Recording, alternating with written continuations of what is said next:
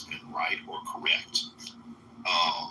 Because a lot of it's illegal, but I feel like you could argue the people who are more in the weeds in policy, what this administration has shown is that this person has just decided that, hey, forget all of the policies, the precedents, the traditions and norms. Like, I have a vision of what I want, and I'm just going to go full speed ahead and implement that. Everything be damned. Now, obviously, you don't want to go to the extreme Trump is doing, because he is destroying basically democratic institutions. I think there is something to be said as far as like this push and pull between sort of more of the establishment Democrats and people who are progressives and people who are on the left, as far as like what becomes an obstacle for truly a vision and getting things done versus what's rooted in policy and what that looks like. I mean, you have to have both. And I feel like, at least if you're the establishment Dems, what's happened too much is people have hidden, to your point, in policy arguments. And that's why things have not been able to get as far done as we would necessarily like, as far as greater progress, as people have hidden behind that, if that makes sense.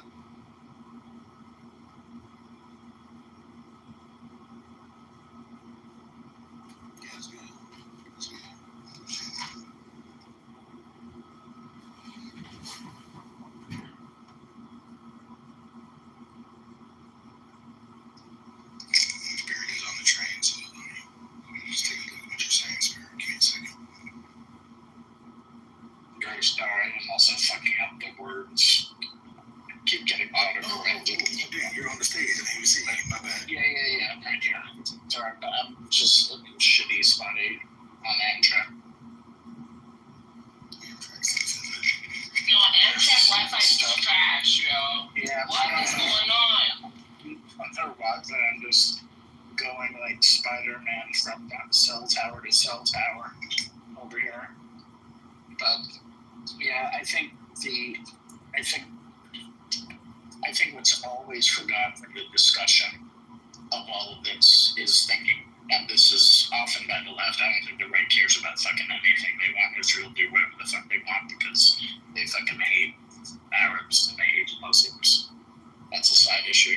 But on the left, I think it's often understood, it's often overlooked that there is so much solidarity within Israel, within the population of Israel, and particularly within the population of American Jews, who would naturally align with them and their issues in wanting to get things done, including the liberation of Palestinians and the eradication of settlements and occupied territories. But because of anti-Semitism, because of some people on the left not understanding the fuller issues, they're creating enemies by what they're putting out there. When they, let's say, salute what happened on October 7th. They keep creating enemies of their natural allies because, of course, people want a natural, discourse that is fair with the understanding of the issues that are going on. But instead, what they do is that they isolate what could be their natural allies in the fight because of their rhetoric and because a lot of them are just fucking performative with their bullshit. And it has created a real problem. And I think if you look at Israel and you look at how they have been marching against Netanyahu and the right-wing government for years, even before October 7th, and you look at American Jews and their issues and who they want to vote for and what they think about, let's say, two-state solutions, what they think about the occupation, all of that, those are their allies.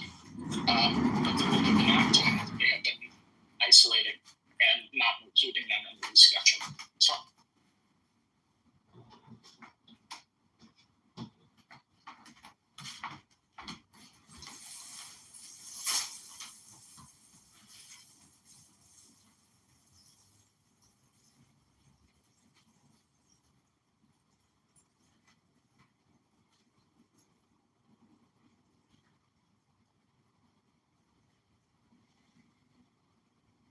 Not you guys decide now. Yeah, I'm not sure if what I said even came through, to be honest. Sorry, I think most of it came through. So I've been in and out, dealing with something at work. But I think it's been a great conversation. Hey, Corey. Did I say hi to you? I'm sorry. Well, you know, Hey, y'all. one of the reasons, I got in trouble for a second. What's up, Sam? What's up? I had to put my phone down because Jordan has demanded my help. So I have to put my phone down again. But I was just saying, what's up? Oh, here, putting out fires and stuff. I'm tired. But this was a good discussion. I just couldn't really participate or even listen, mostly because I was getting interrupted. But I think the conversation got really interesting. well, The that parts was that I heard. nice. You know, nice, and I don't know if you can hear me now. What Yeah. was nice is that I wasn't even going to come here because of the title, because I know what typically happens, so I wasn't going to come in. But then I noticed who was on stage, Corey, Black. Mm-hmm.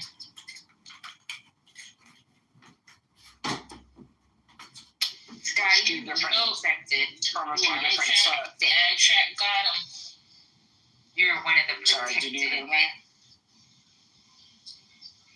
Yeah, no, it kind of started fading out. Shit. Anyway, Little Amtrak. I know.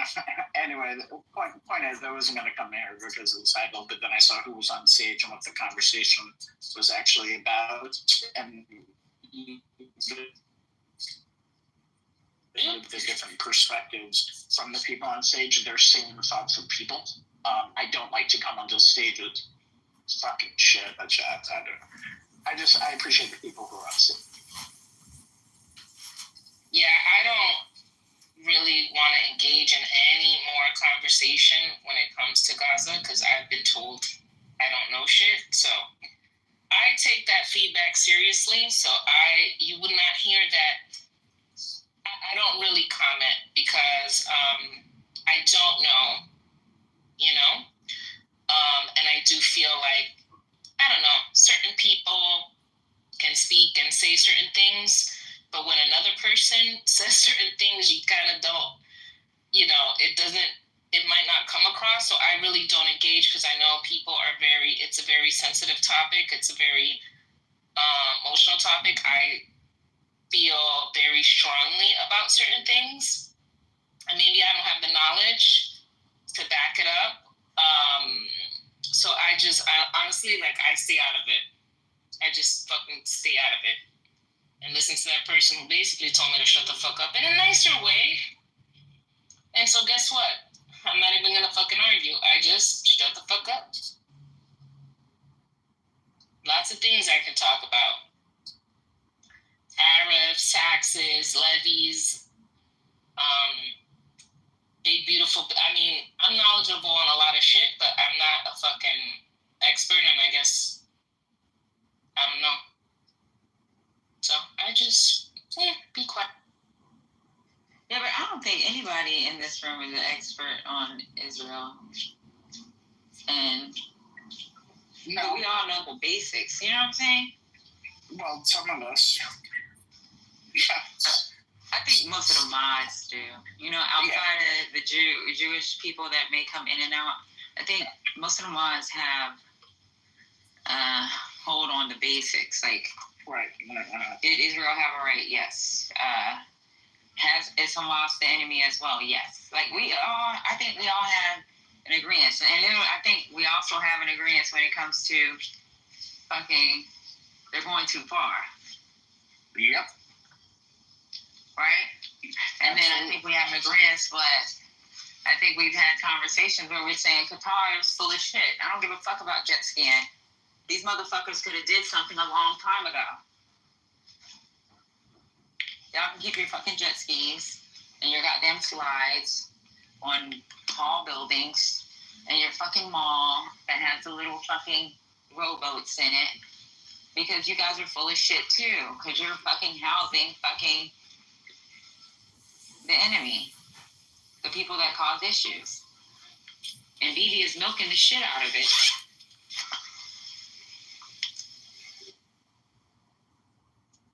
Yeah, and as I said, Patty, before, like, I wouldn't have normally come in here because, but people like Corey, Black Freedom, send you guys the way you guys moderate and the way you have same discussions with intelligent people. That's why I was able to exist. But otherwise, I don't even come into these spaces because I can't. Because then people like Water will go off the train, and all these other people, and then it just gets too infuriating for me. Right. And that's why I get mad at Water, because I'd be like, dude, like, you be doing too much. Kelly Clarkson's ex-husband died. What? Oh shit! Damn, after she paid him all them fucking millions? That's what Why I did was she just get her money back? saying. What the hell? Signed on divorce? So he's 48 years old. Big thing to say. Let me shut the What the hell? Yo, that man gave her hell, yo. Yes, that's what I was thinking of when I That seen the man gave photo. her fucking hell, That's bro. why I said, is there a refund on fucking divorce? What the hell? Asshole. But let me shut up, because then it's all of a sudden Patty's a bitch. Patty can't. As soon as I seen the photo of them, I said, "Yo, that was such a messy, ugly divorce." And finally, when the fucking divorce is finalized, he passes away. What he passed away of, I don't know. Cancer. Okay. Brandon gravely battled cancer for more than 3 years. Passed away peacefully and surrounded by family. We thank you for your thoughts and prayers and ask everyone to respect family privacy during this difficult time. You can't take it motherfucking with you. 48 years old. Wow. He also has children from a previous marriage. That's good. You're a dirty ass motherfucker. Yeah, I mean, but the thing is, look, when you have some coins, you gotta get a prenup, okay? Stop all this love shit. You know what, J-Lo, I gotta fucking give her credit. The first time, done, no prenup. Second time, I don't even think she had a prenup, right? Marriage number 4, I think by number 4, she got it together. And guess what J-Lo said, which is probably gonna be a lie? She said she's not getting married no more. Thank you, sis. This bitch is worth hundreds of millions of dollars. I wouldn't get married either. The first 2 times she got married to broke-ass ninjas, okay? And then finally, she went with someone who's not broke. But then she hit the jackpot with, Batman, whatever the fuck his name is, Affleck. Anyways, back to Kelly Clarkson. Damn, this is really fucking sad. They got a divorce in 2022. And they have 2 children together. Yo, and she was supposed to do a residency in Las Vegas. So her last post was, unfortunately, I need to postpone the remainder of this was yesterday. I need to postpone the remainder of the August studio session dates in Las Vegas. While I normally keep my personal life private, this past year, my children's father has been ill, and at this moment, I need to be fully present for them. I am sincerely sorry for everyone who bought tickets to the shows, and I so appreciate grace, kindness, and understanding. He was awarded $2.6 million, the husband. And she probably still has to pay that shit because it's going to be the estate that takes over, right? And they're probably going to appoint somebody. The court's going to appoint somebody, right? Because the children are underage. Okay, I didn't know that. He was her manager. Yep. That's what I'm saying. This is such a fucked up so it shit. was a Mary J. Blige situation. Mhm. That I was your manager. Yep. You have to pay me because, Yep. Interesting. And then you don't get a fucking prenup. When you know this chick don't know shit, she's like, I I mean, when it comes to singing. Well, she really didn't know anything because she was an American Idol winner, right? So Yeah, she got a screwed up contract from that shit, I'm sure. Right? This is terrible. This is tough, but I hope sis gets her coins. But she sounded like she was done with this ninja. Like if you see her on interviews, she was just like she regrets a lot of shit. I mean, she don't regret her kids, but anyways, damn, 3 years battling cancer. That sucks. He was young, man. They didn't say the type of cancer, but I wonder if it was prostate cancer. Because I'm like, dudes are getting prostate cancer this young? Yeah, because they holding their sperm in. That's what happened. What? That's what we just told. That's what we told Robert. Stop holding your sperm in. You need your prostate. It's your prostate. You're gonna fuck up your prostate trying to have semen retention. Release that shit in your hand. This is Robert's fault by saying that shit. Oh my god. Anywho, R.I.P. Brandon. Yeah. And dang, man, those kids lost their dad. You know how hard it is to lose your dad when you're little? I mean, it's hard to lose them when you're old, but at least when they're old, you can be like, okay, you know, he had a good life. You know, but to lose your dad when you're a kid, fuck. Oh, look, so somebody else passed away. David Ortiz's dad just passed away. Oh, Big Papi. Yes. This morning too. This Thursday morning, okay. Mr. You know he was dating a drug dealer chick. I don't know if he married her or not. I don't know, but he just had a baby. The baby's like 3 months old. It might be from that drug dealer chick. Like she was dating a drug dealer, and he bought her a truck, and they tried to fuck him up a couple years ago in DR. I don't know. These people in DR are wild.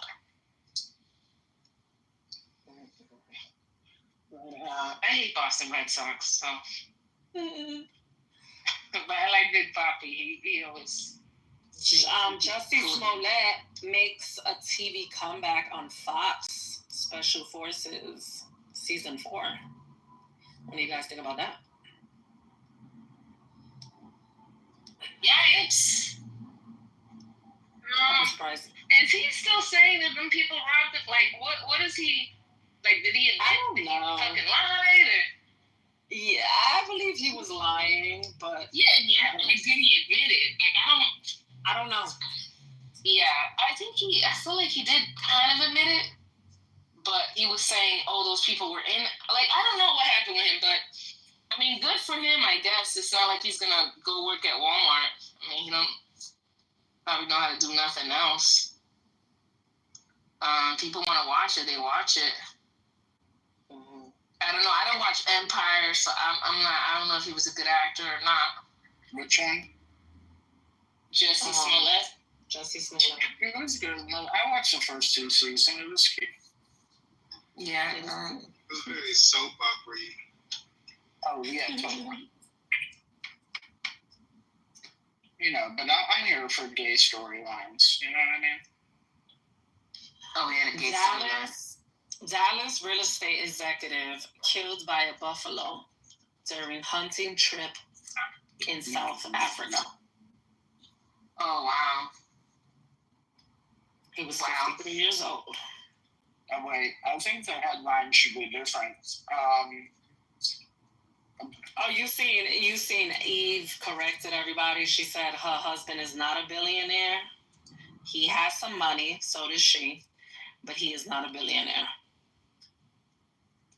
Okay, sis, you still looking very rich, and I love that for her.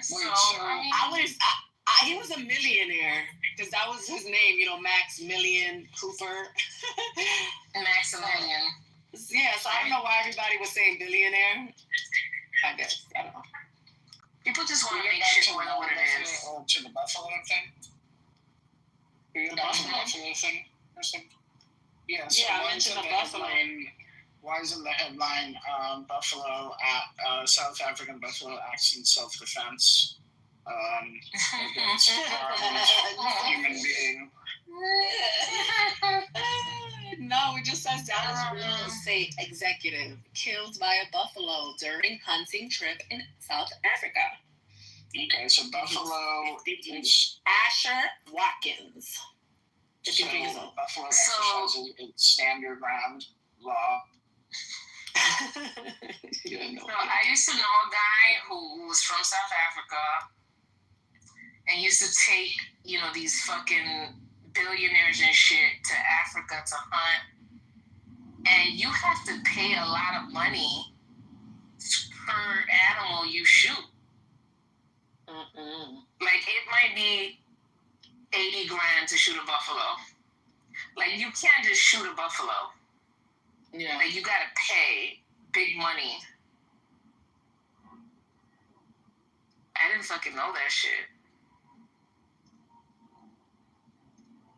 So it's like, you got so much money, you're like, oh, what am I gonna do this weekend? You know what? I'm gonna fucking shoot a buffalo. So this guy supposedly he paid $10K for the safari. Okay, I put the revised headline on the chat since my signal. So it was a 3,000 pound. The buffalo is called Black Death buffalo. Why the fuck would you want to be like, all right, you know what I'm gonna do today? I want to kill a Black Death buffalo. Like, I don't know, but he has a bunch of pictures with him.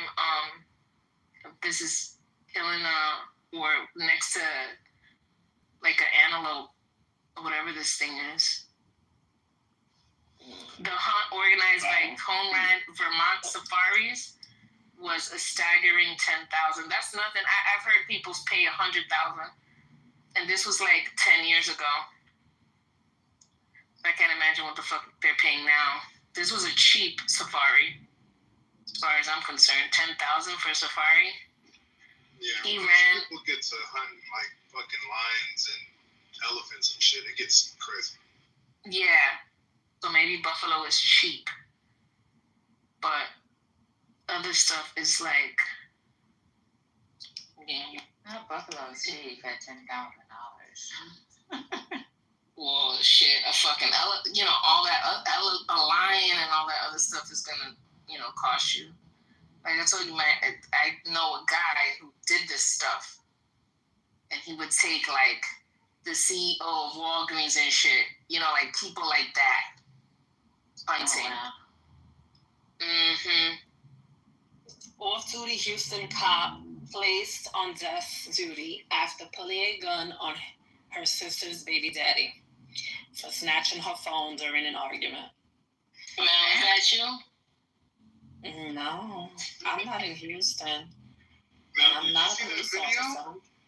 Yes, I'm looking at it right now. I'm like, why would she do that? Oh my god. She was like, I'll kill you. I'll fucking kill you. Yeah. Bro.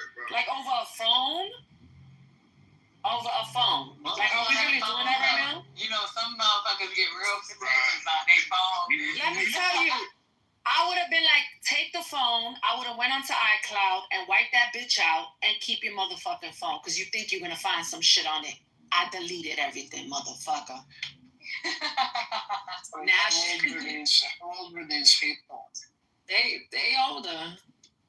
They like Okay, in their 30s. because Womack doesn't understand us old people and said he wants to dunk on us all the time. You said you want to dunk on the short people? He wants to dunk on old people. He wants to dunk on old people.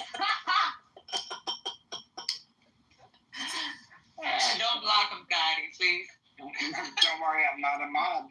So, and I'll never be one.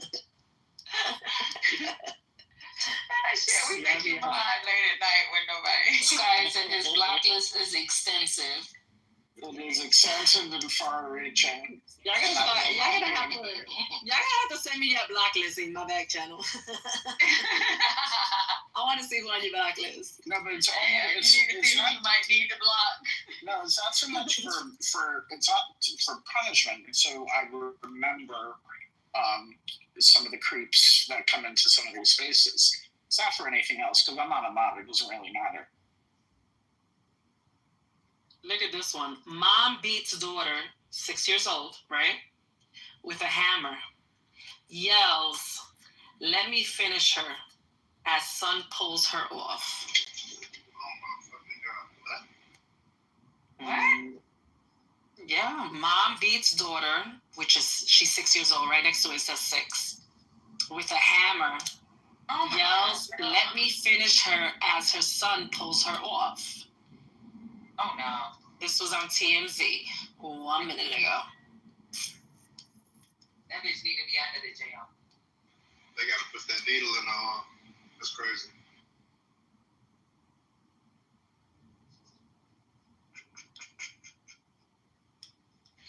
What's up with people losing their fucking mind these last couple of years?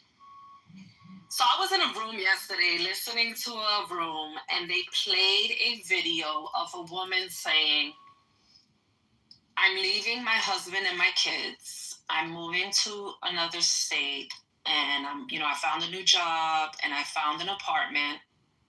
And everyone was saying, they had a poll saying, was she selfish, or, about what she did. And I was 50-50 about it, right? 50% of me said, you're selfish. As a mom, you walk out on your kids. You can walk out on a man, but walking out on your kids, you're selfish. But then the other side of me says, this video, these clips are not saying everything. What was she going through mentally? What was going on that she decided to just leave? I'm the type of person, when I hear women killing their kids, I'm like, bitch, just fucking leave. Or kill yourself. Don't kill the kids. So that I was 50-50 about that conversation they was having. But everybody was like, she's wrong, she's wrong, she's wrong. I would say 99% of the room said she was wrong. She should have never walked out. It was like only one person, which was Breezy. Patty, if you know, you know. Breezy's like, she wasn't mentally there.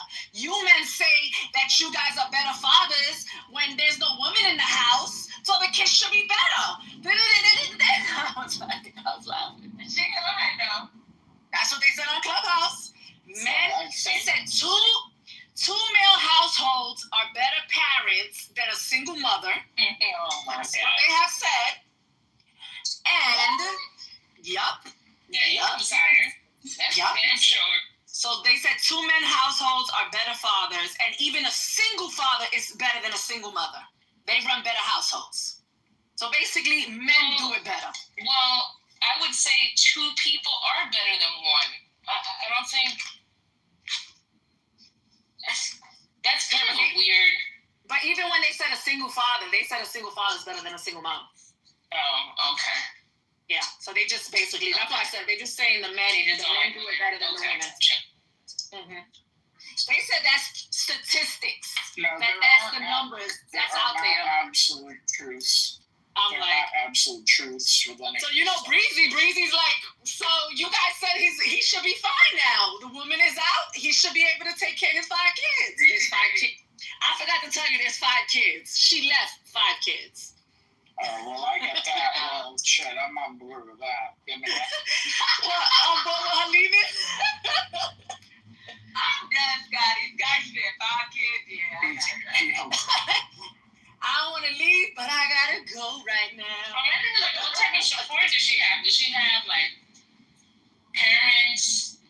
You know what I'm saying? Like a church. And that's why I was telling them that you just can't run with a clip.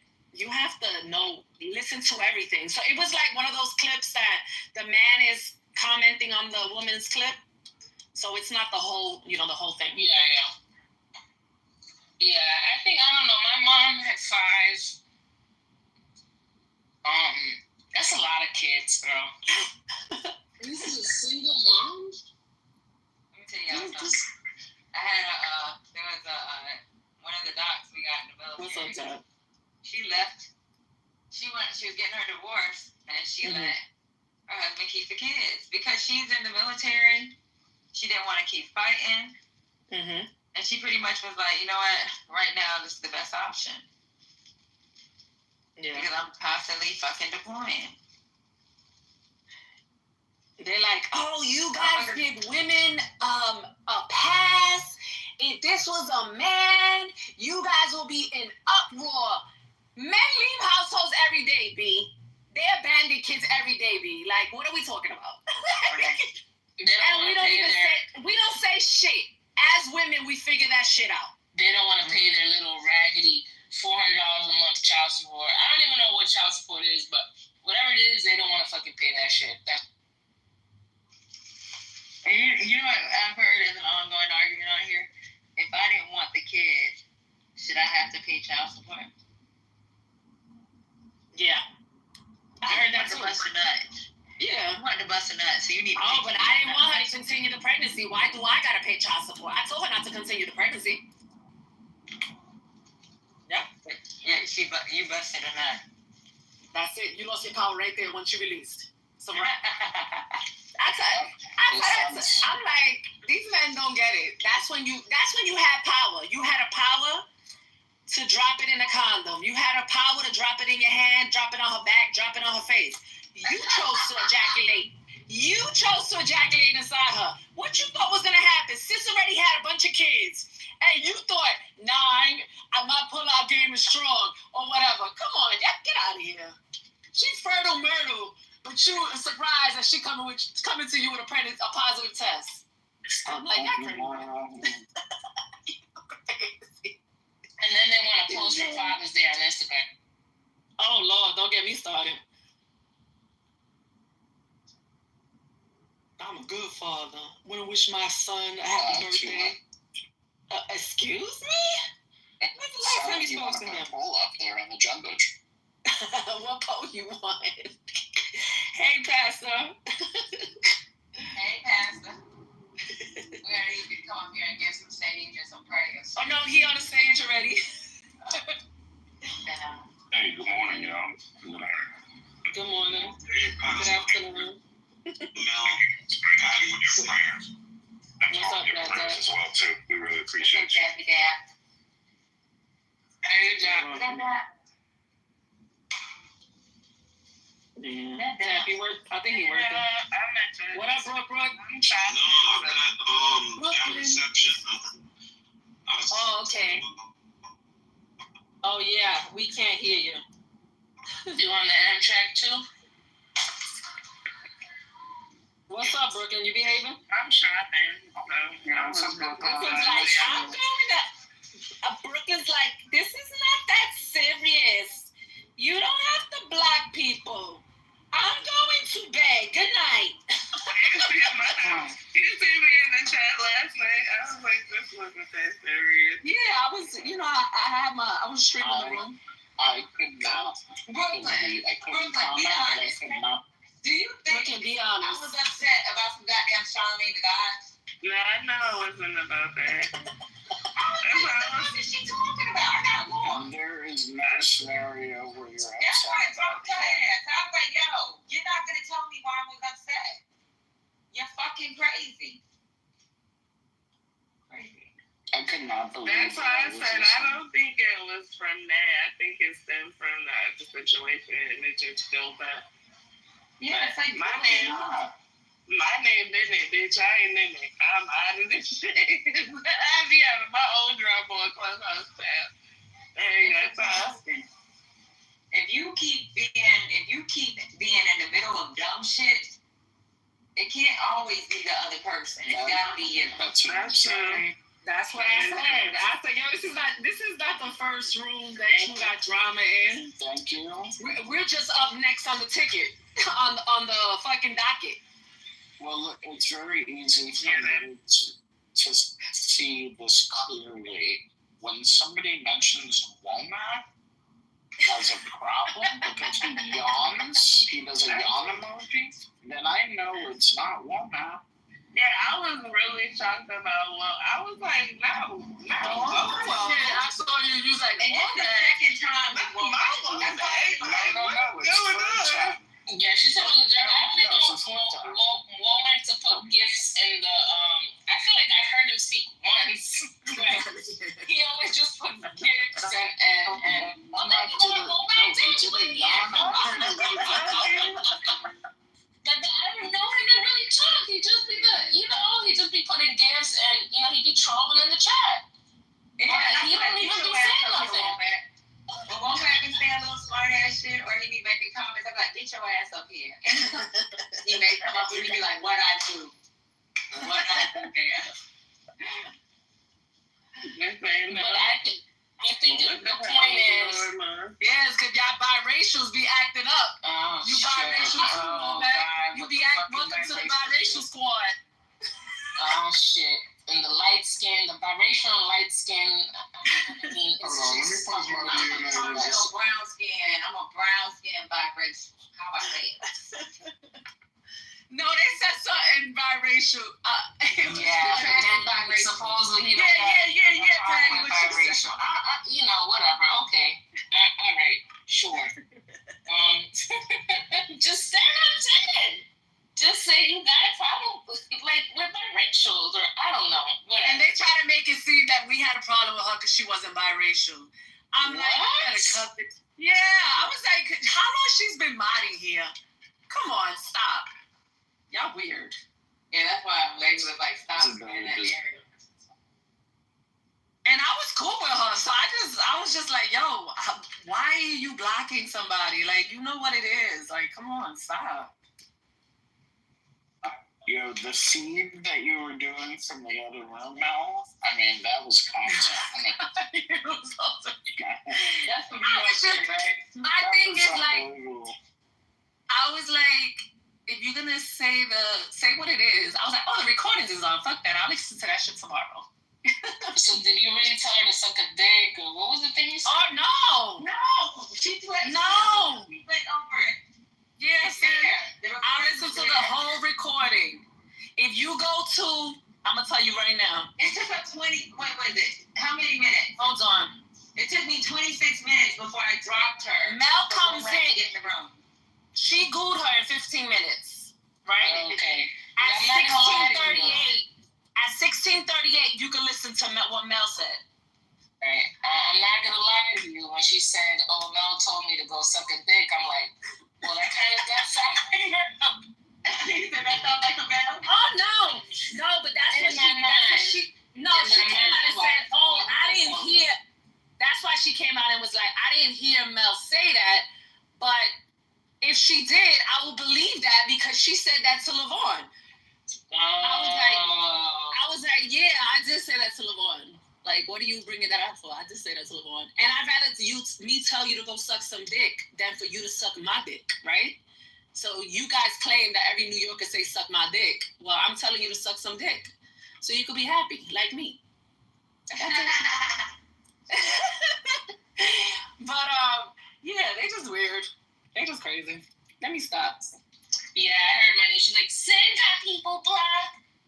Yeah, of course. And Dr. Adrian. She was like, Dr. Adrian got people And I blocked. see, before I enter the room, I'm like, "Please don't mind me." And that was on the I recording. got so and so blocked, or not only me, I said the name of the person. I said I got people. Yeah, I got people blocked. You also tell us in the room, like, if there's somebody y'all want in, just drop me. Yeah, and I gooed myself. Someone modded me by mistake, and I just gooed myself because I'm like, nah, I don't, whatever. Oh, because I wasn't there when you said that, so I Okay, might. yeah, but I don't And want to then you told me in the back channel, so then I was like, Yeah. you threw yourself down. Yeah, because I'm like, But then you came back up, and they still modded you back. Yeah, but the point of these rooms are so everyone, that wants to be in here can be in here. And, with obviously there's some guardrails.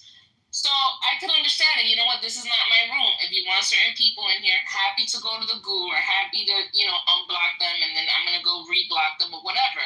You know what I'm saying? It is what it is. But I think you've kind of said those rules a gazillion times. So I don't know. Y'all say it loud and proud. That's why it should be leave the chat in the chat. Don't bring the chat to the stage. Whatever's happening over there is happening over there. Well, the chat, the people in the group, that's the only voice they have is the fucking chat. Let them fucking rock out. Right. Yeah. I ain't calling you no bitch, you know. Fuck it. Yeah, what the chat says, I mean, the chat, I don't know if anyone has ever dragged me in the chat. I don't even be, but I don't, that's their business. I don't you know. I don't even be in the chat. Yeah, I don't be in the chat. Unless y'all be like, yo, somebody saying that in the chat, then I'll go. But besides that, I don't be in the fucking chat.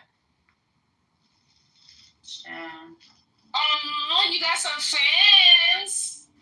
Talking about the some people in the chat love you. That was Kay. That was very nice. Then let me tell you what happened. So this morning when the story was being explained with everything, then all of a sudden, people start putting messages in the chat. Shut up, fan. She had me blocked too. That's why I haven't been. Wait, what? She blocked you. So Ren said, I don't even know what I did. And she's had me blocked. That's why I haven't been in y'all room in the last couple weeks. And I'm like, what the fuck? It's like, you know, new people popping up like, yo, I was blocked too. Like, what the fuck is going on here? Not a Me Too movement. Yeah, it was the whole Me Too movement. Right. It should just be a rule that if you are you can't be a mod if you got people, a whole bunch of people blocked. That'll just, you know, stop something. So the rule didn't. So the cursing her ass out didn't start off like that though. I know it did. Yeah. And then she said I called her a bitch, and then Lisa clarified it and said no, she didn't. But no, I didn't call you a bitch at first. I was talking about I have people that have called me a bitch, but because it's not my room. Well, man, what's going on with you and Moose? What the fuck is happening the last day? Yeah, it was like, so the thing that happened with Moose is commenting on how Moose is commenting on he making his little smart ass comments about the situation when in fact he was one of the niggas, and I said I could screenshot the shit. He was one of the niggas in the beginning that had the whole same fucking problem. But now that he all good, it's like we going up for Womack, and he didn't remember. I guess he didn't remember. I think he didn't remember. I don't know what the fuck happened. But I said, bitch, when I responded to him in my messages, I seen on my messages, she got me blocked. I can't get in the room. Okay, so why you can't get in the room? I think it's this person because I tried to message everyone else. Okay, what did you do? And this is when we used to defend her because we're thinking, oh, she's the older lady. She's a sweetheart. I didn't do anything. And I was like, you had to do something. He didn't just block you for no reason. So this how long ago that message was, when I really did not believe that she was blocking people. But now you got the most smoke for fucking what's going on with Womack. But bitch, you was in the same situation fucking 6-7 months ago. Crying in my goddamn back channels. And that's why I said, nigga, take several seats. Because you was the same crying, and you was crying too, motherfucker. It's just funny how people want them to be self-defended, and then all of a sudden, because they think that they down with somebody, bitch, you was in the same predicament and was crying in my back channels. And then the excuse for that one was, oh, I didn't know. It must have been on accident. I went on ahead and rolled with this, and it's on accident. I'm thinking maybe she did it wrong. She did something wrong. Was trying to add him. You know, because my mom is a little bit older, so sometimes she do shit and don't know what the fuck she doing. Patty, Goddess is not, Dr. Goddess ain't that old. How old is she? She around our age. How old is that? She in her 30s? Am I old? Who is this? Oh, Lord. This is Corey. That's who. Can you guys send me your age in the back channel? Thank you. I'm 41. No, so is she around our age then? Yes. That That makes her worse. That makes it worse that's- because she act like that makes it worse. I'm telling you, that's not. She ain't getting no dick. So you know what, Corey? The whole time I've been giving her grace because I'm thinking she's like 50, 60. I've been giving her grace because I'm thinking like this old lady, like they gotta stop doing this to her. But it's like this. This is the thing that she doesn't realize. Like when you keep hearing the same shit over and over again, it's like for Patty, I'm gonna blow the fuck up because now I feel like you playing on my motherfucking top.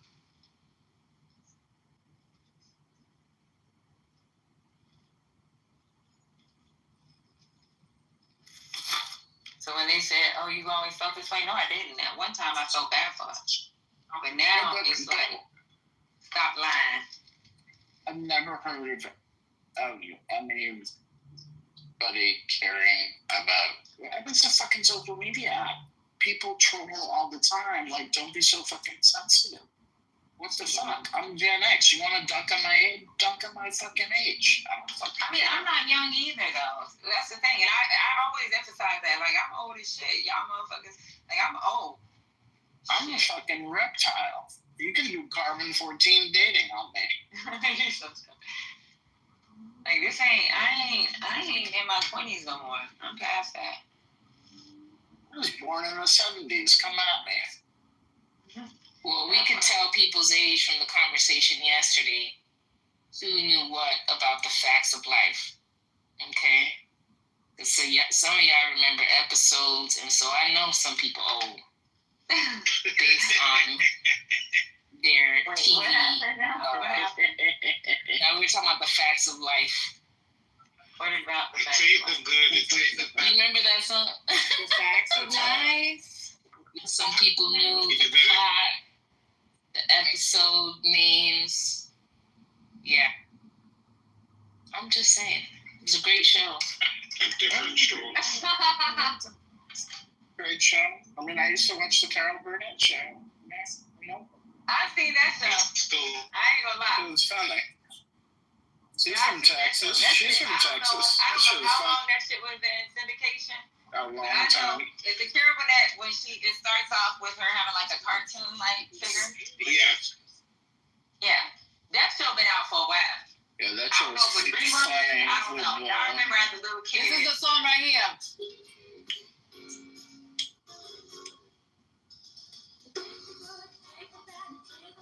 Oh, I know that. The facts of life.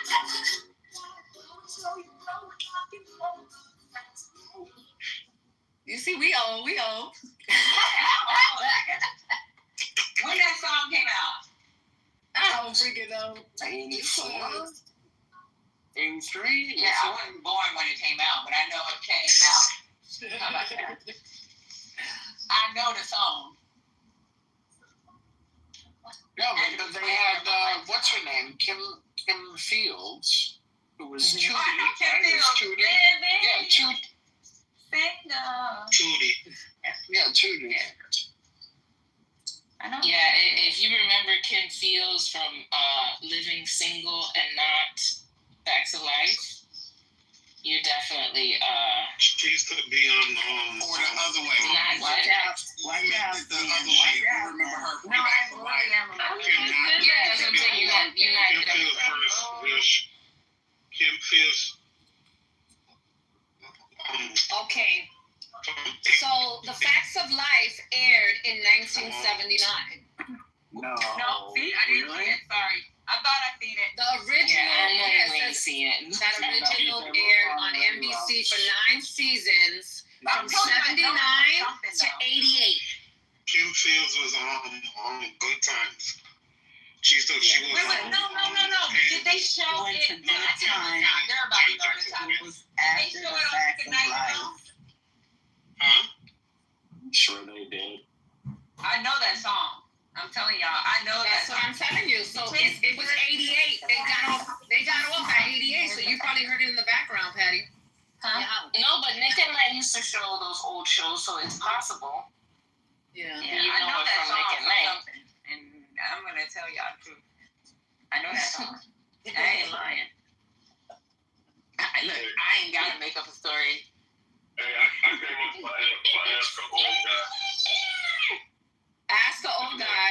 Y'all got old guy questions. I came up with. Well, Michael, a lot of these women that are claiming to be young, they act like your old ass. I'm just saying. Okay. I think you actually have a little bit more youth than them. You probably get more cootie cat than them. That's the problem. Yep. How you get more cootie cat than somebody that has one? Well, I don't know what they like. If they like cootie cat or penis, but they need something. Like Y'all can just get it. Yeah, y'all can get every day. Y'all just reach down and get it. And how I said, I'm never gonna hate on a Gen X. I sleep with one every night. So I'm not hating on Gen X. No details. But at the end of the day, if you older than me, you older than me. I don't give a fuck if it's a 5-year, 10-year. You older than me. You old. What? I'm old to Gen Z. I'm an old hoe. They like what the that part. Yeah, like, and we okay with that. When Gen Zs tell us that on the app. You know, I ain't gonna lie.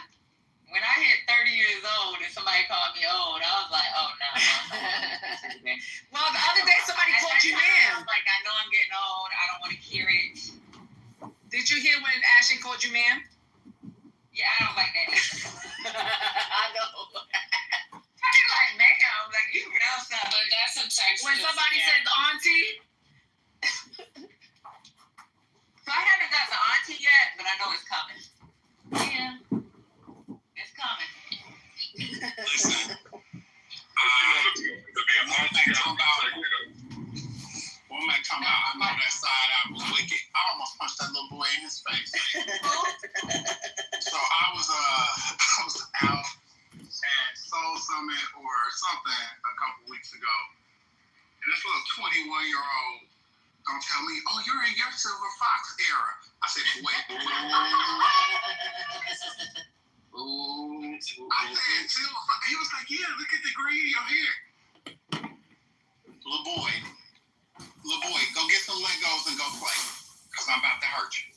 Child, let me tell you something. Hey, My daughter told me, one of my daughter's friends was like joking about me and my daughter being sisters, right? And my daughter said, "You crazy? My mom was born in late 1900s."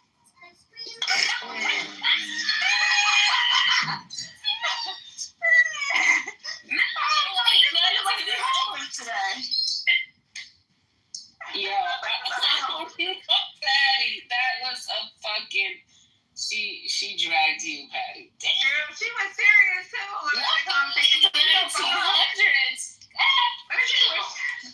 Her and her friends for fucking Halloween wanted to dress like Y2K. How in the hell? That's like us saying we're gonna wear a 70s outfit. Talking about, yeah, we're gonna do Y2K. We're trying to like find some colorful shirts. Like, I was like, what the hell is Y2K? When I seen how they was dressed, I was like, oh, okay.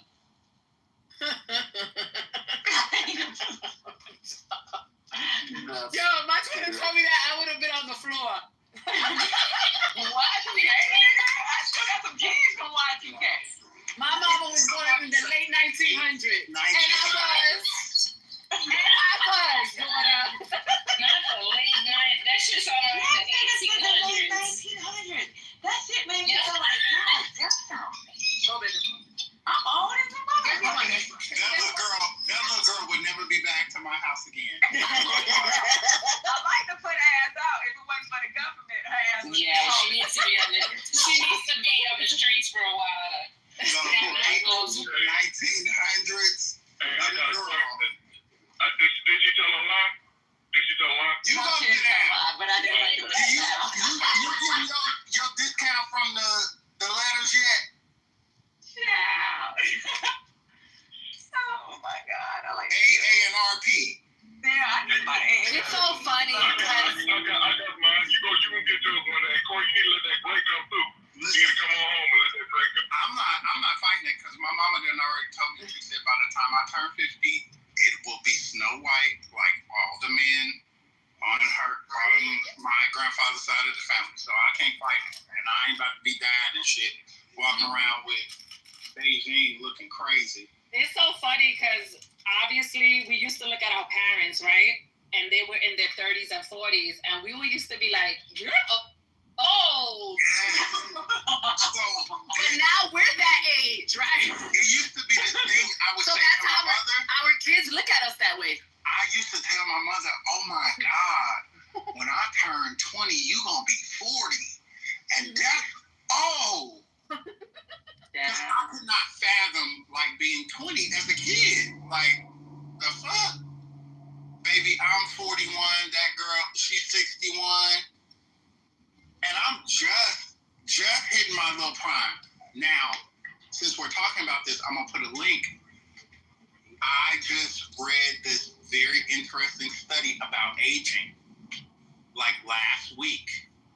They've done this study that demonstrates we don't actually age the way we conceptualize it, right? Most people think you're aging like gradually year by year. You know, as time goes on, you're gradually getting older.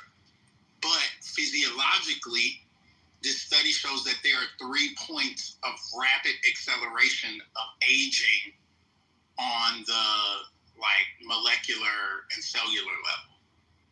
Between 36 and 40, at around 60 and around 80. You literally, your physiological makeup kind of falls off the aging cliff at those 3 points. I'm gonna keep drinking collagen water. Yeah, I missed the first one. I missed that first block. But I'm 60 getting ain't, collagen water, and I'm gonna find out. 60 ain't gonna hit me like 40 did. I tell my kids, let me tell you, I can still dip it low. I can still do a split. What you talking about old? They ain't nothing old over here. I know that's right. Y'all better stop acting up. That should be. I'm about to be 40, so shit. All right, let's move on. I'm right behind your ass. If I be telling my daughter, so I have my daughter young, but at the same time, And Michael, I I'm like older than you playing now. with me. Pastor said he's older than you, Michael. Okay, I'm older than Michael now. All right, Stephen, Michael. I like that we represent Pastor. That's what's up. To the People should be happy that they made it to a certain age. Shout out to the movement. Facts. It's a blessing, yeah. It's definitely a blessing. That's why I don't know why. Not saying I don't want to go to heaven Still young. right away, but I want to see my daughter hit milestones. You know why I bring up age? Why I brought up age as of calling people old? I know it had to do with Womack, but I be doing the same thing. I call people old too. It's because they sound so fucking miserable, right? So there's no way that you're old. You have this amazing education, okay? You have money because you ain't got no motherfucking kids to give money to, right? And you sound this miserable. So that's why I be telling them to go get some dick, because maybe the dick will help them. That's fair. Yeah, That's the reason I speak on age. Helps everybody now. Yeah, sex helps everybody to be better. You gotta release that shit off your back. The chemical compounds that it release in your body, I'll let y'all know tonight. all that. And you know what? If you don't want to...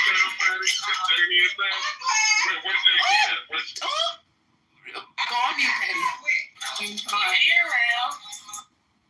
So, this is my thing. If you don't have a man, or if you don't want to give your body to a new man, then get yourself a fucking toy.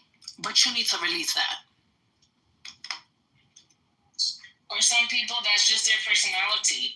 I mean, I don't, you know, some people just don't, I think it's about communication, right? Because if you don't want to be a mom, just say, don't want me, right? Or just say something in the beginning, right? I think that's the issue. I don't think, I don't think that deeply. I just think, like, just open your mouth, communicate. It's okay to have people blocked, right? I have a bunch of people blocked. I say it all the time. I stand on 10. You got that person blocked? I do. Let me get out. Because I don't want to be around that person or whatever the fuck. But I think you just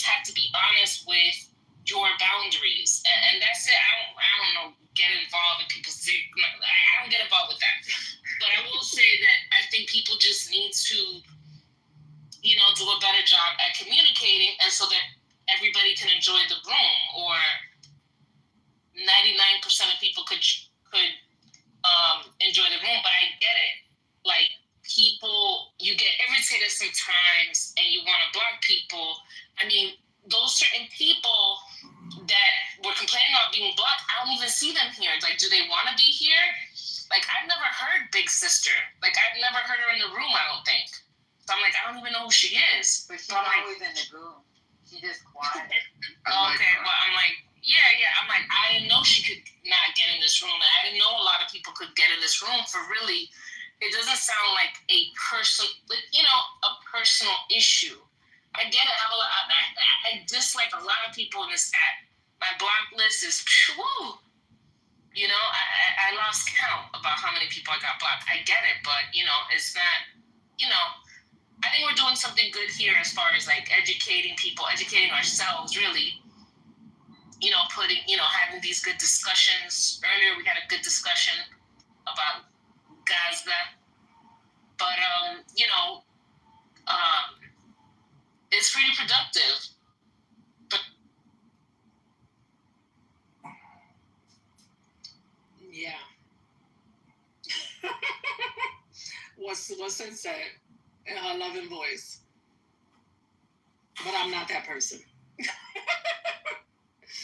Yeah, I'm not. And that's why I said when it got brought up, like, if y'all felt like that, no. Y'all don't know me. I will open my mouth immediately. I'm not that person that keeps shit inside. I'm not going to let shit stay inside me and fucking bubble up. I will say some shit when I feel like it needs to be said.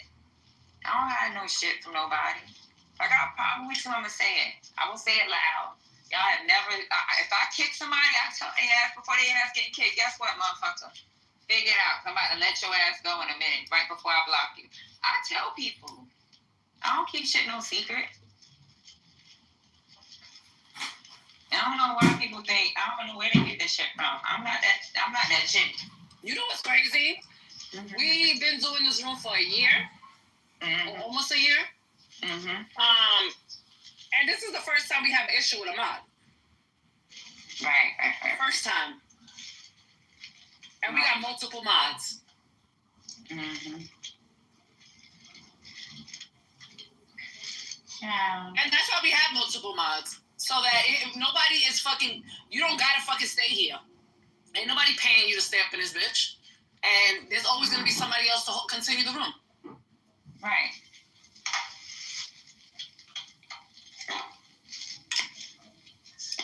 But that day, that situation with lady, I think the reason why I felt like and let's be clear for everybody on the top and on the bottom, I'm a disrespectful ass bitch. That's exactly what I am. I can get very disrespectful. And it gets real ugly. My words is gonna fucking cut you. That's who I am. That's exactly who I am. And I'm not looking for friends. So I don't give a fuck if you judge me. I don't give a fuck if you calling me ghetto, ratchet, hood. That shit don't affect me. That shit don't do a motherfucking thing. I know where I grew up at, and I am what the fuck I am. And I don't give a fuck. I don't give a fuck if my blood feels a certain way. You think I'm gonna care about some motherfucker on the app? Fuck up out of here. I don't care. I don't care. Thank you.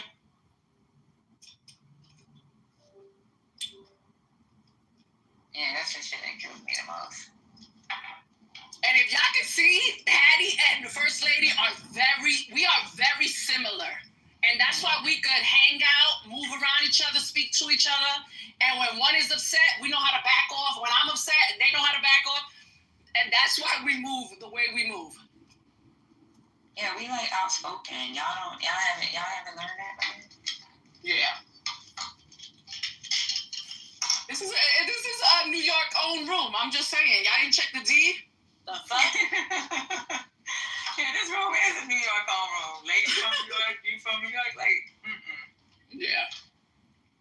Yeah, we in the I know we in, Georgia and Texas now, but we still New York all day. Right. It's like this is so But for real, y'all. Not me gentrifying. And you love it. This And you love it, Scotty, and you love it. Every fan of us, every day. the What happened? names that people I'm gonna go get some seeds, Mel. Deborah, what Y'all happened? not hear me? Yeah, I hear you. Hello? Oh, okay. I hear you, Deborah. That all the names I've heard called on this app, being old is like sweet talk when it comes to the names that I've heard on this app. I love Deborah Right. so And much. I'm pretty sure that I'm the oldest one on the stage right now. Is you sure? And And she doesn't act Do you know? and she does not act like a old, grumpy granny. Yes, She I'm does not positive. act that way. I'm positive. And we have fun with her. And my PTR is a photo of me in the last 30 days. And that's And on I'm period. 62 years old, and I think I look great. So call Yes, me you do. old. I would not have guessed 60. I would not have guessed 60. You look fabulous. That's a nice You- thing. I'm 62. That's that melanin. That's that melanin. I'm telling you. And you check somebody if need to be. I don't care. I love me some Deborah. Period. Oh, thank It's you. not like we anti old people. Nah, it's just some people are fucking grumpy and they fucking nasty and they just So, want to Deborah, do too much. you be drinking your water and minding your business. Yes, ma'am. Yes, sir. It's Yes, okay. sir. Yes, sir. I've been called worse. I've been called worse. No, I meant yes, sir. I was thinking about Patty, and I was gonna say I'm the same. I believe I'm probably older than her parents, or the same. Hold age. on, Deborah. Hold on now. Patty looks I think Patty, isn't your parents in their 50s? Oh, no. My dad's 61 in March. Oh, okay. And my mom is 59, turning 60. You're from the 1900s. Were you from the 1900s? Well, my mama's older than you, Deborah. Both of my parents are 66. So. You heard, Deborah, you from the 1900s? And Deborah, other enough to be my mom. that upset about that. I don't understand that. I think that's something we have to get over. Matter of fact, I'm going to be honest with you.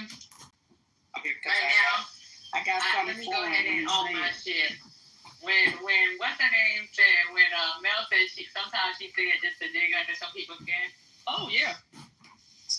If y'all notice, I always say it when somebody pisses me off. No, I was telling them that I know it bothers you. So when I know something bothers you, I'm going to fucking say it. Cause nigga, I'm old. Like, nobody can ever say, oh, Mel, you're old. I'm an old hoe. That's how you got to say it. If you're going to call me old, say an old hoe. Yeah, they But it bothers us, so that's why we say it. So, I don't care. They call me an old every day on this bitch. But then, I get called young lady like I'm somebody's Boy, it's just child. true. I don't know what I don't know what you upset about. And don't be upset. Hey, Carrie, boo. Kalisha called me, Kalisha called me geriatric one day, and I still like her. You see? I still like Kalisha. I could have called them geriatric, but I think geriatric is worse than old. Yeah, I heard called geriatric. You know what? Because geriatric, you're shooting at the person's belly at that point, saying, bitch, you can't even conceive anymore. Because geriatric is used, Geriatric pregnancy you're talking about. Yeah. Geriatric is just used as a old person. Geriatric mean you old, but that's Yeah. I know, but I don't like that one. Don't call me that. I didn't take it personally. I just thought it was funny as fuck. But she is young. I mean, she could be my daughter. You said geriatric, I was like, she right, but she like 23. I am geriatric. Exactly. Yeah, you could. That could be your daughter. I ain't no motherfucking geriatric now. You gonna go right there far. That's what I'm saying. Hey, Brooklyn, can I tell you what a young fan I am of you, young lady? You're such a good young You see what I'm You saying? really make me proud. You make me know the youth is gonna be all right. The youth Yeah, gonna be all I right. play too, babe. I'm grown as shit. I'm old enough to be a grown person's mother. Okay, that's all. Was you fucking at 13, Brooklyn? That's why they call you old hoe. That's right. Corey 12, get it correct, and that's exactly what it is. Now listen. For people in the audience, these are my friends. Okay, I can talk to them that way. 100%. We ain't sensitive neither. You don't know how many bitches I done been called on Clubhouse. You think I don't give a fuck. I really don't care. Everybody be caring more than I do. I really don't care. I'm always from a woman, not from a man. I'm always You from a man. If they call me a bitch, I'd be like, call me a real bitch. Just call me a real bitch. Don't call me, just call me that bitch. Don't just call me a bitch. That one stupid girl put that jacket on me, so I'm gonna wear it forever. Who? You talking about what's her name? Bonnie Quinn. Who's Bonnie? Bonnie. What happened? What happened? Bonnie Quinn? 9 years ago. Bonnie was in that room last night too. I even seen Mickey up in that bitch. I said, what the hell? You know how people want to be nosy as hell when they see patty cakes in the topic. Yeah, that was wild. I had to go in there because I was on the phone the whole time. She made a room. Transpiring. Did I miss it? What had happened? Yeah, she made a room. You did miss It was stupid shit. Dr. Goddess mods here. She blocked people. And Patty went and told us to unblock somebody. And it went off from there. Then she went and opened up a room called Patty Cake something. And then she started talking. She was on stage. But I met Hotep. She did some Hotep shit. She said, bitch, you could die. I'm not taking that shit back. Corey, she what y'all saying? Patty had to be real mad for her to go Brooklyn on her fucking body. That was the Bronx. Patty had to be really upset for her whole accent to come out. Not really, Corey. You know, Patty. Yo, I think, Michael, you missed it, right? I did miss it. I haven't been on that for the past couple of days. No, she wanted you as a You witness. even mentioned Michael. Bring Michael in here, because, Michael was talking about Charlamagne the God, too. It was just not me. I definitely was talking about Charlamagne. And that still felt like you No, but she thought that's why I was mad at her. And I was like, yo, I'm not even thinking about no fucking Charlamagne. I'm thinking about you being a dummy. You blocking people that you don't be on. I'm telling you, it's not going to work. I'm so mad. Let me tell you something. First off, I left the app. Womack don't even talk. Well, we'll be talking a little bit now. And now I come back. He got a green butthole and people blocking him. What the fuck did you say? He just came up here this week with the green bean. We've been trying to get him on stage. Womack? And he got a name change. And I know his mouth bad because I know his humor. And he got a name change. His name is Cavassier. Yeah, Thing is, in the chat, he wasn't saying it out loud. I mean, you could just not read the chat. But what was he saying that was bad? Yawn? Nothing. It wasn't bad. It was just, he said old people need to, He said grannies and granddaddies talking about Big Daddy Kane need to start their own room or some shit. Yeah, I mean, that was relevant because they was being old. Like, why you all in your feelings over that, though? It was just Why like would that put you in your feelings? It was just like they acted like there's not a new medium for young people to consume political news. You know what I mean? And I was just like, bro, like this is not 1995 where we got to turn on Fox 4 or CNN or some shit too. Like people are getting it from everywhere, so they can get it from a hip hop radio station as long as they're not misleading people. And that's what Patty was saying. She was like, they read articles and give their opinions based off of the news the factual news that's being broadcasted. So I was like, if y'all can't understand that, it wasn't everybody. It was more so her because she kept saying the platform was irresponsible. And Patty was like, they're not irresponsible. They're giving you the news and then giving their opinion based on that. Exactly what we doing here. You know what I mean? And apparently it was just an issue. I don't know. That's why I keep saying, what did I say? I've been Cardi B for the last week. What was the reason, nigga? Because tell me, what did I say? What did I do?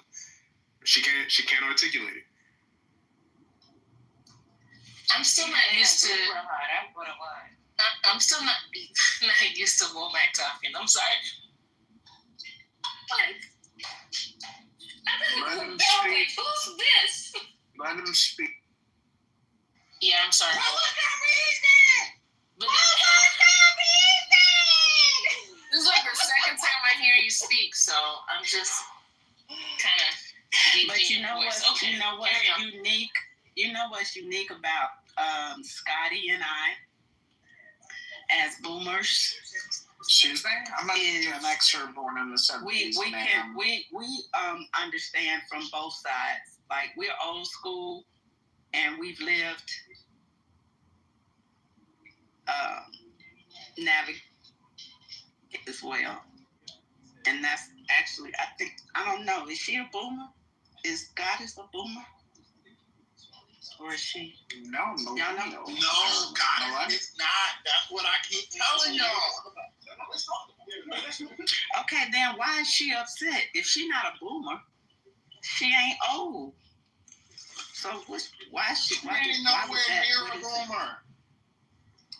So I'm not sure why she was so offended by that. If she know what she is, why does she care what somebody said? Maybe people tell her that she's old, so she was offended. Maybe other people do it. Yo, Womack, what was the reason? Check in the crowd. You're gonna see me in that episode and that season of the reunion. What? You were in the audience? You was at the reunion. Yeah. Did you throw a chair? No. You was just in the audience. I had a reason. What was the reason? I just explained the reason. I don't need to explain myself to you. Yo, that's Yo, Cardi is nuts. She is my kind of nuts. I love it.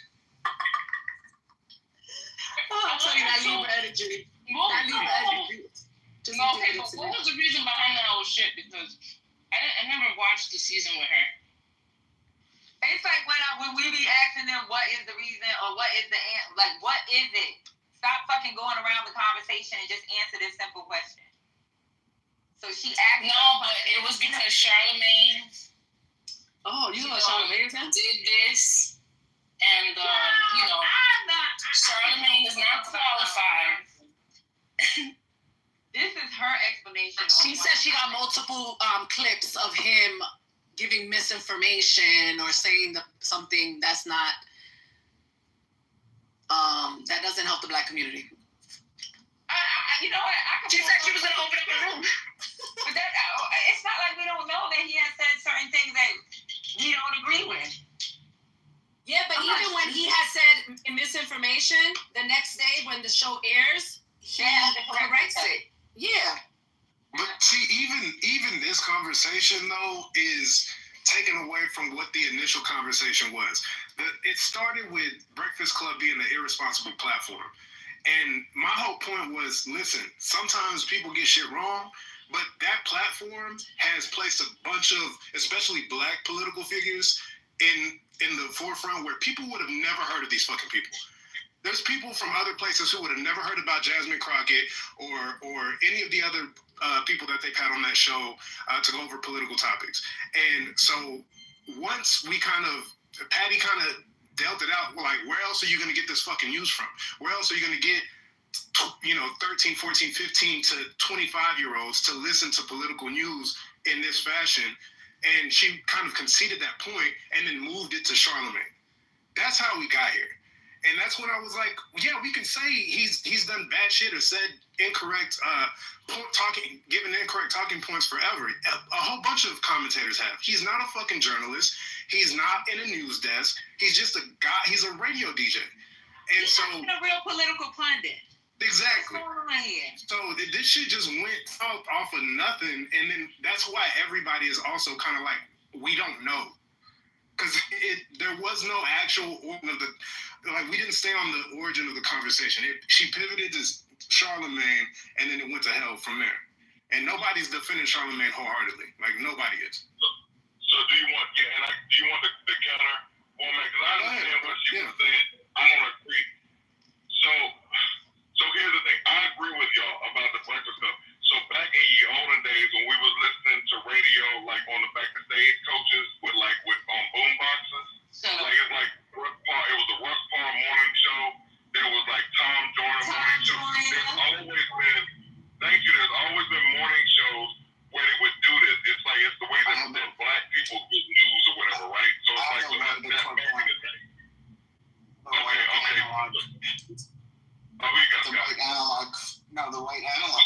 Howard Stern, Robin's News. At the I listen to Howard Stern too. I listened to Howard Stern too, and the Grease Man back in the day, until he went off on Martin Luther King. But anyway, so I wanted to say that radio has always done that. It's always been a means of people to get this. The problem with Charlemagne and where we are now, because social media, the way that social media is now, these people have become sort of stars, and he's become a pundit. So when CNN used it, Malcolm X talked about this in one of his speeches, where essentially finds somebody like, I feel like he's being used. So white people are like not, like say not white people that we like, but I'm saying like the people like the MAGA, the whatever, picture, all these people, they find somebody that they can put that's black that they can sort of put up that's not really like the brightest, and they can sort of use.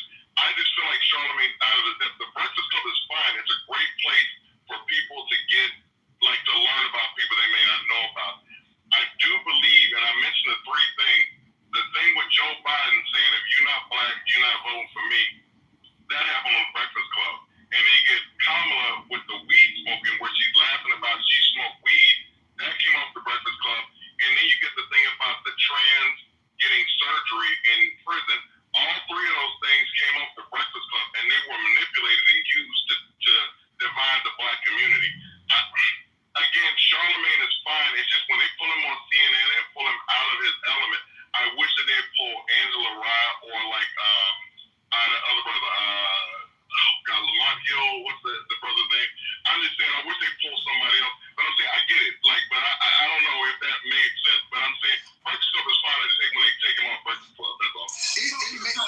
It made sense. Hold on, let me get this out one second, Corey. It makes sense. Everything you said makes sense, but here's the other part. Are we forgetting that Angela Rye had like a 1.5 year span on the Breakfast Club regularly? Like they are actively platforming people who give good information. Sometimes it's not perfect, but it's proactive, good information for young black people, especially young black people, to be able to get activated in the political sphere. And when this conversation started about that's an irresponsible platform, we shouldn't let them talk about politics, then Patty pivoted, should Steve Harvey be able to talk about politics? Should this person? Should Tom Joyner? She was like, no, all these fucking people should not. And then that's when I said, oh, you just don't want, people with basic educations who are black people in the social sphere, I guess, to talk publicly about fucking politics. Like, that's the issue. You want PhDs in poli-sci who worked in DC for 30 years to be the ones in the forefront. And that's just not how the world works at this moment, when you can pick up a phone and be famous tomorrow. So the point was ridiculous to me. Like, the platform has been putting those people, the Angela Rye, the Mark Lamont Hills, they've been putting those people for the solid span of like 10 years now, maybe longer. So I hear you, but they've been doing the thing that you're talking about. So let's be honest. That's when you said in the chat, she don't like black people, or she something about not liking black people. Yeah, she don't want to hear. She don't want to hear black people. She thought you were talking to her, right? That's fine if she felt that way, but like, I don't know what you want me. I said what I said. I just said it again. Let me say this. No, I'm not saying that you said anything wrong. You had a right lady. she was offended. Hey, Womack, let me say this about the Angela Rod thing. You right about Angela Rod being on there. What I'm saying is that what I feel like they do, and this is something that's been going on since before I was born, since before y'all were born, since before they pull somebody that's black that they feel like they can put out that's not really, that's sort of out of their depth, and they sort of lift them up and exalt them to be like this arbiter, this spokesperson for black people. I feel like that Charlamagne is being used like that. Angela Rod was on it. The Breakfast Club is great. What the work they do is great because they are bringing things to people that may not, be introduced to these things if not for the Breakfast Club. What I'm saying is that when they come, I don't blame Charlamagne. If CNN come and say, "Hey, Charlamagne, we want you to come talk," I don't expect Charlamagne to be like, "No." It's just the fact that they pull him instead of going to pull Mark Lamont Hill or Angela Rod. Like for certain things, and certain things I just feel like he's out of his depth. All right, so there are a couple things here. One, going back to your point, I think the resistance to it is based on an old paradigm in a different way than you described, and I think it's a consistent problem that we have in Black community. I don't be talking about white community. I don't know them people. Is the parochial or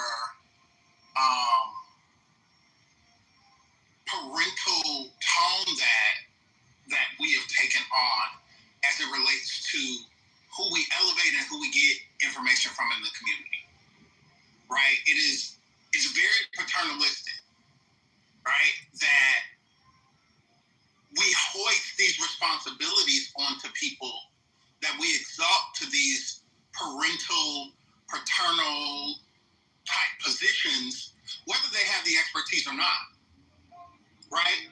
Charlamagne is not a political commentator.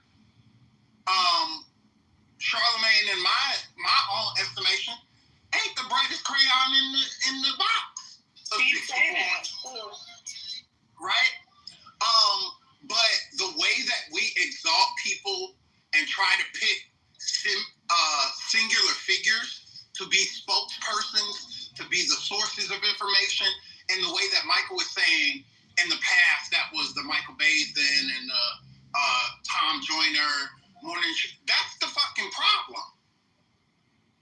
And looking at Charlamagne, right, to say that this is, he gives disinformation and all of that. Okay, so fine. He often traffics in disinformation here or there. But what else have we created in this vacuum? And that's the problem that I have. That we continue to do the same shit over and over again. Why are we letting Charlamagne hold up the space that we want young people to come to and have these types of conversations if we got so much of a problem with him? It just doesn't make sense. I don't have a problem with him, though. I don't understand. I think we're the problem that created him as a problem for me. Because without listeners, Charlamagne wouldn't be shit. Without listeners, there could be no opportunity, Michael, for Charlamagne to be the op that you may be describing.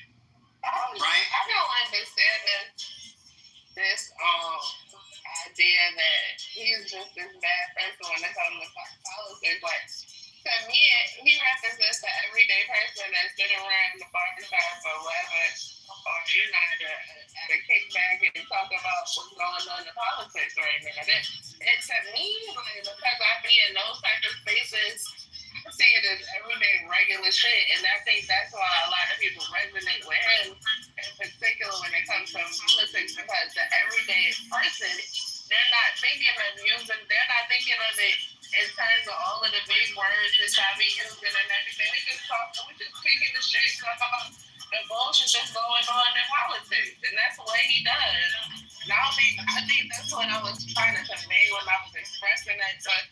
And I just like nobody in everyday America, they're not thinking about it philosophically. We're not even using big words. We're using motherfucking 4-letter words that most. You understand? So yeah, it's yeah. I think that sometimes in this situation, I mean, in these conversations, just like in like the past elections, don't nobody consider the everyday, generally educated American. Niggas be thinking that everybody is just super educated or dumb as fuck.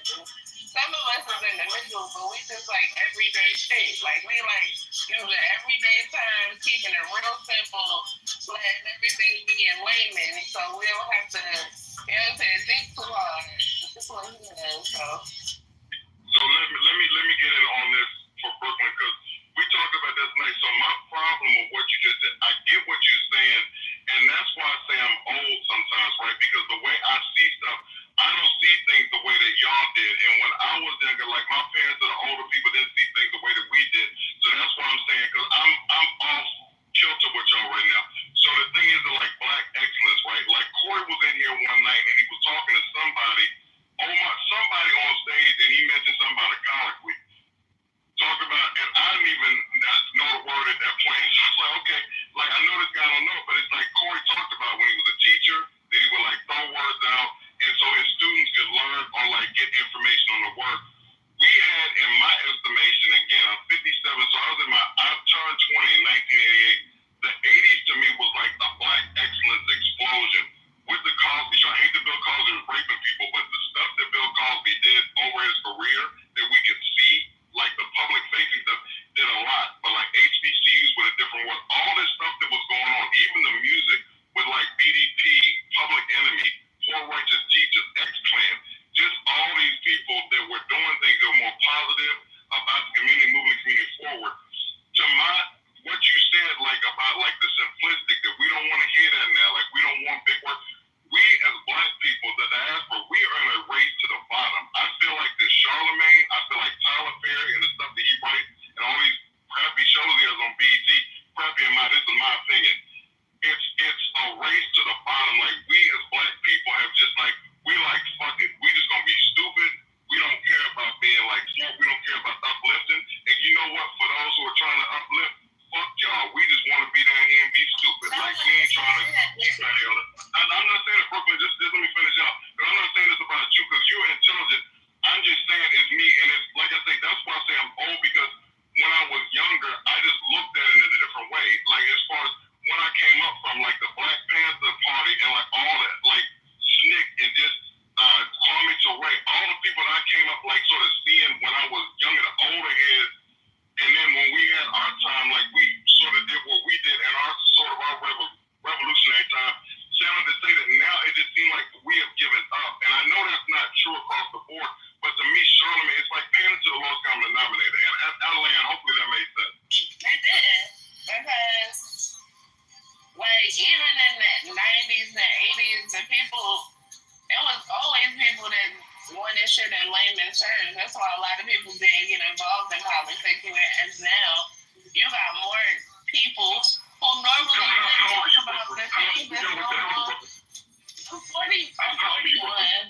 41. Yeah, I'm old. This is what I'm saying. I know what the fuck was going on. And not only that, I grew up in both sides and the suburbs. So I've seen everything from all over. And I'm telling you, but listen, I grew up in the 80s in New York City. The 80s and early 90s. In New York City, I seen so much shit you don't even understand. Were you a teenager? You weren't even a teenager in the 80s. I thought you weren't. I'm saying I was outside the birth of my car in the 80s. You went outside. I get it. I understand that, but I said you can't take away from the shit that I said. And just like you just said that you wasn't a teen. You wasn't a teen when I was a teen either.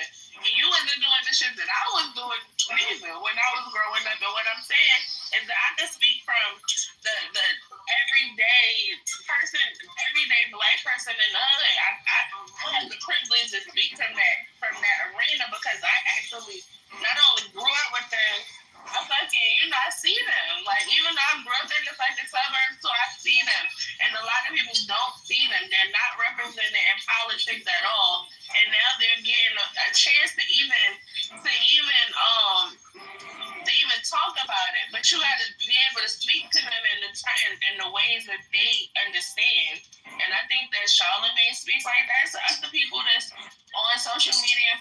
someone that speaks to the everyday, regular 4-letter word using American, Black American. Listen. And that's what y'all don't get. Listen. Hold on for a second. Listen, I'm not saying that we don't need Charlamagne. Everybody, the diaspora, we need all these voices. What I'm saying is that him being put out front, I disagree with that. And in the 80s and 90s, hold on for a second. In the 80s and 90s, when you speak about that, I don't sit here and say in the 2000s and the 2010s, because I went outside then. I was grown, I was doing shit. I got a daughter that's like 25 or whatever. I literally went out there. But when I was out there in the 80s, like you speaking on times when you literally were not out there. You weren't a Congressional Black Caucus back then. You weren't out here like, like doing shit. We were out here like trying like activism shit. We like took on like taking over UDC campus. We was actually doing shit or whatever. And I'm just saying, not to do anything. I want you to get this point before you go on. Yes, I wasn't out there. You're right. But just like you was out there doing that, it was niggas that was in the hood selling crack. You wasn't reaching them. That's what I'm saying. But you wasn't though. The Black Caucus wasn't reaching them. Listen to me. Brooklyn, please, listen. I was a president of my Black Student Union in college. So, and I grew up in the D.C. metropolitan area. I used to be at Go-Go's. One of my best friends lived in Southeast. So I definitely had a friend of mine, this dude that got shot in his back. Another friend of mine, his girlfriend got shot in the damn lamp. I knew I was outside. When I say outside, I spanned the whole damn gamut. And my family, like most of my family is like this. My parents moved me out or whatever, like from Ohio and out of the projects in the loop where they grew up, and I having to grow up different. All my family, I'm saying, I get what you're saying. I'm not saying that we can leave those people alone. It's just the fact that we now as Black people, in my opinion, it's just like we've dumbed down, like we don't want to get better. It's like we just want to be like, okay, we just gonna be at the bottom. We're not gonna learn something, we're not gonna try to grow. And that's what I'm seeing. That's what I'm like. That's what I wanted to chime in to say, Michael. Like, I think our perspective in that regard comes from this place of like resisting the idea of white supremacy and what it has caused, because this is not like something that's pathological of Black folk or a decision that Black folk has made. It is American. The entire fucking country, excuse me, Brooklyn, is dumb. The whole fuck thing. 4th to 6th grade reading level. Everybody. That is the majority of Americans. I agree. Like the majority of Americans are what you're saying. Because you don't watch Duck Dynasty or some of the other poor white trash stuff that's similar to the reality bullshit that come up on BET. Or the what was that? What's that show that got all the fucking Emmys and shit about selling dope, crack, cocaine or whatever it is with all the white people? Come on, huh? Sopranos? No. It just ended like a couple years ago. Ozark. And the other show. Like, America, period, is in the shitter. And so I don't want, like, I resist the idea that Black folk have just decided when America has just decided. And if the old adage means anything, it might very well be present here. That when America gets a cold, Black America gets the flu. And so, I mean, people gonna people. And all of these motherfuckers is in need of 4-letter words to explain concept, as Brooklyn said. Which is not a problem at all. Like, it's our responsibility to be able to code switch. Even down. So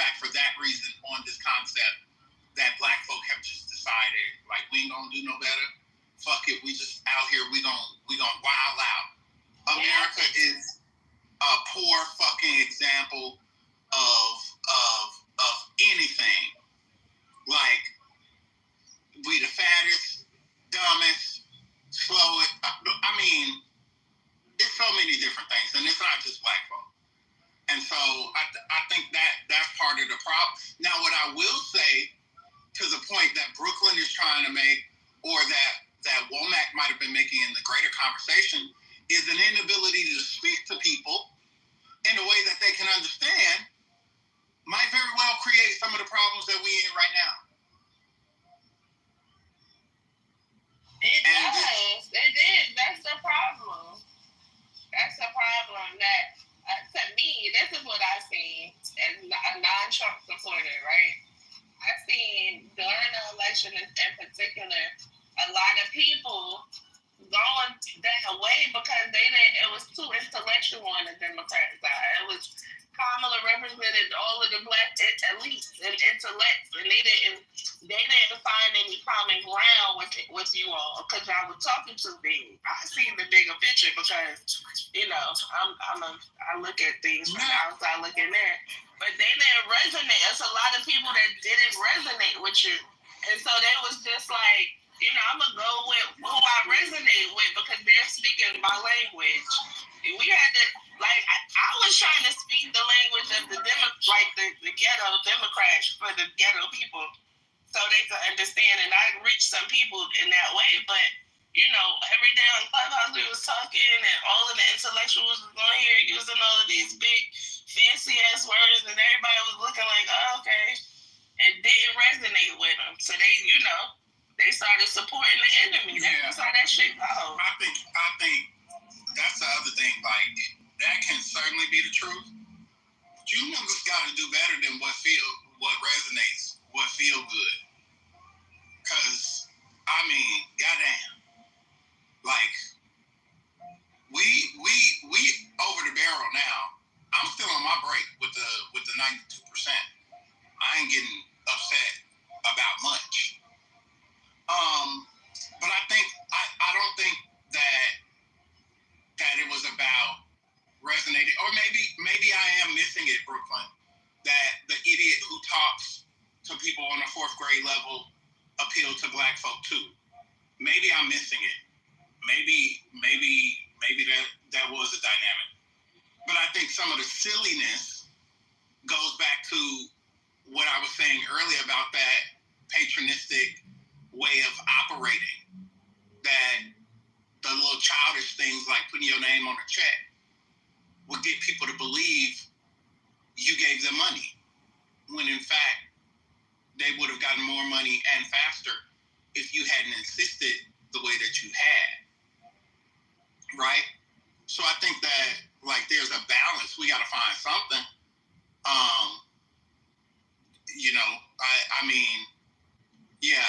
Listen, y'all still doing these think pieces about why she lost. Two reasons. She was black, woman. That's it. Right, I'm not doing a think piece about how she loves, but at the same time, I can see that there are a lot of people who they feel like they're unnoticed. You know what I'm saying? Everybody didn't choose the super educated route. And that ain't never gonna be our that's not gonna be the case ever. You feel what? There's gonna be some people that went to trade school, some people that dropped out and got their GED, and we gotta be able to communicate with them and not make them feel so small. And when I love Dr. Goddess to death, but sometimes when you hear people speak in that manner, you hear them speaking against those people that got their GED, that, you know what I'm saying? They on the urban pop type shit, they not speaking like y'all speaking. I don't know how to explain it, but they're not speaking in the same way. Brooklyn is saying it incorrect. They're not speaking it they're not speaking it in the same way, and it's y'all gotta realize that as good and educated as some of you blacks is, and thank God for y'all, it's some people that's out here that's just as good as y'all that ain't take that route. You should be able to communicate with them without speaking down to them. And a lot of times y'all be speaking down to them, and that shit is why we are in a situation that it's like nowadays it's more like the bourgeoisie versus the everyday American blacks. I'm talking about Black America. I'm not talking about in America altogether, but in Black America, it's like you got the bourgeoisie, super educated, making over $100,000 niggas, and then you got the ones that's just working every day, trying to get by. They don't understand each other, and they talking past each other, and the poor class is like, oh, so these niggas think they better than me, and the upper class is like, oh, so these niggas, they so stupid. Don't nobody want to be around them. That's bad for Black America, if you ask me. It's separating us further than what it should. Like, instead of us bringing our resources together, actually educating each other and like speaking to each other in a way that we can all understand and all get a grasp of what we doing. Section about Charlamagne in particular was an example of that. Brooklyn, that's an old battle, by the way. That battle's been waged, like I say, since before we were born. You can go back and find footage of people, like, I think in Baldwin Hills, in LA, like old black and white footage of people like the bourgeoisie class or the boule or whoever in LA talking about they don't want the people coming from Texas, like the hood people. It's going probably back into slavery, like house nigga, field nigga. It's that.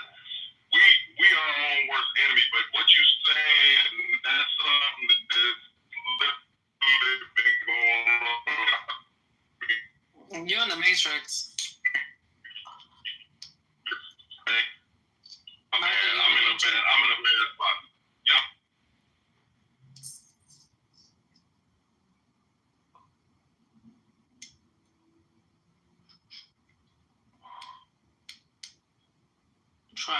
Try again whenever you can. I don't know. Can you hear me? Can you hear me right now? Yeah, I hear you. Okay. I was just gonna say, it's just that battle that you're talking about. That's been going on for years in our community. Like, go back to W.E.B. Du Bois, like the Boule, the Top, the Tip, whatever. All this it's been going on forever in our community. As far as, and I was talking about that, you can go back and find, like in L.A., it's black and white footage. I think it might be from the 60s or the late 50s, where there were like people migrating from Texas. The people that were in LA, like sort of the bourgeois class or whatever, they were literally having a meeting about these people coming. They didn't want these black people coming to mess their neighborhood up. I'm just saying, this is an age-old thing. We are our own worst enemy in this kind of this class war that we have in Black America. It's not new. What you're talking about is not new. That's all.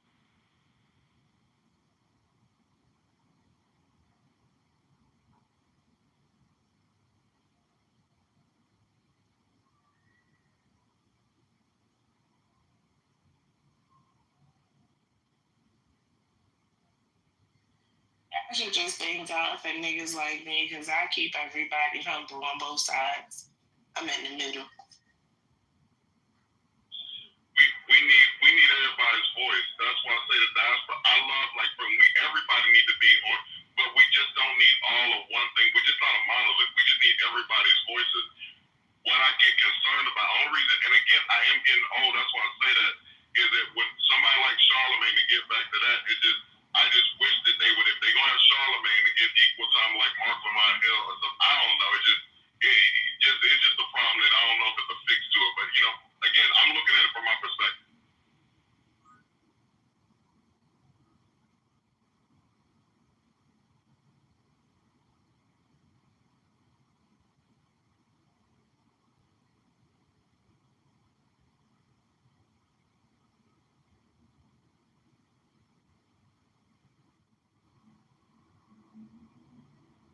Well, okay, was that the feeling that you was getting? Because that was the feeling that I was getting during the whole conversation. Like, what the bitch you talking about? Like, what? Like, he's stupid. Like, what the fuck do y'all be wanting people to, everybody that be on TV that's black gotta be super duper educated when it comes to politics? When they come to politics, like... If you're going to go on talking about political stuff, I talked about Stephen A. Smith is another one. So Stephen A. Smith is my contemporary, and they pulling his dumb ass up there to talk about politics. It's okay for Stephen A. Smith to be sports. It's okay for Charlamagne to do what he does on the breakfast stuff. And I'm saying it's okay for them to go on CNN. It's just the fact that when they do, black people, it's like they become spokespersons, what they shouldn't be. It shouldn't be that way. but it just divides the black community. I don't know. Like I said, I yield on this shit because like I'm not making sense to y'all families. But if you look at our representation on political television, you see that we're not a monolith. Look at who you name. In particular, Charlamagne and Stephen A. Smith, they're not the same. They don't have the same politics. They might have the same way about going about expressing their politics, but they're not the same. Then you got other people who are educated, some who are less educated. You got rappers, you got movie stars. Everybody in Black America at one point or another has been on CNN and has spoke about politics. I don't understand how is it that Charlamagne is the only person that is getting you see what I'm saying? That's getting fucking. I get it. Let me tell why my point though. Because in this past election cycle, they literally, I watched it because I watch sports. They showed that commercial with him and Envy sitting up there talking about the trans and their textiles going for trans surgery. They showed that shit 100 times if they showed it once. That's not his And fault. also, if I'm not black, you won't vote for me. And also, Kamala on there laughing, and I'm just saying, I agree that it might not be his fault, but maybe somebody that had more political savvy might have asked a follow-up or done something where it couldn't have been used the way it was. I don't know. It might have still done it, Brooklyn. I'm not saying Charlamagne is good. I like Charlamagne for the lane, but I'm saying that Charlamagne, that's why I'm saying Charlamagne, because he's been used against he didn't want to be used in the way he's been used, and he's been used, and I just feel like he's out of his depth. That's all. But, I'm not saying I'm bad about it. That's the Let me let Omar talk because he came on his mic and I've only heard him like 2 times, and today is the second time. That's all good. Here's my thing. This is really the end-all, be-all for me. I don't necessarily disagree with you, Michael. I don't think Charlamagne is the greatest spokesperson for black people. I definitely don't think he should be the only spokesperson for black people. But just kind of touched on it yesterday. Charlamagne is not booking himself on CNN. Stephen A. is not booking himself on Fox. So my issue with people who come and bring these talking points is you got beef with the tool and not the person using the tool. Like we talked about Fox News tap dancing and bringing coon motherfuckers on that show forever. Like we all know it's a thing, and maybe we don't talk about it because we know it's obvious, but they're not booking themselves. So my position is it is more dangerous to get rid of the platform that he is a part of and help build, which is Breakfast Club. This has always been about Breakfast Club to me.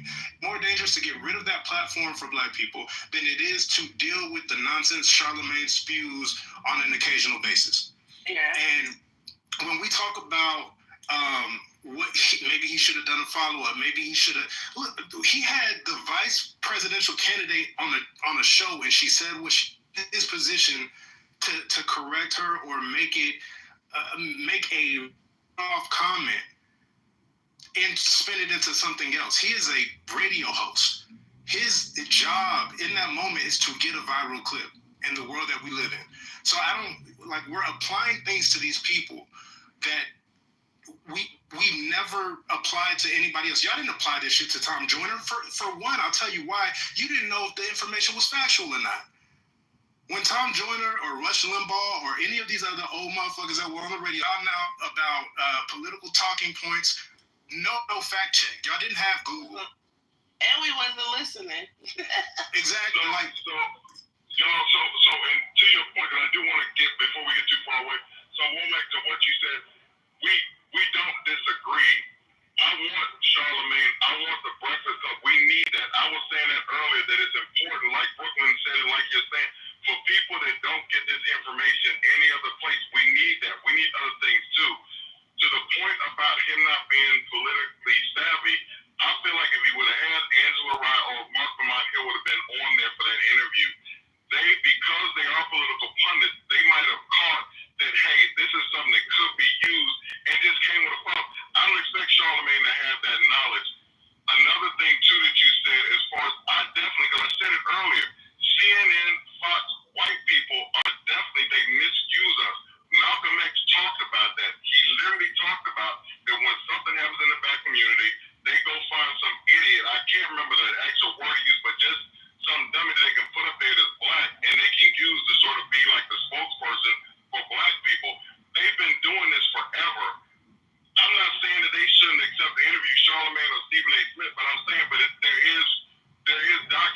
we understand what it is when they come to pull you, and it's not really your lane.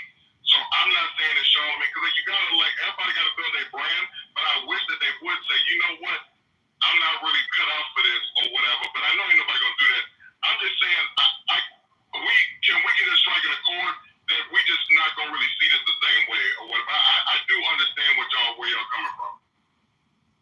You're probably not the audience. I'm not the audience either. I haven't watched The Breakfast Club. I haven't listened to The Breakfast Club in years. Right? I don't like it. I don't like Charlamagne, but I don't know. Maybe the show got better. I don't know, but I don't know why. I just stopped liking it. And honestly, without Angela Yee, I didn't have a woman on there for a while. I don't know why I didn't.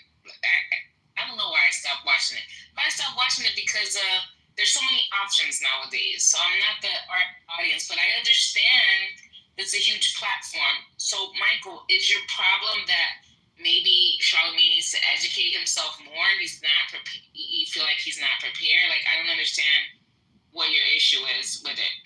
Well, it's not so much for Charlamagne.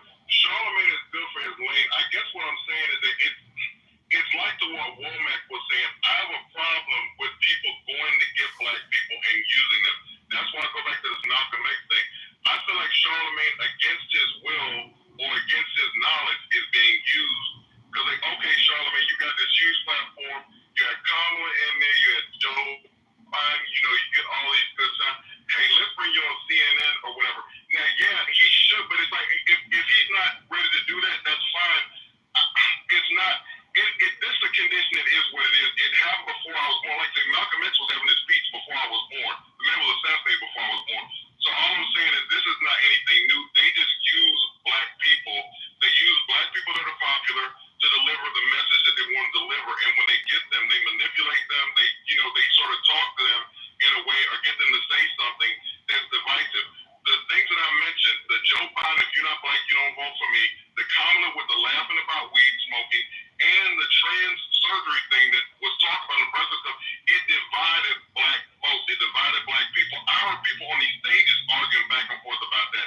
It literally had people looking at Kamala, well, she's a prostitute, she laughing about smoking weed or whatever, and she up there it's divisive. It's you're helping the white man when you do this shit. If you're not prepared, this ain't no game. It's real life. It's we're in a war or whatever. You got to be prepared. It's but I'm saying, I don't know. Like I say, I hear because I'm getting tired. You know what I'm saying? It is what it is. I'm old. I see it differently. Whatever. Are you basing this based on clips? Because it's sometimes too we are guilty of just watching clips and not the full thing. So that's how I'm what did he say? I listened to the full the Kamala interview. I listened to the full thing. I'm saying they're taking shit off the Breakfast Club. But you can't. But listen, because you keep saying that they're taking. These are clips. People do this. This is 2025, Michael. Now, this is why we called you old school, because you're not. You thinking with your old school brain. Bring it back. Bring it to this day and age, right? This is 2025. Anybody could be saying anything, any fucking weird, and somebody could take 2 seconds of that clip and make it a fucking issue. So just think of it. It don't have nothing to do with Charlamagne. She could have been on The View. She could have been on CNN. They would have took a clip from any of that shit and they would have used it against her. Okay? So just that's not even an issue. Please. It's not like they sat up before they did It's not like they sat up before they did that interview, Michael, and said, in minute 20, I'm going to ask you about smoking weed in your chucks. If you remove those specific instances you're talking about, those would be great platforms and conversations for those particular candidates. That's what annoys me, is we have so many people that come in and are like, the Democrats aren't doing what they need to do. They're not platforming the right people. They're not doing what they're supposed to do. Like Brooklyn said, there are bites from every single conversation that takes place across any that they can take and mash up and put out of context and make it into a terrible situation for whoever said it, right? But nobody is planning that. Charlamagne did not get Kamala Harris to the breakfast. Hey, this is what we're gonna do. The way you're framing it is like they set that way. And and not only that, what the fuck does he have to do with what comes out of her mouth?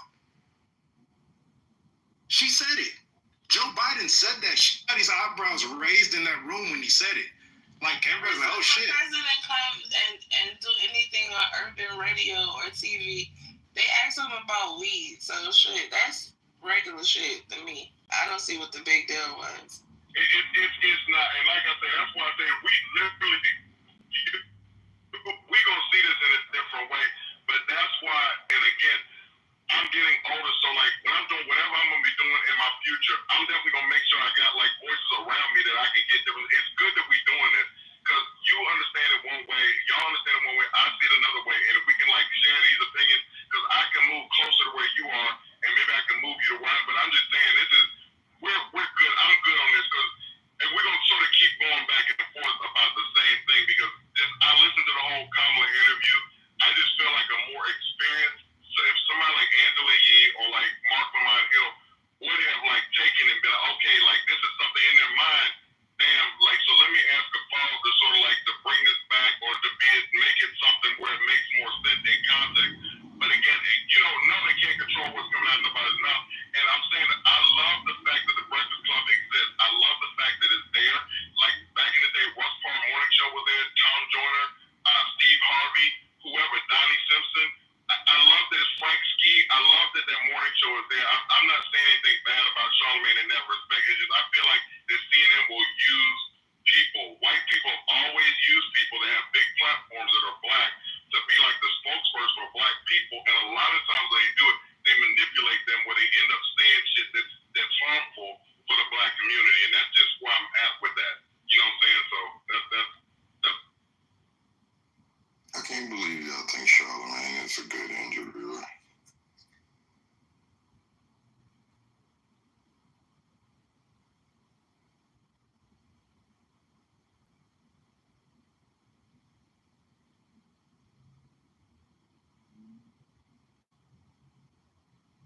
Change the title yet or not?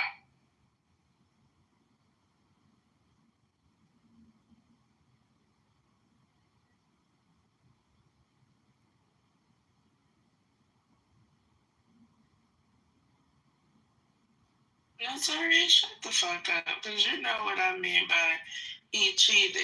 Him and Elon stole the election. Stop playing with me. Because you know that's my rhetoric. Fuck you mean.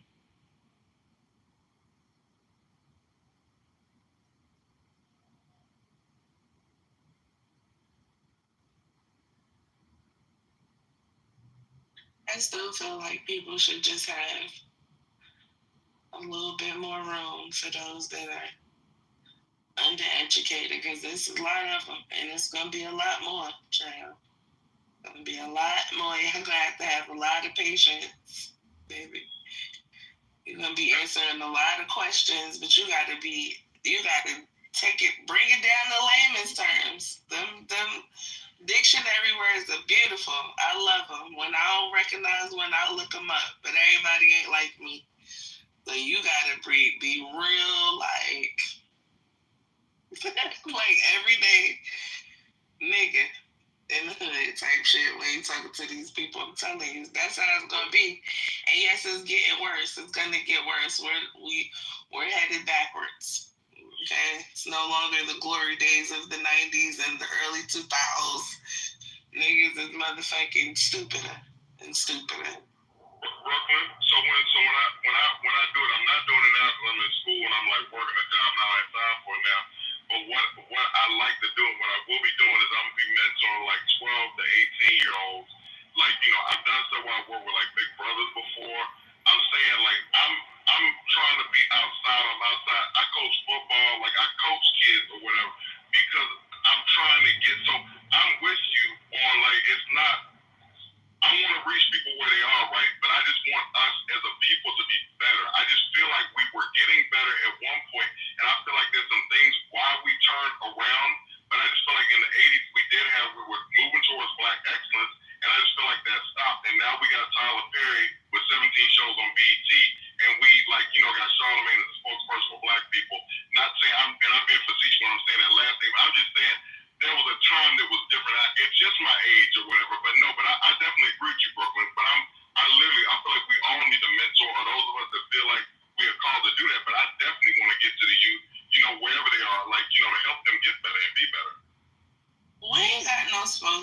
in the black community. It ain't no. It's There's no such Charlamagne. thing as a. No, he's not a spokesperson. Y'all think he's being posted as a spokesperson? Yes, Because Donald Trump mentioned him. every time they want to know something from the urban black community, they go get him. I stopped fucking with Charlamagne years ago when he said that it was a few things he did, but him and his boys took advantage of that girl when she was drunk, and he told that. Then he be on that podcast where that dude would be roasting black women. He just too ambiguous. I don't fuck with Charlamagne at all. I mean, that's fair. That's fair. I like the Breakfast Club, so. And I think I like it in spite of Charlamagne. I liked it a long time ago when Angela Lee was on there. I definitely didn't like Angela. I never liked her, but I still like the Breakfast Club, even when she was on there. I think I like it more now than I did before. It really sucks now to me. I don't like Charlamagne. There's so many different viewpoints. I hate DJ Envy. I hate everybody on there. I can't stand Just Hilarious. That show sucks. Y'all like that show? Yeah, I like it. No, I don't. And am I tripping? Like, in every like time it. they see that Angela Lee You said you don't like it, woman. was like So, some Robert? amazing. You said you don't like it, woman. I like it. I haven't watched it in years. I definitely haven't watched it since Ye left. But my point has never been about Charlamagne. That's never the point. My whole point is that reasons, and it's the platform that normally wouldn't get platform. That's it. Like again, we had this conversation a few days ago, maybe like a week ago, where people were like, they got Jogan. Now Theo Von is having political people on his show. Like, where are people at to platform these people? I'm like, they exist. Y'all just don't look for this shit club anymore. See, I say watch because I never listen to it. I only watch YouTube. Watch it on YouTube. But those platforms exist in a particular bubble. We probably need more of them created and curated by more informed people. But they need to exist. Period. Point blank. Period. Because those people have to get platforms somewhere. I knew about Bakari Sellers in 2012 or some shit because of the Breakfast Club. If he was never on the Breakfast Club, I would have never known who the fuck Bakari Sellers was. Like, there's people that they've put in other people's faces who dig deeper and look up interviews and then get perspective from that side of things. So again, I'm not a Charlamagne fan. I'm not even a Breakfast Club fan. All I'm saying is that platform needs to exist for people to be able to be exposed to different things that they normally wouldn't be exposed to. Because 2012, I wasn't seeing Bakari Sellers fucking anywhere. It just wasn't happening at the time. So I get what Jess is saying. I even get what Michael is saying. But these people are not booking themselves on these other shows. So to be Hey, well, Matt, up what in did you arms say? about that You wouldn't have seen what in 2012? I missed it. Bakari Sellers did an interview, like an extended interview on Breakfast Club, and Sellers was at the time. So for me, I was just, they've exposed me to people that I looked up their videos and conversations they had elsewhere in other venues, and I'm like, oh shit, okay, I can learn something from this person, or oh, this is a stupid person, they probably shouldn't have had this person on this platform. But that's what you're gonna do when you're a fucking radio show. You host Glorilla, and then you host the vice president the next day. It's a crazy platform.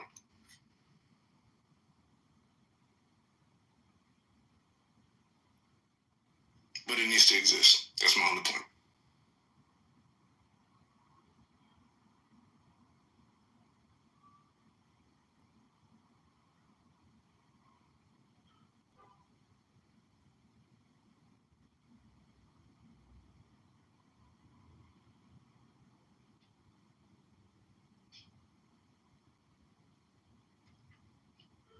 Outside of Angela Rye and Mark Lamont Hill, who would y'all Who would y'all say needs to be platformed on these stations though?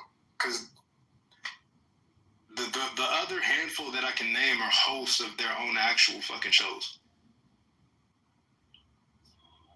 So they had somebody on there when Just Hilarious was out. They had this. She's a sister, and he has, I think, the Black Information Network or something. I follow on Instagram. I can't think of her name. That was in there like doing the reading. She's good. There's a lot of good people that are out there. I don't know all these people because again, I am older. I'm not like as connected with some of these people. I'm learning about some of these people too. But there are people. I'm saying I agree with you, Womack. The Breakfast Club totally needs to exist. I just would like for there to be more. So us and CNN, they're gonna pull what they want to pull or whatever. But nah, I'm sure there's other people out there. There's a lot of talented youngins out there.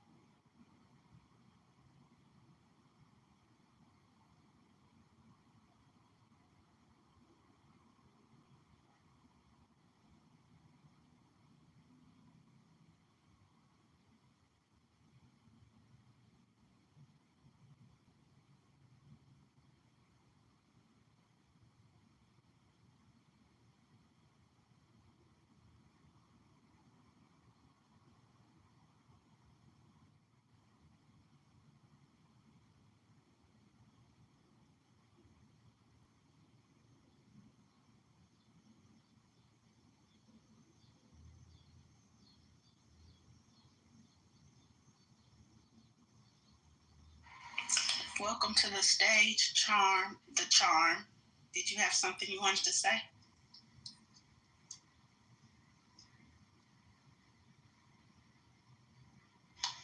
You didn't say welcome to me, Debbie Pooh. Well, hey, Lisa. Welcome to the stage, Lisa. Thank you. How are you today? I'm fine. Just wrapping up. Trying to get out of here. Trying to get outside like everybody else. How y'all doing? You know, I conked out early last night, and my app kept kicking me out the room, and then finally I couldn't get back in. It's like, I wonder if I couldn't get back in. On the app? Yeah. No, that's crazy. That's crazy. Every time I touched to come back in, it kept kicking me back out. Did you update? But that's been since the update. Since I took the update, I've been having issues. But after about 3 or 4 times, I'd get back in. Last night, I couldn't. Last night I went to sleep. I was listening to the replays today while I was at work because I had to go to sleep. I was busy. My body could not handle anymore. I was exhausted. So I kind of laid down. Next thing I know it was 5 o'clock in the morning. I had to get up. I was like, what the fuck did I miss? So I've been listening to the replays all day. because the room was open for a while. But yeah, this app is tripping. Taking no prisoners. That's the truth. Mm-hmm. I'm gonna have to get another phone too. I'm on a 13. What's a 13? iPhone 13. I need to damn. I don't even know they needed the phone. I'm like, what's a 13? It's my phone. The 13. What she means is change the title of the. What? Okay, no, I'm just saying 13. Because I think I have a 16. How many years is a 13? Well, I bought it. I didn't buy it. I mean, I bought it 2 years ago and just paid cash for it. So before that, I was at a 7 Plus, and I love my 7 Plus, but I finally broke my screen, so I had to get a new phone. I didn't want to get a new one. Why? I like my 7 Plus. Because my 7 Plus was still working. It was doing what I needed it to do. Yeah, I get you. You have to, if you have young people in the house, they will make sure you are upgraded. They're like, what's this? I'm like, this is my phone. It's like, oh my God, your old head's got the old, I'm not looking at this old head shit. I don't care about you calling me old. Scotty down here talking about I was on Singular. How you know Scotty? Singular? The hell is Singular? I did start out on Singular, as a matter of fact. What is Singular app, Scotty? What is Singular? Hey. Like Singular bought AT&T, then AT&T bought Singular, and I've gone back and forth. Yeah.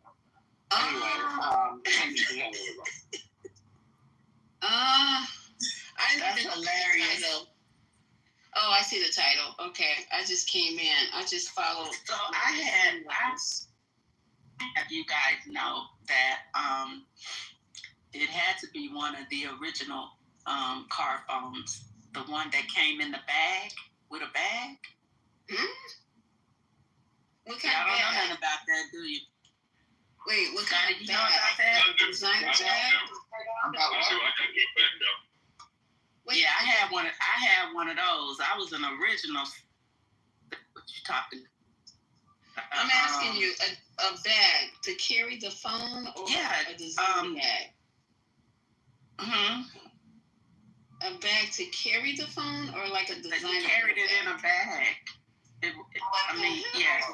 No, not for me. You're carrying your phone in a bag. I hate to have to answer that damn phone right away. Getting it out the bag. Yep, it was big. Right? It wasn't like the little palm phone, hand phones that we carry now. It was a whole thing. Oh my God! Not a sidekick was the beeper, right? No, girl. I'm asking. I've heard a sidekick. Now, is a sidekick a video game? I'm on a train. Let the rest of the stage talk. Okay. Oh, I don't know what a sidekick is, unless that was part of the phone. Deborah, I remember when a friend of mine got the sidekick was a two-way pager. I had one too. It was a two-way pager. The sidekick is Okay. It was a two-way pager where you can actually type into it. It was like you can actually send text messages through the sidekick. Oh, It was better. I had one too, Saddies. I remember the name. Go ahead, Michael. I thought it was a video. Oh, no, I was going to say, I was going to ask Deborah if she remembers, like, when they got away from the bag phones, they made that Motorola brick. That thing would sit on a table and it had a long antenna. Michael Douglas had one in Wall Street. But it's like, I remember a friend of mine got that, and we, like, it was, I don't know what we thought. We was like, man, you are the shit or whatever. Because they had this big brick bubble or whatever. It was crazy. No, I don't recall that one, Michael. I'm gonna have to look that one up. I don't recall that. Yeah, it's the Motorola. I think it's referred to as a brick. Like, you look at Motorola brick phone, but Michael Douglas he's talking on the beach in Wall Street, and he's using that phone. It came out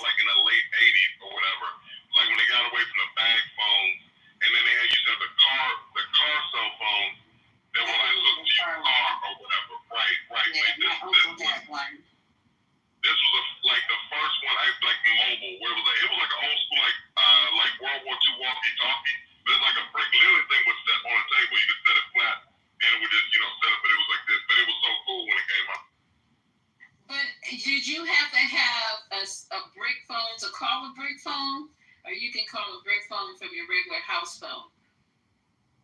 Yeah, you could use like a phone. I didn't have one. Like this dude Charles had one or whatever. We were like, oh my god.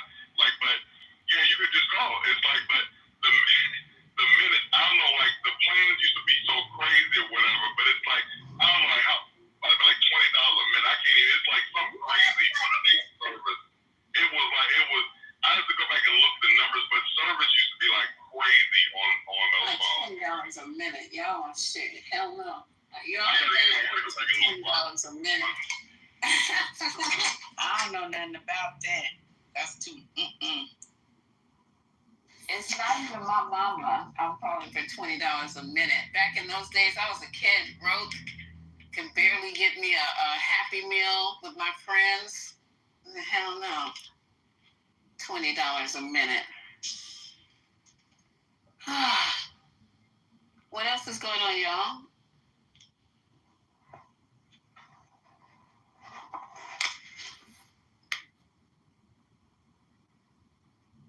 I haven't listened to a bit of news today. I have no idea. Piece of news today. Me either. What I did hear when I went to the lounge, I did hear that, what's this guy's name? That they did have that meeting last night about I keep saying gasoline, about her at JD's crib.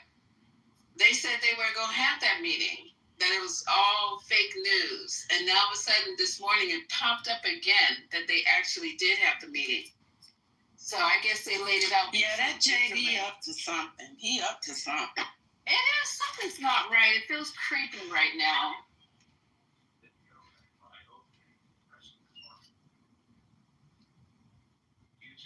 Yeah, it feels creepy. I don't know what's going on. Trump is looking bad. He looking old. He looking like worn the fuck out. Have y'all seen him? He stopped wearing the orange paint and everything.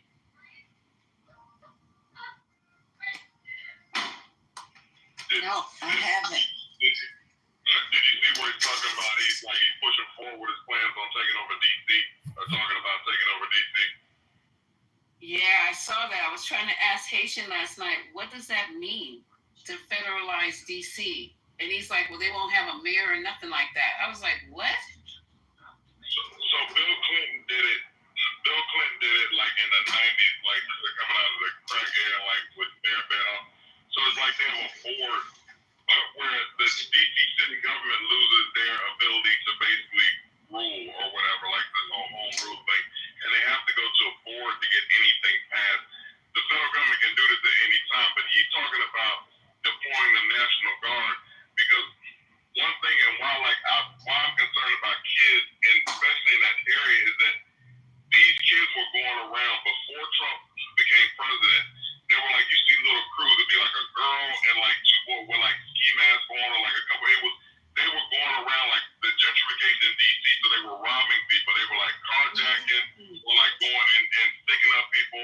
Like you can see they're running in like stealing stuff out like Lululemon or whatever. Like there's a good shit. They just going around doing all these crimes, and like there was some where they were shooting. So understand all that to say that like when you do that with a president like Trump coming in, he keeps talking about DC being such a beautiful city, the capital city, and it being run. DC has had some issues like going back to before like Mayor Begg in like the late 60s. Sounded to say that it's just that they'll take the ability to rule and like he'll deploy the National Guard like the police force essentially in DC. Wow. Who wants to live under that though? Who wants to be under that type of rule in a city? I know I wouldn't. Yeah, nobody. But DC is a unique city. Like he literally can do that. They're just it's just a unique city because they're like a state with like no representation basically or whatever. And they're just under federal government. So is the crime still bad? Because they were saying that the crime was out of control in DC. The reason why Clinton did it was because like what was happening with y'all budget at that time. That's when I know y'all was supposed to be going bankrupt or something like that, and he had to put a control board in charge because Mary Berry fucked up the money. Right. And they did, and they installed a control board, and they literally had to go to them for every decision that they made. But any president can do that. It's just that they've allowed DC to, to sort of go. Yeah, because the way it's set up in DC, the president is the commander in chief of their national guard. It's not like other states where the state, because it's not a state, it's a district. So. Wow. It has a different status if you look at the Constitution. It's not the same. Patty, how you think these people gonna feel with the National Guard being the police? I guess would be non grata, and then the National Guard would be the one who's policing the city. I don't know if I was honestly, DC is actually set up like that. The only reason why they have a home rule is because Congress allows it. It's not because it's supposed to be like that. It's allowed. That's the actual word, allowed. They can override that. Congress can revoke it whenever they feel like it. Wow. And I guess that's what's getting ready to happen. Wait. So is it official now? No, I'm asking questions. Because I didn't know that those kids were black, but we were talking about Doge last night, and because they can't refer to them as thugs. And I was like, I thought they were talking about, I didn't think they were talking about kids. When you start calling people thugs, I'm thinking, it's code for niggas? Well, not my code. That's why I didn't know. I was like, that's their code. You gotta know the devil's code. Yeah. Yeah, you're right. Because he just, both of them like thugs, and then that chick, Jean Pereiro, they're trying to make a name off of these kids. It's going to remind me of the Central Park 5. That's exactly what the fuck it is. That's what it's going to remind me. Huh? That's exactly what they're going to do. Yeah, and make them the face of everything wrong. So Jordy got his ass beat. I don't even know if I believe the whole story as well either. Yeah, you said that last night. I never even thought about it that way. Yeah. So the problem, I'm not as familiar with the story that y'all talking about, but the problem in DC is that these kids have been doing this shit, and it's like I watched this occur to where you knew if they weren't gonna let it go. Trump talked about it when he was in office before, and it's like I was just hoping again. I'm not up there, but I'm like I was just trying to get to where they would these kids would stop. That they brought a new police chief, they brought their sister in as police chief. She seemed like she was trying to do some. Mayor Bowles was trying. This gentrification and what these kids are doing, it wasn't going to stand. Like they put themselves in this position now to where this is a possibility because of what's been going on in DC. They haven't been able to stop.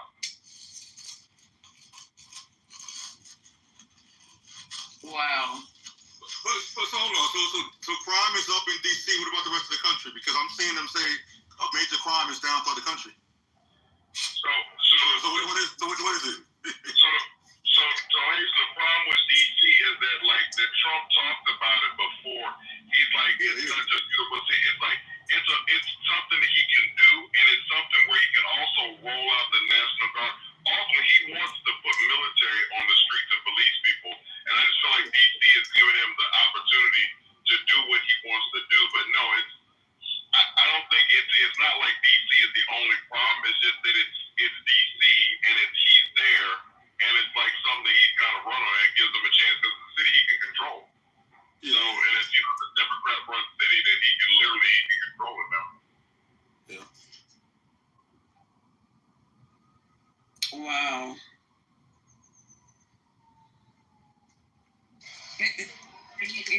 The thing that's crazy because we're from a different era. DC, so that home rule thing is a new thing. Y'all didn't have home rule before the 70s. So y'all law enforcement was supposed to always be the National Guard. Right? So it's I did. I'm gonna be honest with you. It can be abused because Trump will abuse it. But that's how it's set up. DC. If you read the Constitution and DC status, DC is ran by the federal government. That their law enforcement, anything we do with public safety, that's supposed to come from the federal government. So like before they even had home rule, there was no mayor. Y'all didn't have a mayor. Y'all didn't even have a freaking city council. So there's been a mayor going back to like about the late 1960s. It was like Mayor Washington, I believe, and then Barry came in. Well, maybe it was the 60s. Maybe it was the 60s home rule started. But I know for a fact, like this is something that I know for a fact when it comes to District of Columbia, home rule is new. This is not something that's always been around. We don't disagree on that because Eleanor Holmes North has been fighting for forever. But I'm saying to the point, there was a mayor in the 60s, and the DC Metropolitan Police Department has definitely been around since before I was born. I had a friend of mine, his father worked for the DC, like retired DC police officer. So I'm saying I don't disagree with you, but it is. I agree how it's set up, but it's like the newness of it, and I don't disagree that it's new, but the newness started like sort of in the late 60s.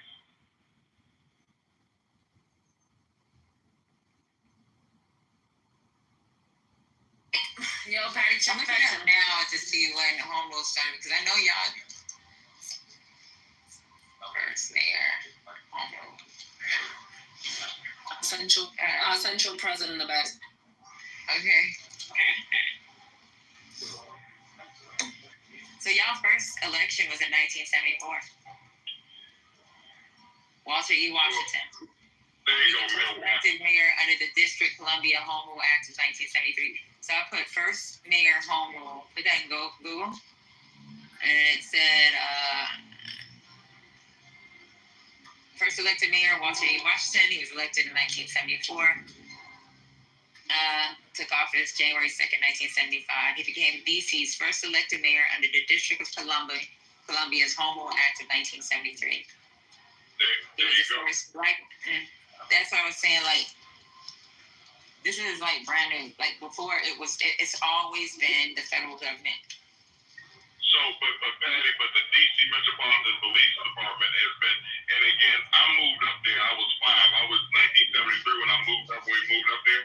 But I'm saying I know that my friend's father literally was on the police force, so they had the DC Metropolitan Police Department was already in. They were in play before they got home rule. So the National Guard didn't patrol the streets of DC. At least, like no time in recorded that I would know about. Anybody that I know would know.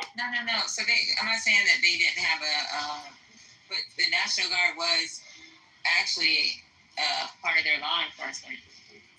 Believe it or not. I can believe it. I don't know.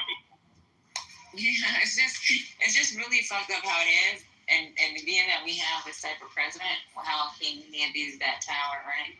Because I don't know exactly why Congress or even remember why Congress came up with the home rule. But Congress, if they don't want you to be mayor, they can at that immediate moment say we're no longer going to have a mayor in DC. Right. It's something that they were.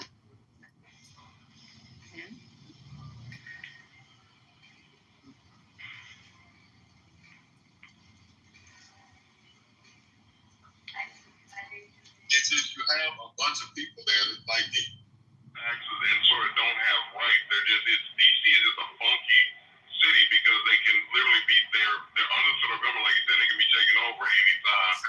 But like I said, most presidents don't abuse that. But it's a mess with what Trump is trying to do. But the point of the National Guard and having them supersede the Metropolitan Police Department is going to be problematic.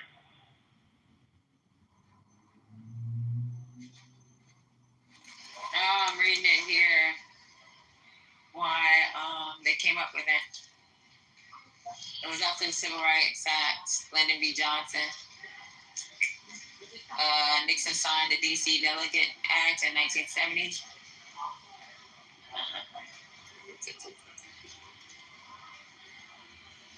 It was signed into law by Richard Nixon. That's what it says. Signed into law by Richard Nixon. That makes sense. That does make sense. DC it's all always been an African American or black city, because even like Georgetown was historically black or whatever. It's like it's a very black city. So Johnson started the reform of DC government in 1967 after the Civil Rights Act by appointing a mayor commissioner, and that was in 1967. Nixon signed the DC Delegate Act in the 70s. The reason why they wanted to, they said because DC residents pay taxes, served in the military, but had no vote in Congress and no local control. For decades, DC was governed by appointed officials, not elected leaders. And I guess they started the slogan, taxation without representation. It was on a license plate. It might still be against those on a license plate. It was on license plate for 40 years or whatever they had that.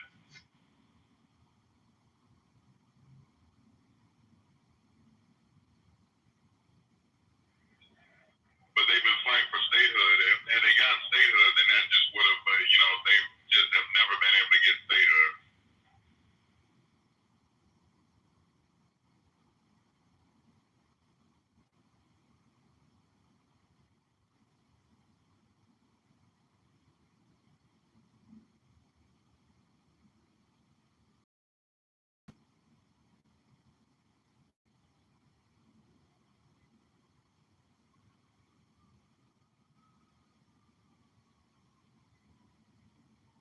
The only way they're going to make DC a state is if they do an amendment. DC taxes. Now, They need to state that civilians unrepresented population in America.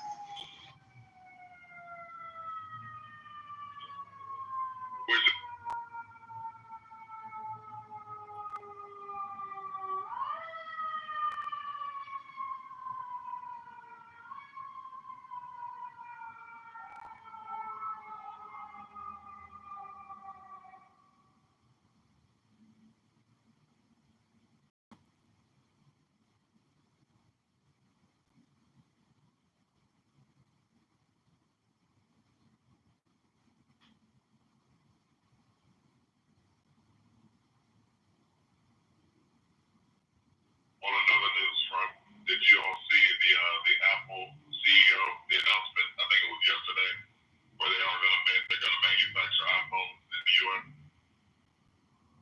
Yeah, for like $3,500 an iPhone. what happened? Like, Yeah, we were talking about it last night. What happened? It's amazing. Tim is going to start doing iPhones in America from start to finish, he said. And they're now starting to mine minerals. These minerals that they're going to Africa for, they're starting to mine them in California. We were talking about it yesterday. Dr. Adrian Miller was in the room. We're in Salton Sea, like over there. California? And so there's Salton Sea in California? Yeah. It's not too far. I looked at it on a map, and this something pass is not too far from Vegas, so it makes sense that it would be in the desert somewhere. But yeah, that's happening in real time. And then there's another place, the first mine that's been open in 70 years, being opened in Wyoming. And I don't know why them people are letting them come over there and destroy that state like that. It's going to be a hot ass mess. Trying to get those minerals out the soil, so whatever.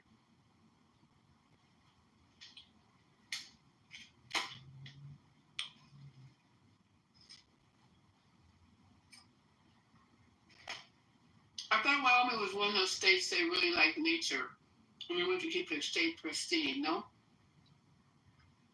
They like Republicans more than they like nature.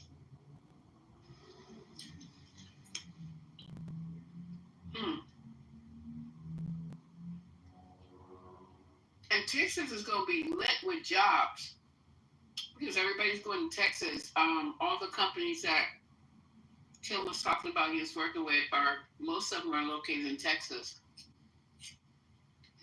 Apple is expanding in Carolina also here, sir. Wow. Well, I guess California will be empty. I believe it all when I see it. In California.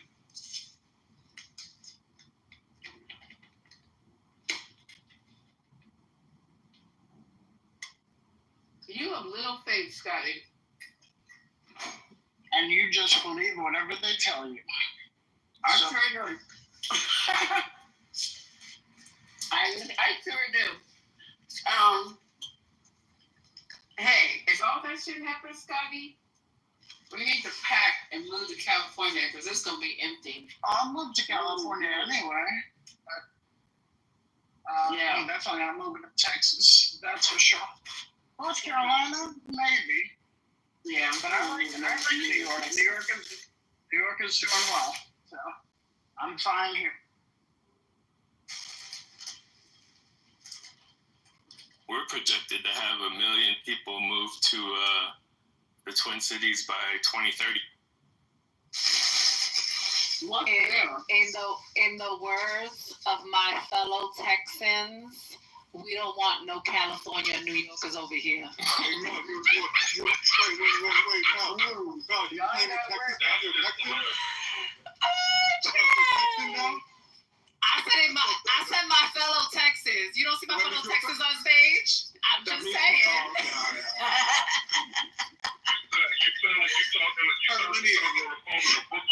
Cause you know that's how they feel when they see Cali in New York. So I'm saying my fellow Texans, they don't want y'all over here anyway. It's the same thing, Carolina. They don't like New Yorkers out either. No, don't open it. What do you want me to do? You're supposed to pinch it with the top part. No, I mean with the top that they fell. Where did it go?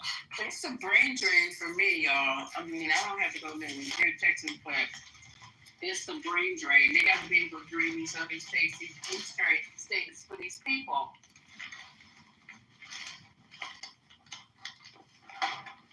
Because they're not there in Texas right now, so they got a brain drain every place else. So Cali and New York are going to be hit up. So in Dell computers in Texas and like Compaq, Yeah, that's what Accent said, that they got somebody there. I forgot what she said. It's been a late. Yeah, there's a couple like firms that Well, they got Texas. They got Texas Instruments. Yeah. They got Texas Pete also. Oh, what's Texas Pete? That sounds like a bar. You know, damn hot sauce Lisa fast, yo.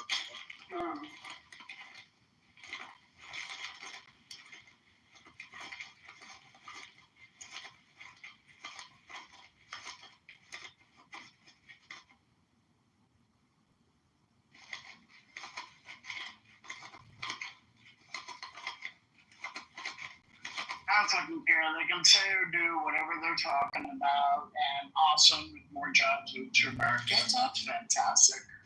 Cool. Hello, First Lady. Welcome back. Welcome Oh my back. God, First Lady. I've been here all the time. What are you talking about? It's like not heaven. I'm sorry, I just got back to New York, so I'm ready to go. Well, I didn't see you. Thank you. Okay, well, sorry, you're gonna need more basics and non-mods. Otherwise, the room has no credibility when it's all mod. And that case, any mod you want. That's okay. They'll never mock you.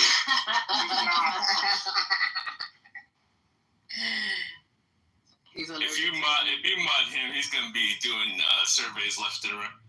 Yeah, me, I'm gonna be doing polls. I'm gonna be like, what'd you say about me? We were supposed to do one. What happened? Why you didn't want to do it? Didn't you say you was gonna do one earlier? To do what? You said you was gonna do a poll when we was talking. Only mods can. I am trolling. Oh, okay. I think he was gonna do the old poll.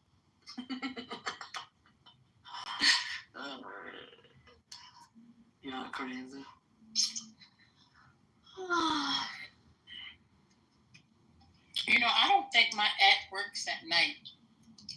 even at the end, like I can't hear nothing y'all saying. Was y'all talking Right now? Yeah. All I heard was Scotty said, "Don't do that." Oh no, yeah, I was saying something. What you say? I was telling him about the freaking polls. That he should have did an old poll. You know, for the old people. Yeah. A POL. Yeah, so we're gonna do Gen Zs, Gen X, and Millennials. And let's see who clicks what. That's a great poll. I'm just saying. No, I'm not doxing myself. Oh Lord. Everybody's gonna dox themselves now. What's the poll gonna be for though? This is a yummy snack. It was just a little poll. I made it safe. There's 18 and up in here.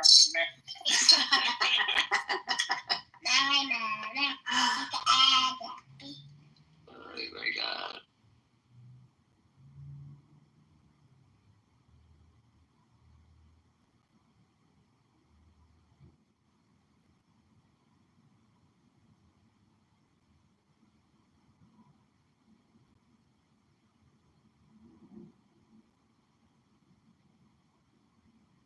I think my generation was the best.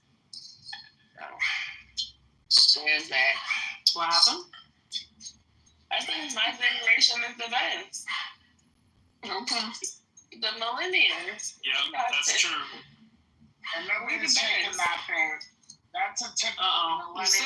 I told you they were gonna come out with a poll. We're not taking the debate here. We're not. Yeah, we're not doing this. We're not doing this. Nice try, though. I didn't do it. Because that's not the one I would have did.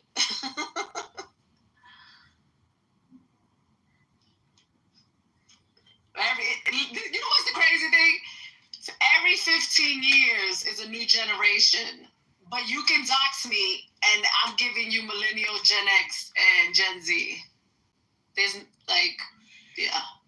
you guys be killing me softly. In the words of Lauryn Hill. The words of Roberta Flack. Thank you. Thank you, Scotty. Thank you, Scotty. Oh, I'm sorry. I'm sorry, old heads. Tell me you're old without telling me you're old. Yeah, tell me you're old without telling me you're old. What am I going to say on me? What am I going to say on Do you need a cane or a walker on that side, sir? I'll get you one. Do you need a pacifier, miss? No. Because I'm not a Gen Z, okay? All right, so I don't know who did the survey. That vodka Alizé would be better. What happened? Who did this Still poll? drink Alizé? I don't know. Or are you old? Yes or huh? Hey, Now all these old people selecting huh, so I got a problem. They can't see, that's why. They gotta put their glasses on. hey, define old and old. That's me. Crazy. That was Patty that did it? No, they can't. They can't see. Oh, What okay. is that? I can't see me neither. Where's my glasses? Where's my glasses?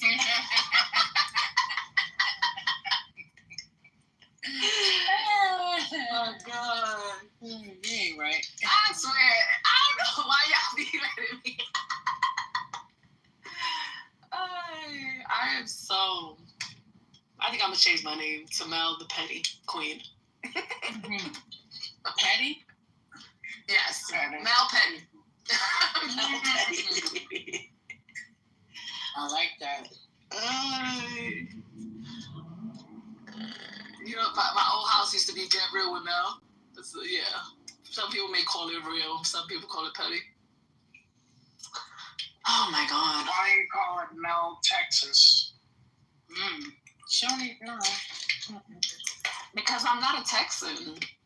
I don't think people should call themselves something or rep for something they're not. Really? Because I'm not a true Texan. Really? So a true Texan will look at me like, bitch, you ain't one of us. The fuck? Like, ma'am, sir, yeah, I'm not a true Texan. That's even funny here you say that. Literally, you ain't never getting away from New York. hear you. That's funny. Yeah, like yes ma'am, yes sir, or any of that. Yeah, it's nothing about me says Texan. Like even the way I dress, when you see me, you'll be like, you are so freaking New York. Wait, do you have a pair of cowboy boots? No. I have a pair of Timbs. You got Oh, I do want to let you know, my daughter just purchased a pair of cowboy boots. all right. Then you're in Texas.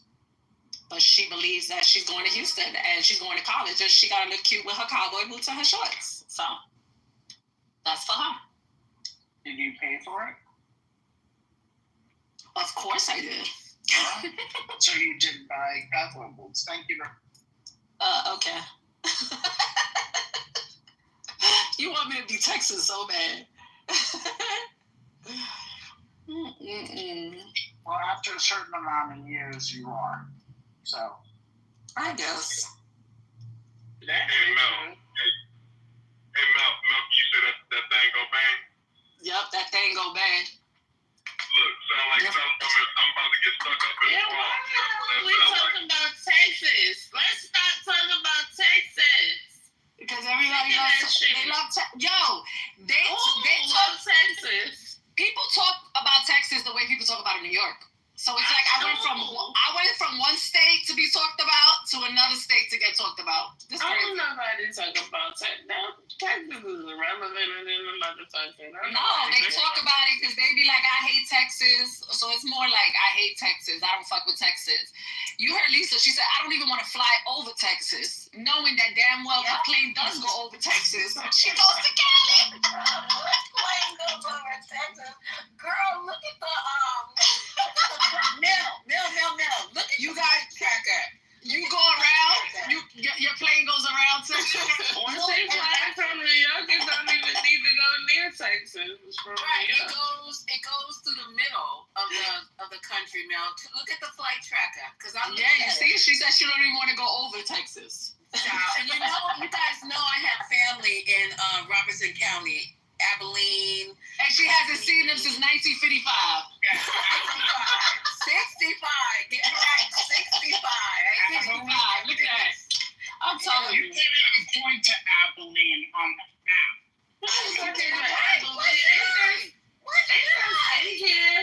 Abilene, ain't that So, something? I live in Texas and I can't point to it on the map. There you go. Thank you. Can we To the rescue. Can we say To the rescue. We say the Texas talk for when Ashley get here. You know we ain't gonna hear the end of Texas. She gets it. She doesn't get it now. She gets it. She gets on the app around 7 o'clock. Oh. After the 8 plates of food. Maya said that really locked up. I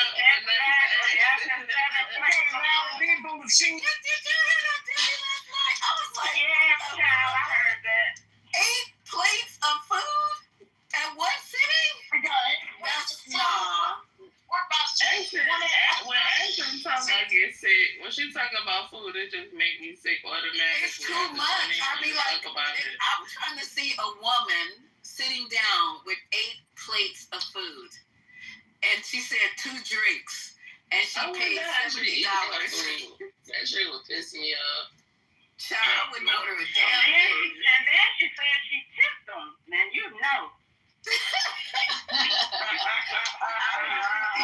Lisa in Brooklyn, y'all go down there. Y'all know you ain't gonna be hungry. Y'all go down there. You know what, Michael? I'm gonna order. I'm gonna eat off of. Why should I order anything? If she gonna order 8 plates of food, I'm gonna just eat off her plate. That'll be enough for me. What the hell am I ordering shit? She might fucking bite your fucking head off if you try to do that. I can see Ashton slapping me across the face. I can see her doing some shit like that. No, we will not. Yes, because Ashton said she didn't she tell you guys she threw that man on top of that truck? That U-Haul? Oh, wait, no, it wasn't U-Haul because Alexander said, bitch, you throw me on top of a car and I'm going to come back in a U-Haul. That's what Alexander said. I was on the floor. Alexander. You don't remember Alexander? She used to be one of my moms. She was just like, bitch, you throw me on top of the hood of a car, I'm gonna come and rent a U-Haul and come back and run your ass over. I was like, you're gonna need a U-Haul to run over Ashton, because Ashton's tall. She says she's 6. She's like need a fucking dump truck to run over her. That's a tall woman. That's a tall woman. You She's understand almost me? as tall as I am. She's exactly Yeah, as she tall almost as tall as my kids. Damn, I'm scared of Ashton. I ain't gonna be no shit with Ashton. Not one piece. That's so funny. Amazonian bitches, most of y'all was tall in the first place. And I can't stand you tall. Because y'all be over here talking about y'all tall. Don't nobody care about you Amazonian bitches. What are you talking Thank you. Thank you. The Amazonian hoes. I didn't know who I'm talking to. I'm not that tall. I'm 5'7". Yeah, I'm 5'7". You and I'm at not the tall. you at the cusp of Amazon. You at No, the my cusp of girlfriend is Amazon. 5'11". She's tall. That's not Amazon. You almost was there. 5'7" at Amazon. You Yeah, I was close to 5'11" like Amazonian. Belinda Miller. She's 5'7". She's 5'11". She's been my friend since I don't know, maybe middle school. And she was fucking tall then, and she ended up 5'11". And that bitch is tall. Every time I was tall. I was the tallest kid in the class in elementary in the 5th grade. Yeah, but men don't like tall women though, Brooklyn. I was the tallest kid in the class in 5th grade. Like y'all talking about. Shit. I like tall women. Growing. What is? You like tall women? She's tall. Yep. I mean, she's got the. She's cute and all that, but they short men nowadays. Men are shorter and shorter. They are. I thought it was just me. These niggas. No, Brooklyn. They are especially in New York. In New York? No, come to Atlanta. They are midgets down here. Damn, they're short. Like 5'5", 5'6". I just seen men that was shorter than me. Like, what the fuck kind of life are you living, sir? I know you mad at life. You shorter than me as a man. That's just terrible. I would be upset with everything. All the men that come up They needed some breast milk. No, all the men that come up on your stages are like 6. They not breastfed. Those kids were not breastfed. That's right. I don't know what it is. They didn't get the right stuff. Yeah, I don't know what it is, y'all, but I be standing next to guys, on the street, on the train. I'm like, you niggas is short. It's like, what is They be going on? my height or shorter, and I can't even imagine being that short as a man. I would just I would feel have left out of society. I get my knees done. I would get my knees done. They would have to do. I would get that surgery to expand my shit because ain't no fucking way I'm gonna be taller, shorter than a girl. That's 5'2". That's y'all ridiculous. better stop this You better stop this condo right now. We couldn't talk about now we can't talk about height. It's all in love. It's all in love. No, because you're complaining about short guys, and you wonder why they go into the manosphere, and this is why Democrats lose. Stop. I didn't know the feeling for the Fifis. The Fifis. I didn't know the Fifis were involved. No, because every girl with the squeaky toy. Shit. The fuck. Oh my God, these dogs been driving me crazy. The birds. Every conversation, relationship, this bitch been trying me. I swear to God, I thought it was a bird too. No. I was like, that bird She's really squeaking the toy. No, she's squeaking it. You can see how she's doing it with mad aggression. This is mad funny. Yeah, Coco, seriously, stop. What the fuck? I'm on the phone. All right, anyway. So, just like in all of the relationship conversations, they always talk about 6'6". You gotta be 6 feet tall. This is what they say that women want. You gotta be 6 feet tall, earn the 6 figures with a 6-inch penis. Or more. 6-inch penis? That's what I said. That's the whole with the 6-inch penis. Where did I get this 666 shit from? Because who the fuck with a 6-inch penis? Maybe 667 or 6. Yeah, 667. Maybe they mean at least 6. Well, they want 6 because 6 is above average. At least 6 feet. It's above.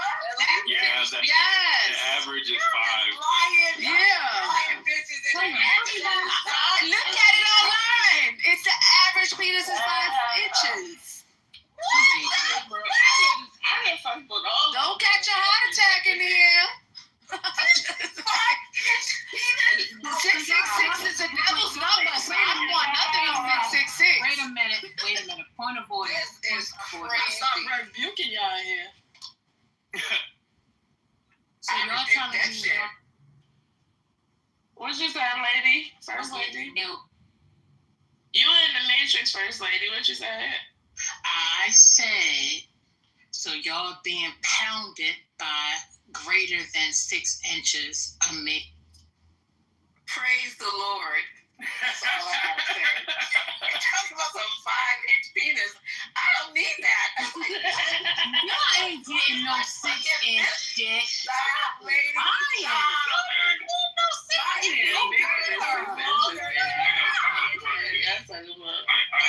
Stop. My finger is longer than 5 inches. What the fuck am I doing?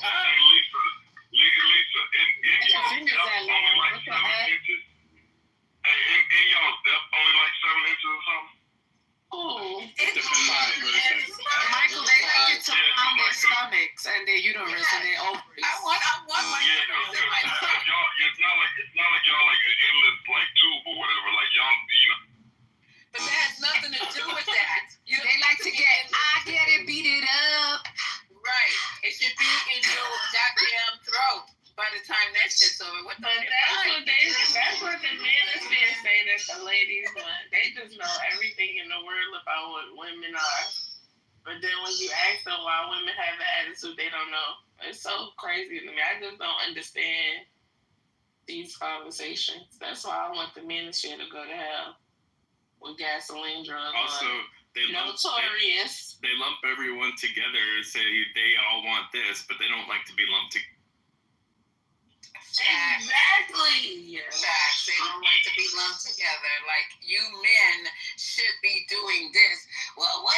Everybody ain't able to be doing this. And the men is feeling the audience. But why don't you stay in your lane then? No, Aquarius is in the manosphere. Who is this? Who is this next to us? I stay in my lane. Why don't y'all stay in your lane? I don't understand it. Not too much on Notorious. Notorious is not in the Notorious is in the manosphere like a motherfucker. No, he is not. Nigga is a deacon at the manosphere. He a deacon at the Church of Manosphere, okay? And you said he's not. Huh? You trolling? Oh, drama. You said he's not no manosphere. No, he is. He's a deacon at the Church of Manosphere. Everybody know this. Who else? I think JC is in the manosphere too, but I don't know. I don't know JC. I have to hear him talk. Is Ed in the manosphere? Is Ed in there? No, I think Ed ain't in the manosphere. Ed got sense. Okay, is Pure in the manosphere?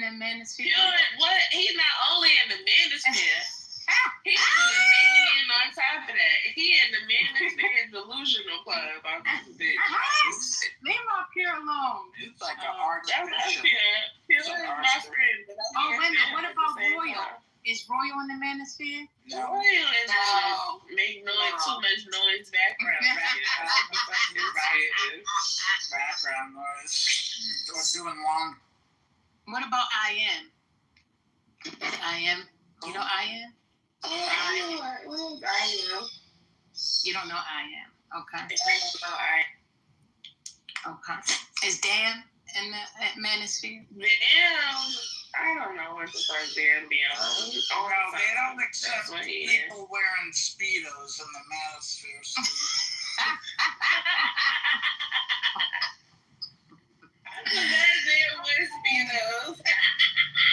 Damn, I invited you. To come back.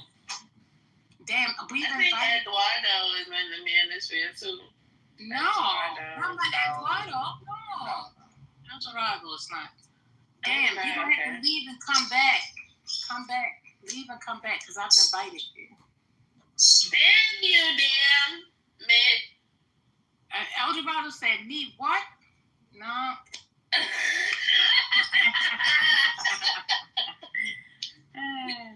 Eduardo. Did y'all talk about that active shooter on that army base?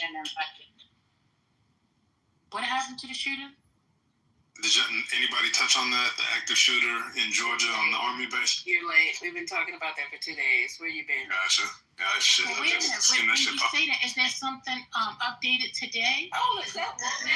No, the only info I see is talking about he did it because of he was experiencing racism on the base and aired them out. That's what we figured last night, Womack, because he shot up his own unit. So if something was going on within his unit, we were talking about that Haitian and I said, Haitian, it don't make sense because he only shot up his unit. He wasn't at work. He wasn't out. He was in his unit. They were fucking with him. So his dad said that he never experienced, as far as his father knew, any mental health issues. But he was complaining, and then he asked for a transfer. Haitian, a couple of Haitians not even on stage. I'm looking at the phone now. He asked for a transfer. That's what the article says. Yeah, he was asking for a transfer because of his. Yeah, fucking with him. So bullying is not a thing. Or is a thing. Some people snap, and I'm a snapper. I don't say nothing for a long fucking time, and then I snap, and I just lose it. So that's why I don't have a firearm. Womack. Shut be listening because this girl. Shut up. The barbershop. I don't need any weapons. I have a lock that I carry that I broke off something, and I said, okay, so somebody mess with me, I'm gonna go to my purse and get the lock and sock them in the eye with the fucking lock. Lisa, do you have bear spray in your purse? You guys have been telling me to get bear spray. Stop giving her ideas. About it. I don't have it. She just told me that she has the potential to be very violent, and you're giving her ideas. What the hell? Royal, I did not say you. Royal. Okay, did I sound like I have the potential to be very violent? Do you have a knife at least? No, I don't have a knife. You said one day you can snap and smoke these motherfuckers. That's what. But you know what? Exactly, because I will not say anything, and I don't know if anybody else is like that. I won't say anything. I'll let stuff slide. I'll be like, it's going to be okay tomorrow. They're going to be okay tomorrow. And then when they say, when you've reached your boiling point, which I never know where that is, they could say the wrong thing, takes a minute, and then I'm unrecognizable. Y'all should go back and listen to the Clubhouse Greats. When I was in room, she's on. I don't know if she's on the app anymore. That's when I was like, you wouldn't recognize me at all. Which room? I forgot what she called it. Who else is on here that used to be in there? Dr. Michelle King. No. Please don't bring that lady in. No, I've never been in her room. I can't. The marriage coaches, boy. I promise I just be wanting to take my phone and throw it somewhere. Because them hoes get on my nerves. Who's wrong with you? I just be having relationship room flashbacks. And, every now and then I creep in one of the rooms. And they still talk about the same shit. And I just be like, well, what the fuck part of y'all ain't got the recipe that y'all don't understand clearly? Because all y'all are failing at relationships, all of them. But Brigham, what happened to the all-girl room? And they used to call men niggly bears. What happened to them? They come around every once in a blue. I I used to That's my favorite word. I love that word. When I heard that word, I was like, niggly bear. I was on the floor. Niggly bear is a cute way to describe you. Yes, I don't mind being called a niggly bear. Yeah. Don't you think so? It's cute, ain't it? Niggly bear. What about you, Michael and Roya? I don't think Niggly bear is cute. If I was just to pinch your cheeks and be like, "Oh, Niggly bear," you would be upset. Yeah, I'm not about that. Niggly bear. What does that say? What does that mean, Brooklyn? What does that mean? I don't know. Another word for it. It's a teddy bear version of a nigga. I don't fucking know. Oh I just think it's cute. And I'm gonna start calling niggas niggly bears. I think it's cuter than just calling them regular niggas. Well, I'm old years old, so me being cute is not a thing. So. Oh, yeah. You can be cute at every age. You don't think old people be cute? I love old people. Y'all be on these old people be the cutest in the world, child. Old men, they be just so cute with their little walking around with their canes all slow. You can't be cute. No, that's not cute, Brooklyn. No, that is you can't be cute with all that. Well, this dog, she pregnant, so I don't know what the fuck else to do but let her squeak this goddamn toy. She gonna keep doing it, so see? Brooklyn, you got a lot of noise too. Y'all came like a zoo back there. Where are you now? There's a pregnant dog and her squeaky toy. Where are you at? 72nd Street Station platform? No, that's where you sound like you are, Scotty. You're in the Matrix. I'm in the Matrix? You were just a minute ago. You were just a minute ago. Let me tell you what my problem is right now. I'm about to tell you what my problem is. 72nd Street, you get good reception. What are you talking about, Scotty?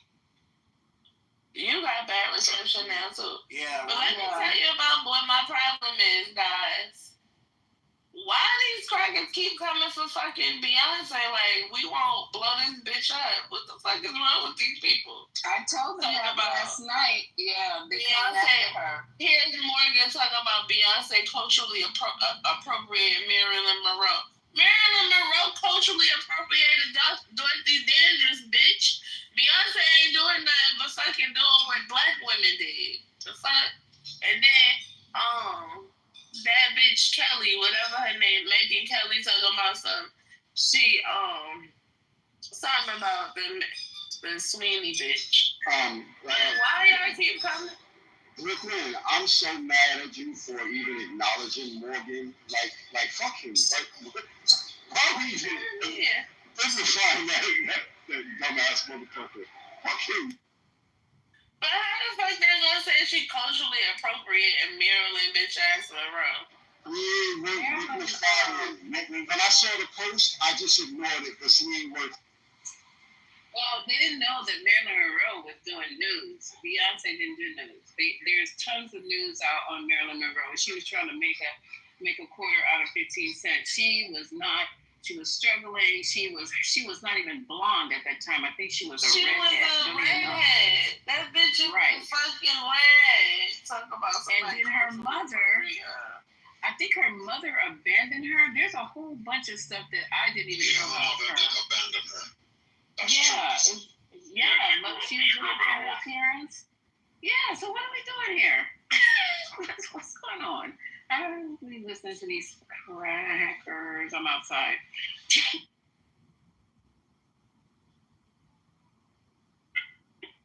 The word when you're outside is saltines, Ritz.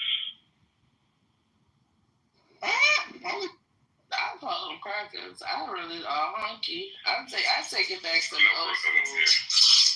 But you know what? Trump is trying to get her too, y'all. You like Hunky? I think that's a cute name. Yeah, I like Hunky. Your president is trying to get her, talk about he's going to take her, Oprah, Oprah got more money than God. Okay, I think Oprah's richer than Trump, isn't she? Oprah. Okay, so he said he's going after Oprah. He's going after Beyonce, and he's going after Kamala. Kamala's really broke. Going after them. And what we're going after them. He said they should be prosecuted for the shit that went on during the election. You didn't hear this? That because they felt that she stopped paying attention to that Negro. Fuck him. Fuck Donald Trump. Because that's what we talk about. Mute up. What you saying? He's saying, and you know what? He wants to go after them because he wants a smoke screen. And what a bigger smoke screen. The MLK thing fell through. The Barack Obama shit fell through. So everybody he's going after, if you haven't noticed, is black. So he said that they misappropriated their funds for the election. What's the correct name for those funds that they used during Go ahead, Michael. I can't remember. I'm not sure it was a campaign fund, but I was going to say it's about rally size. The reason he's going is because of rally size. Remember when they claimed like Beyonce had that big thing in Houston or in Texas, wherever she was, and it was Kamala's rally size, and he's like, she's paying these people to come to her rallies, and that's what he talked about it back when the election was going on. So now he's president, and he's trying to throw people off the Epstein thing. He's bringing it back up, but it's literally because his ass got embarrassed because she was pulling bigger crowds.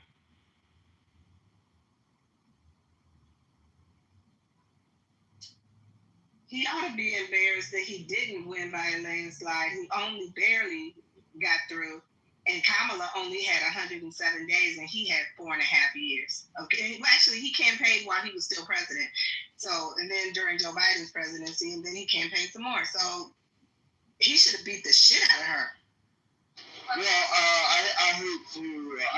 I didn't want to go with this whole thing before, but I'm like fucking now. He cheated. It was great. And I never wanted to believe this shit, but it was. They're doing audits. Like, you got CIA agents doing audits. The shit was good.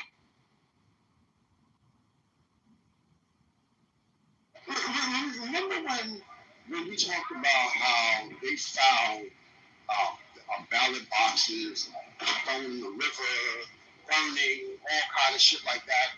Like, that's just the small stuff. That's not even the bulk of it. Like, they're accounted for that. But there are things where there are ballots that disappeared, and they're like, okay, these numbers don't add up. Yeah, it's.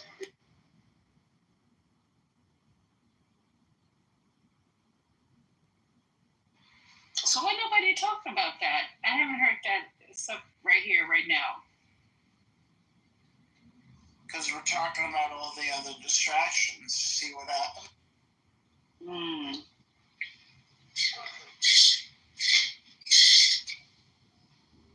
thing that I noticed that's interesting is that it appears that like his people are like telling him to just like do the work, or they're putting things up. Like this thing he had the Apple announcement the other day. It's like he's trying to do the things that he promised and do the work as opposed to just going out like the MLK files, or like they're still talking about going after President Obama. But I noticed that they're trying to set his own with him doing some more work. Yeah, it's a nice bowl. Yeah. I'm sorry, y'all. Go ahead.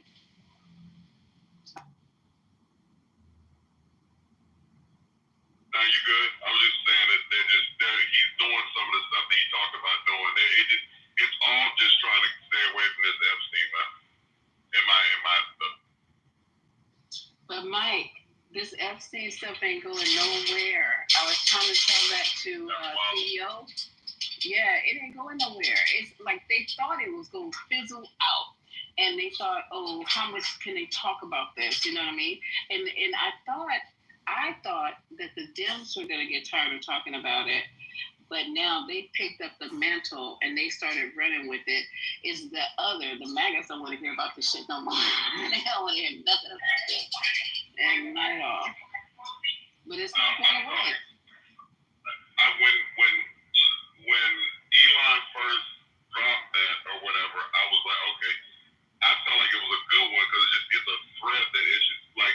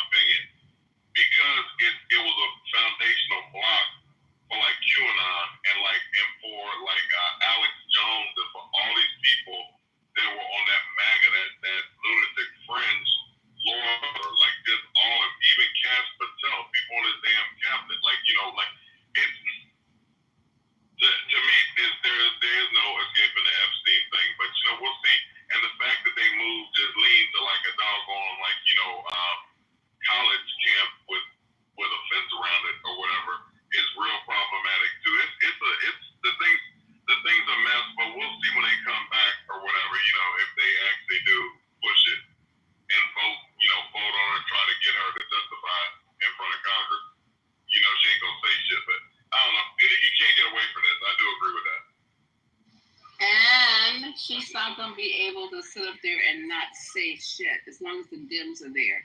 Because this is, every time we be saying, oh, this is a layup for these Dems, they always get up there and miss the fucking layup right there. You got a 7-foot person right there at the rim. All he has to do is dunk it. And somehow they mess that shit up. I don't understand it. So if she gets up, you need to have Jasmine Crockett. She's the only one, or maybe AOC. They put too much on AOC. I don't see what the fascination is with AOC. But they need somebody to clap back. Like, what the fuck are you talking about? And they need to invite some of the ladies who were involved in it. Don't let it go down like that. Like, I was there, bitch, you lying. This is who I saw. This is what I heard. This is what I smelled. And this is what you made me do. They need to bring some of those women in front of her that she abused and actually put her finger in their vagina. And I was like, bitch, no, you put your finger in my vagina. You a motherfucking liar. I remember everything that happened. Did you see the other day that Gloria Allred had a client? No. Yeah, Gloria Allred was on a press conference the other night with one of the girls or whatever. So that was a big deal. I think I saw it last night or whatever. That Gloria Allred has that she was, like she does for everything, but she had somebody that was a client. She was crying, talking about that that she didn't feel like this needs to get any preference equipment. So, and you have Virginia Guffel's family talking about this whole thing. So the women are starting to come out. If Katie Johnson ever comes, that's gonna be the bomb. So the thing about those two ladies that you went to, of course, Jasmine Crockett, she ain't nothing to fuck with. She will get her that ass. There's no problem. AOC, she just cuts to the chase. She doesn't do much of the clap back things, but she will lay that shit out so anyone can understand it very clearly. Right? And you can't really escape the questioning that she does either. Jasmine Crockett, of course, she's a prosecutor, so she's a lot more skilled. She's a lawyer, so she's a lot more skilled at doing the questioning. But they both are pretty dangerous in their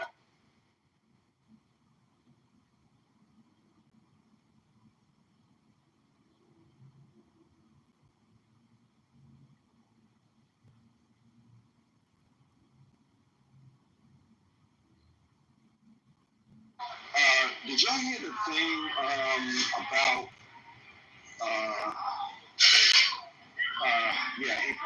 this guy talking about he's taking FEMA employees, agents, and they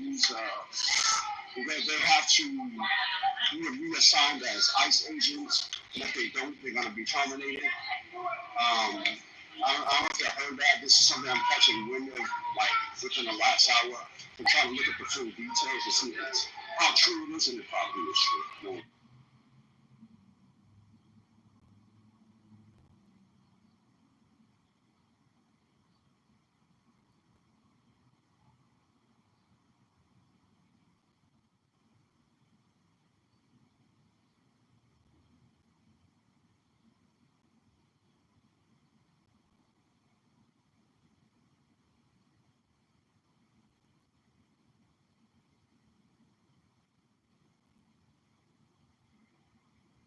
I haven't seen anything on it, Royal, but with all that money that they put in the ICE, I believe they're going to be trying to pull it from everyone.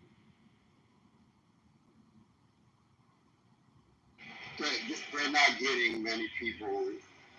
They're not getting the return that they want as far as this hire. It's not that thick. So this is why they're trying to take other agents. They're like, we don't need FEMA. You go do this job over here. Yeah, they probably overestimated the sickness, like, of people. That you got to have a stomach for that kind of work. And I think that probably, like, the people who are, like, down to do it or maybe already doing it. But, yeah, it seemed like that would be a hard job to fill. You know what I'm saying? You got to have, like, sort of a certain, you just got to have a stomach to do that kind of work. Yeah, but you see the benefits. Like, first of all, we're trying to poach,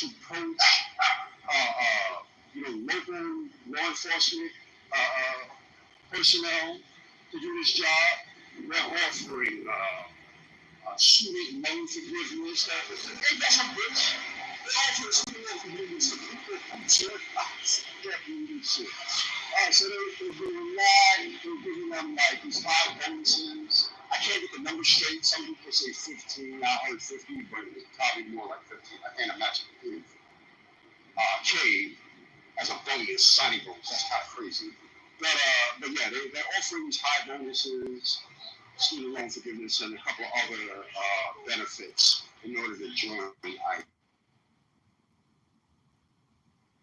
If they're still having recruitment problems with all those benefits, that makes me feel good or better about like our society if people can turn that down to that kind of work. Because the way that it's being shown and what they're doing and how like they've been so hated and people like out like throwing rocks and doing all that stuff, you know what I'm saying? I know they're gonna get some people, but then if they're having a problem where they're having to pull from other agencies, that's actually sort of encouraging to hear that.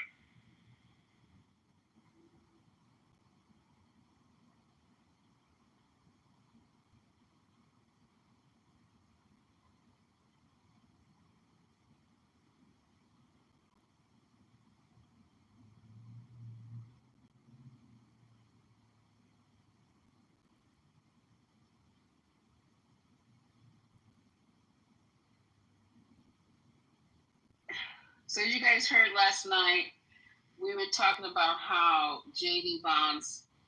Okay, the first report we got was that they were going to have this meeting at J.D. Vance's crib, and the All News was talking about that. Even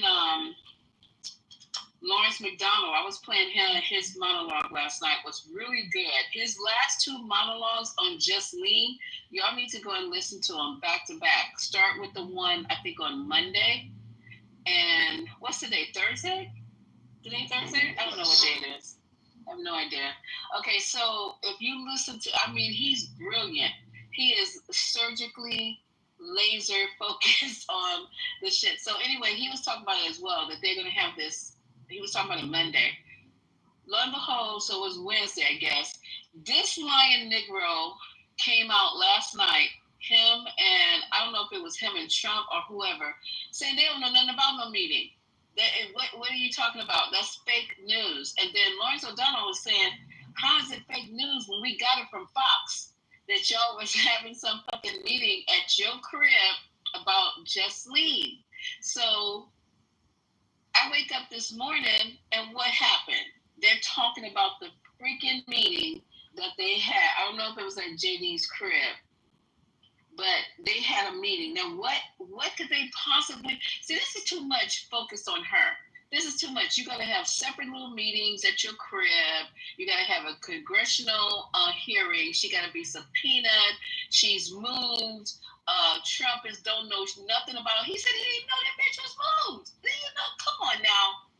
His own attorney went down there, not his attorney that happens now to work for the DOJ. But he's the one who questioned. So you mean to tell me that he didn't tell you that they had her moved? This boy lied. And then there was a guy I heard on CNN. I didn't know he was on CNN, but I remember he was doing it. He was tracking how many times Trump lied in his first administration. And I remember somebody else was talking about it, said he lied 30,000 times. Yeah, roughly about 22 lies a day. Yeah, yes. So we are supposed to believe, and he talking about you can't believe Just Lean. We can't believe you. 30,000 times, 30,500. So I'm just like going, this is the biggest shit show ever that's going on right now in Washington, D.C., and we are starting to act like it's normal. Our hair should be on fire every damn day. If you guys say you want to go march down in Washington, D.C., I wouldn't be able to go with you because I think that mofo will call the National Guards out, and next thing I know, I'll be laid up somewhere or either I'm 6 feet under. But this is crazy. Nothing makes fucking sense. So they had a meeting about Just Lean. Just Lean got the cards. If she don't know that right now, she will either end up one or two places, but she got the cards right now. Everything is about her. And I would take full benefit. From it. If it was me. I don't know what the hell she gonna do, but that's crazy. She trying to get that pardon.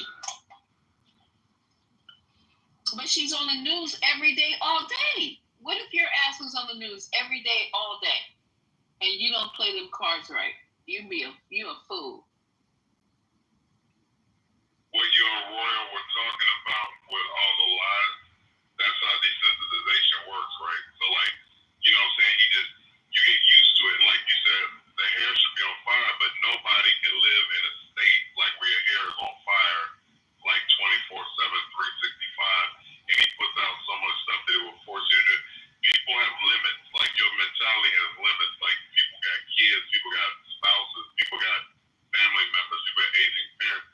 You literally can't focus on all the shit that he puts out, and that's why flooding the zone works. And it's like, it just gets to the point he does it so much. You're like, yeah, you know, it's like either like get apathetic or, you know, or just some people just believe in what he says. But, you know what I'm saying? It's a strategy. It's literally what D-Man is talking about doing, and they're literally doing it. See, look, maybe I'm speaking as a inner city, you know, person, but people do not know how to turn off the quorum. Like, the quorum is not for everything. There has to be a point where you get ratchet. No one knows how to be ratchet against the Donald. They're scared of this motherfucker. They let him run roughshod all over them. And people are just like, I don't know what the word no means. I don't understand the word no. Like, how does that happen? I'm confused. They let this guy run roughshod on the entire nation, and they're like afraid of you know, anything that he does. Oh, you know, you are anti-Semitic, so what I'm going to do is I'm going to pull your funding. Oh, I'm sorry. Let me give you millions of dollars. Please give us back our funding. Or I'm going to sue you because of X, Y, Z. You know, whatever bullshit that he sues people over. Oh, I'm sorry. Here's $16 million. Please don't pull my license to broadcast. Please don't do that. What kind of shit?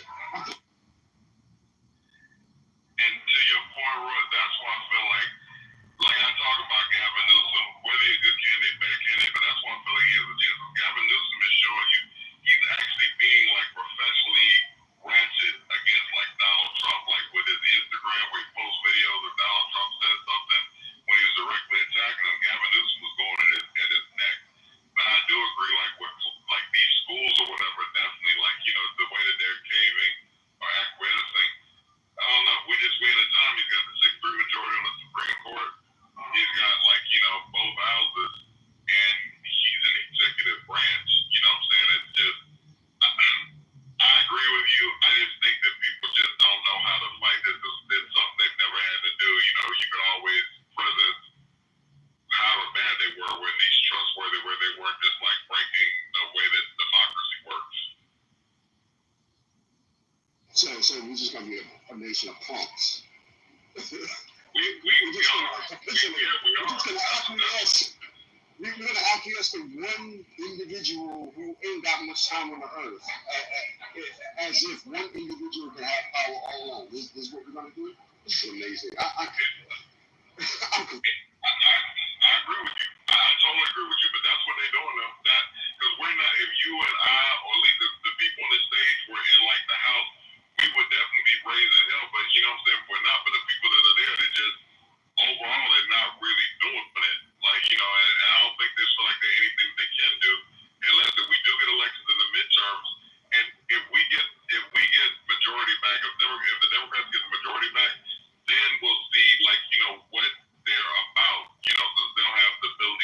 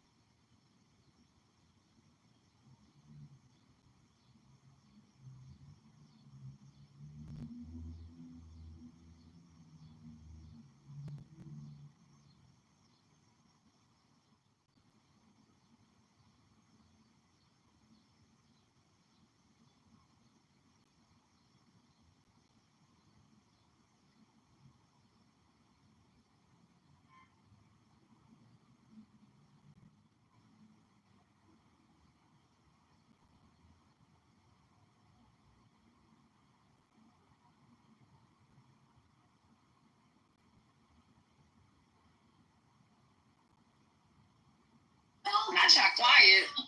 Need to hurry and pick up your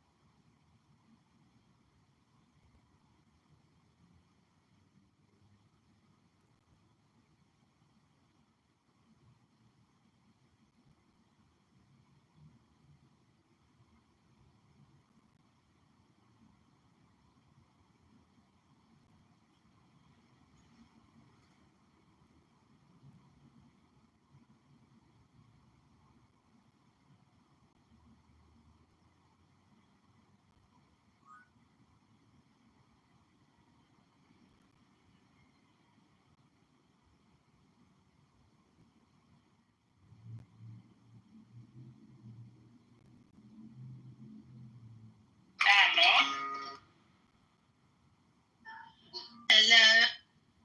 I got quiet.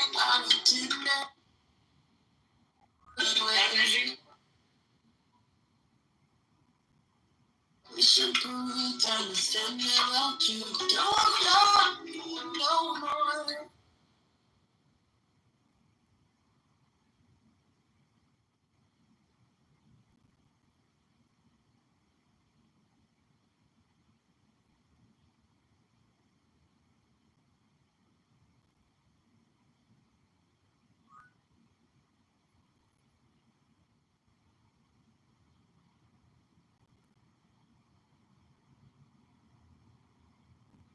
Mel, did you see her tiny desk?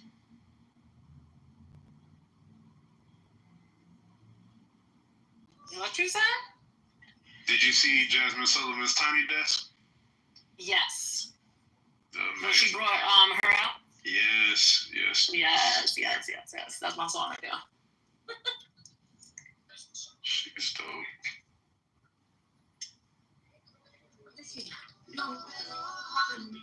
Yeah, you gon' make me go through and feel shit like I can surely fall. I'm crashing on the places. Those be so personal and that's what they do. We will function. I'm gonna do that. Yeah, shit.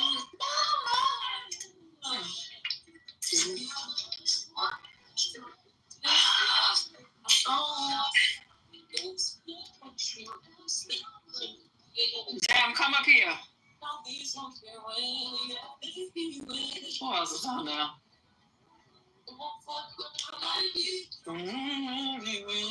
What's up, Zam? I don't know what's going on. You can't hear me. I've been waiting for a minute. I don't know what's happening. I don't know what's going on. You hear me? The app is glitching hard. I got thrown out of the room like 6 times, not by a person.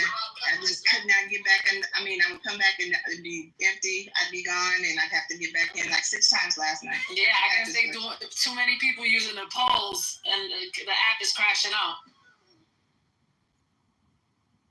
That makes sense. You can't hear me? You can't hear me now? Yeah, we hear.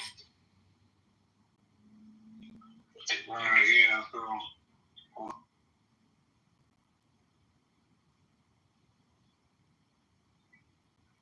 family got me out here cooking, so I'm just trying to listen and catch up on the news. I think Sandra just got kicked again.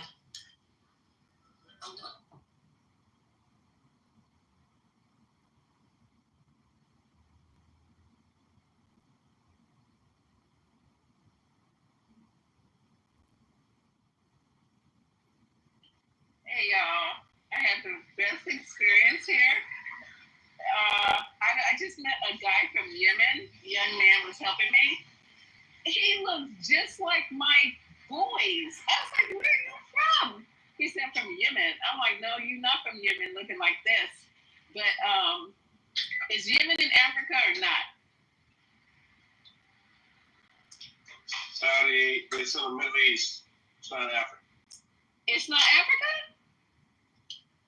No, it is in the Middle East. It's right next to Saudi. Excuse me, did you scream with 5th metatarsal?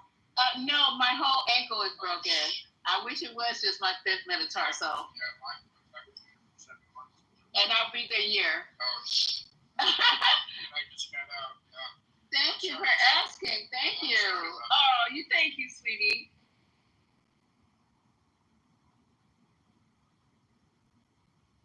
Okay, so why these Yemen people look black?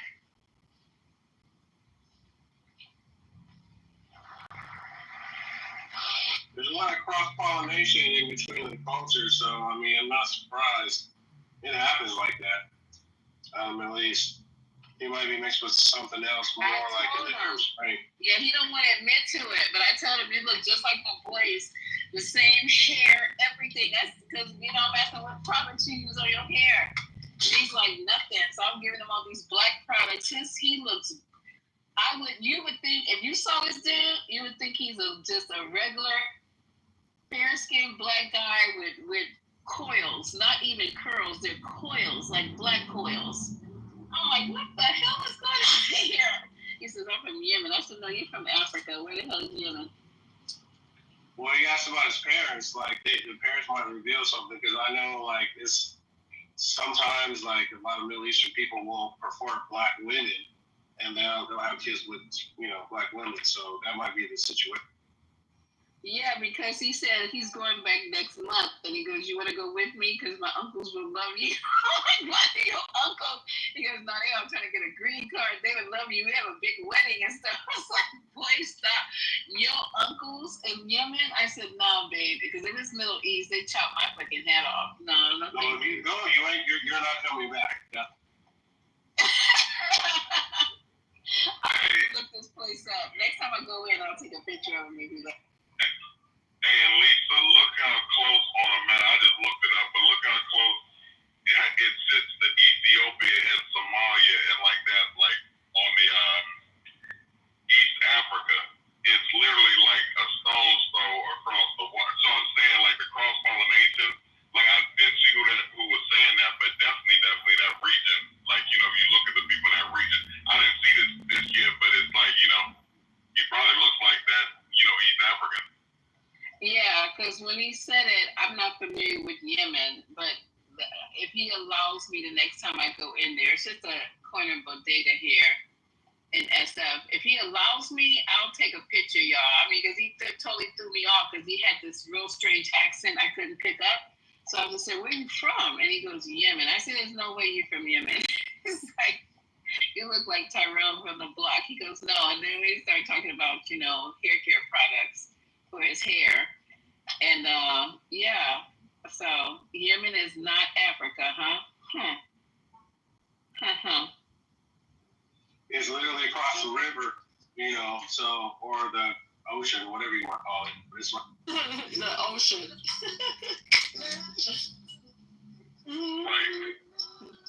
Yeah, it's like, when you see it on a map, Lisa, you definitely will just understand what that is. Okay, I'm gonna look it up when I get to a safe spot. But yeah, anyhow, where's everybody? Oh, you're supposed to be chopping it up. I don't know. I need somebody to talk to. I got an hour commute. Where y'all at? Don't leave me now. They're the worst co-workers. I'm sorry. Hello? Don't leave. Y'all be clocking out early. You know, be telling people we gotta go on lunch. Not naps. Come on, we talking about age a few minutes ago. Now we got big girls taking naps. Come on, y'all. If we talk about naps being old, I'm old. I can't get a nap. If I could, you know what? That's the best thing for you, though, Mel. If you take give me naps 20 during the minutes. day, yeah, they said to live longer and you have less stress. So I need to be napping in some. My mother-in-law's always taking naps. That's why she's still alive. See what I'm telling you? She's still kicking. And a little bit of liquor. Don't tell her other people to take liquor. Now, I'm just saying, you know, not alcoholic stages. I mean, like if you have like a shot. I have an uncle who's in Texas that I haven't seen forever, but I know that he's approaching 98 years old, and every time he calls, you know, I give him all the grace in the world because I'm telling you, he can call me and ask me for my next rent check because he made it to 98 years old. He still have all his faculties, still out there doing his thing, you know, in the garden and whatever, and all this kind of shit. 98? So he has him some brown liquor. He says brown liquor. He don't smoke or nothing like that, but he has a shot every night with dinner. He exercises, he walks, he does all that shit, but he sleeps his ass off, so he doesn't wake up and get out the bed till like after 9. Then he takes a nap around 1-ish, and then he's back in the bed like 8. I'm just like, wait, you is taking sleep is important, obviously, because you know I don't know if I want to live to be 98, but I definitely want to live longer than some of my peers, but. Well, that's country living though for you. That's country living. If you're in the city, your lifespan is a lot shorter, but if you're in the country, it is a lot longer. So I can see that. Thanks a lot. Thanks a lot. No, I mean like when you retire, go to the country, and then you can live longer. But if you stay in the city, I mean you still living that fast life. You can live that faster. I don't know where to go though, y'all. I don't know where to go. I want to go someplace where I'm not too isolated. I want to be someplace where if I want to have like a little social life, I can. I don't want to be sitting on the porch and shit like that. I'm not that girl. I'm sitting on the porch and drinking mint juleps. So I gotta be somewhere. So you don't want to be sitting on top of the bay, wasting time. If I could, I'm gonna be very honest with you. If I could, I would retire to California, right on the peninsula. It is breathtaking, and I would sit on the porch for that shit. Ask Scotty, it's just breathtaking. I can sit there all damn day, but y'all gotta come visit me. We gotta have an outlet or some shit like that. But yeah. I would move, but it's very, very, very, very, very expensive to live the way you want to live in California. I mean, it's possible, but it's really expensive. So I don't know. We'll see.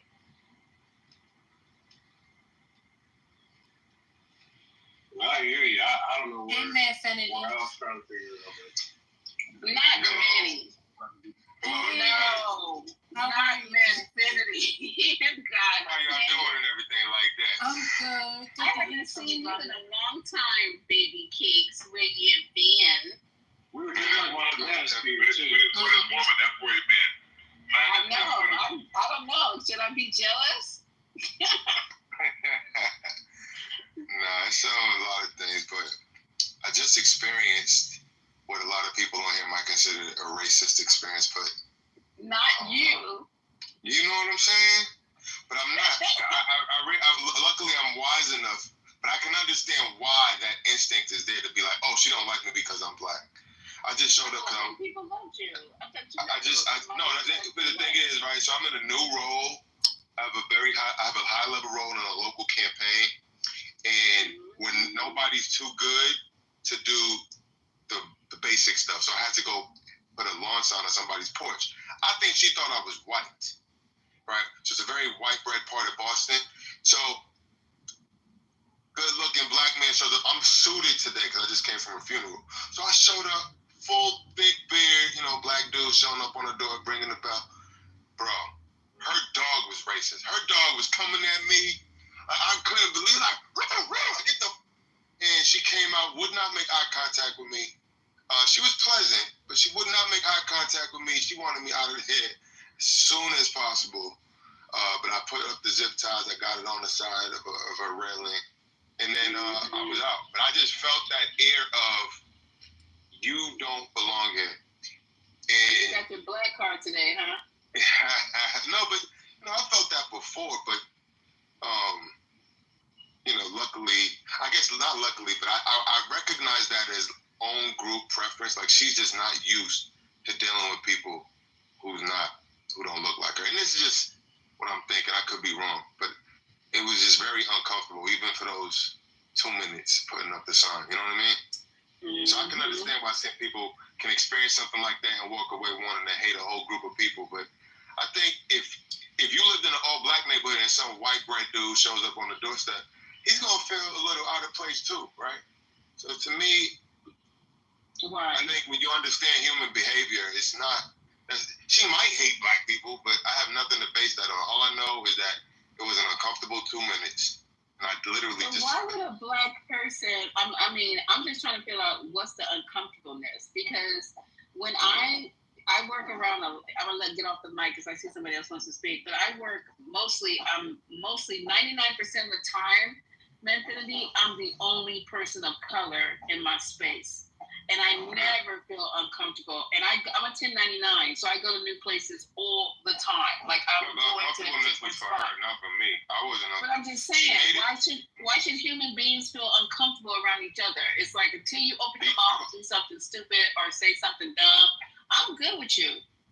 Well, that comes with the level of maturity. So, for instance, if you don't interact with Asians, for instance, but and you've seen Asians and pop and whatever, and not pop, excuse me, and you only know them from what you've seen, and you believe the stereotypes. Then when you see somebody like that, you want to put those stereotypes on that person. That's like human survival instinct behavior. You know what I mean? No, that's ignorance, boo.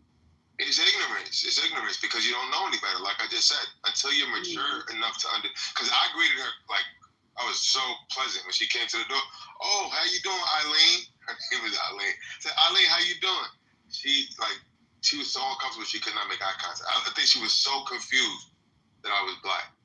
Because I was speaking to her on the phone, and I guess I came off very professional, and maybe she didn't. I don't know. Are you trying to say black people don't come off professional? No, I'm saying...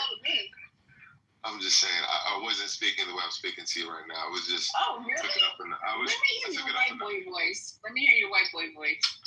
Good afternoon. Is this Lisa? How are you today? Oh, yeah, you... I was a bill collector for 10 years, Lisa. I know how to switch it on up. He does sound white. I'm sorry, y'all. Do it again. I didn't hear. Say it again. First Lady, how are you today? Good afternoon. I was the first one that spoke to you, but Lisa felt the need to take over the conversation. So, go ahead, say it again. Good afternoon, First Lady. How are you today? I'm glad you're here. Good afternoon, Mr. Manfinity. I've been very busy with this campaign, but we got a primary coming up, and God put me in this role. It's an interesting. I'm learning so much about local politics. I've been so tied up in national politics with y'all, but I think all of that was God was giving me that breeding ground. So now learning the whole local political scene is like wow, and then you're in front of the people that you're learning about, and all of the various dynamics. It's like I'm living in it's a backstabbing, crazy world. Like they'll introduce you to somebody, they'll walk away. Oh, that person is a this and that person is a that, and don't trust this one dude, a black dude, cannot say anything good about anybody. Everybody you meet, oh, this person's a this and this person. I'm like, I can't take I'm just taking everything with a grain of salt. Like everybody is just rashing each other behind each other. I'm like, what are they saying about me when I'm not here? It's terrible. It's toxic. It's toxic. Wow. Another thing too, right? They worked in corporate America before, because that's all they. Yeah, but in politics, like, I don't know, these are public figures, so I guess you have a vision of them, but then it's nothing like they are in real life. You know, you ever been to an event? You ever been to an event and people pretend not to see you? I'm dealing with they pretend like they look through you. Like that. You seen me? You just trying to avoid somebody. It's They do that in happening corporate all the America time. all the time. Like that's like they do. Like we do that. I'm one of them.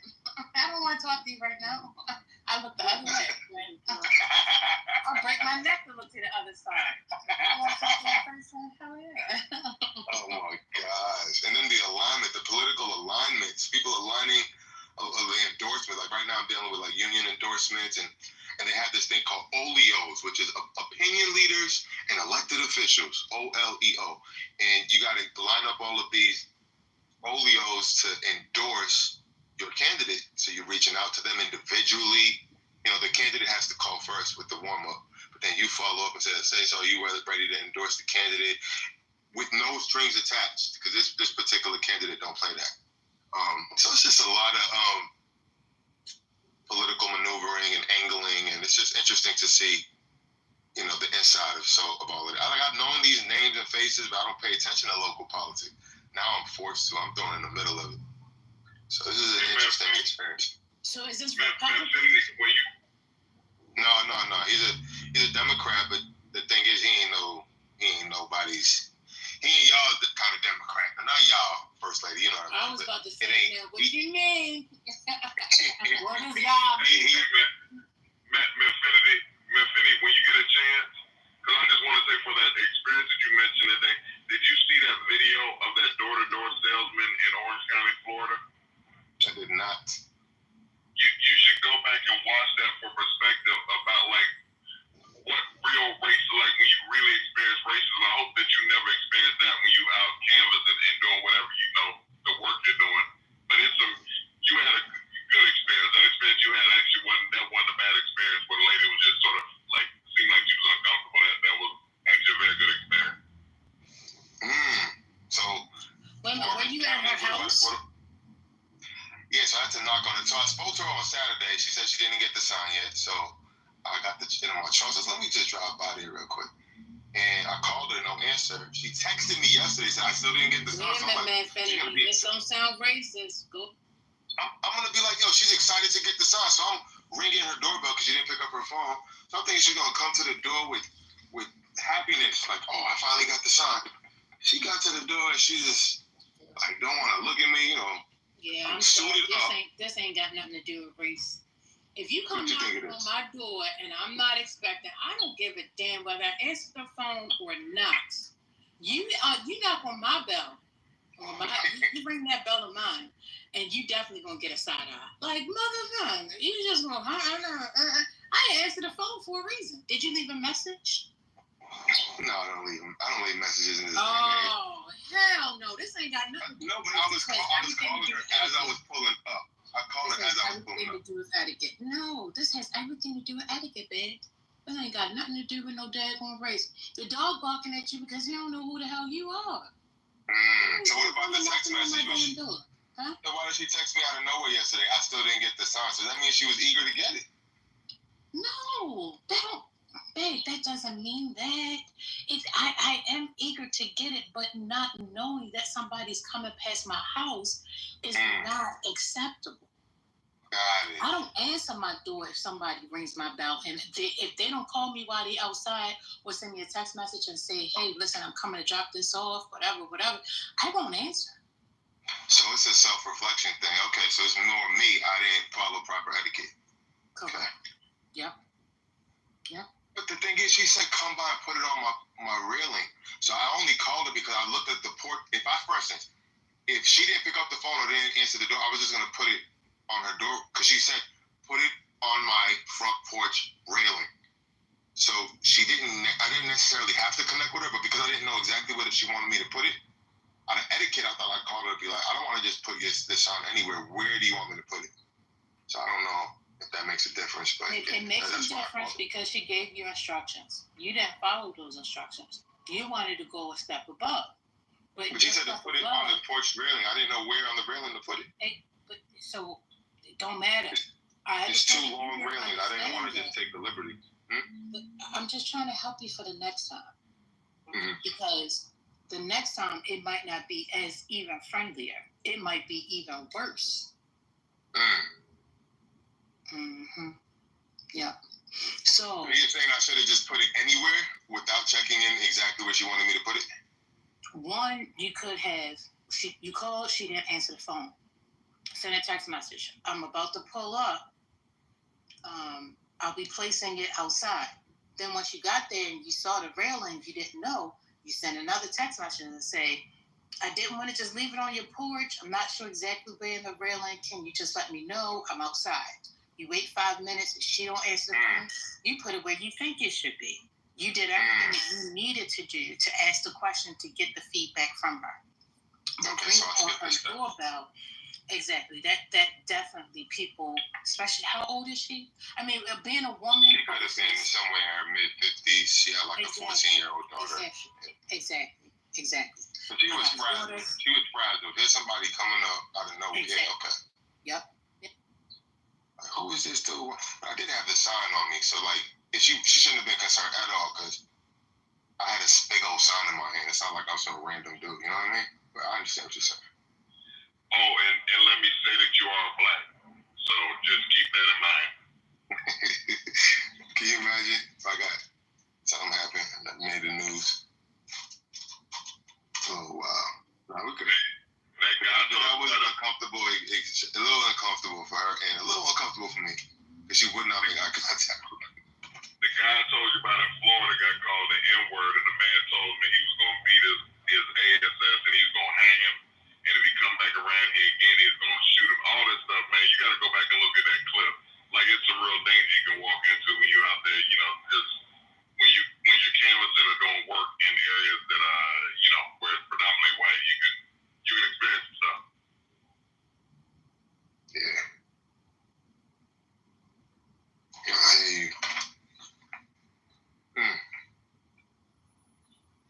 Well, I'm glad you came to share with us. I hear you don't come by much often. Actually, honestly, I'll be checking every once in a while, but because you have a certain person on your stage who don't like me, I think I'm always blocked. So when I do get the chance on a random, who got you blocked? I believe it. I think it's AG. I believe, but I don't know. Because every time I stop through to kind of just pop in, it just shows up as like I don't even know what you call it. So it's just, I know y'all are rocking. Well, you behave, people will unblock you. I always behave. What you mean? I try to. No, you don't. But nah, you heard First Lady the last time. These people be starting with me. They expect me not to react when they just try to slow it down with people that's starting with you. It's like you like to talk over everybody. It depends on how the You situation know what? is. Between you and C, oh my God, I would love both of y'all on stage together. So y'all could just That would be crazy. That would be crazy. And then he pull out his gigantic mic, and you wouldn't even be able to hear C. She'd be like, and he'd be talking.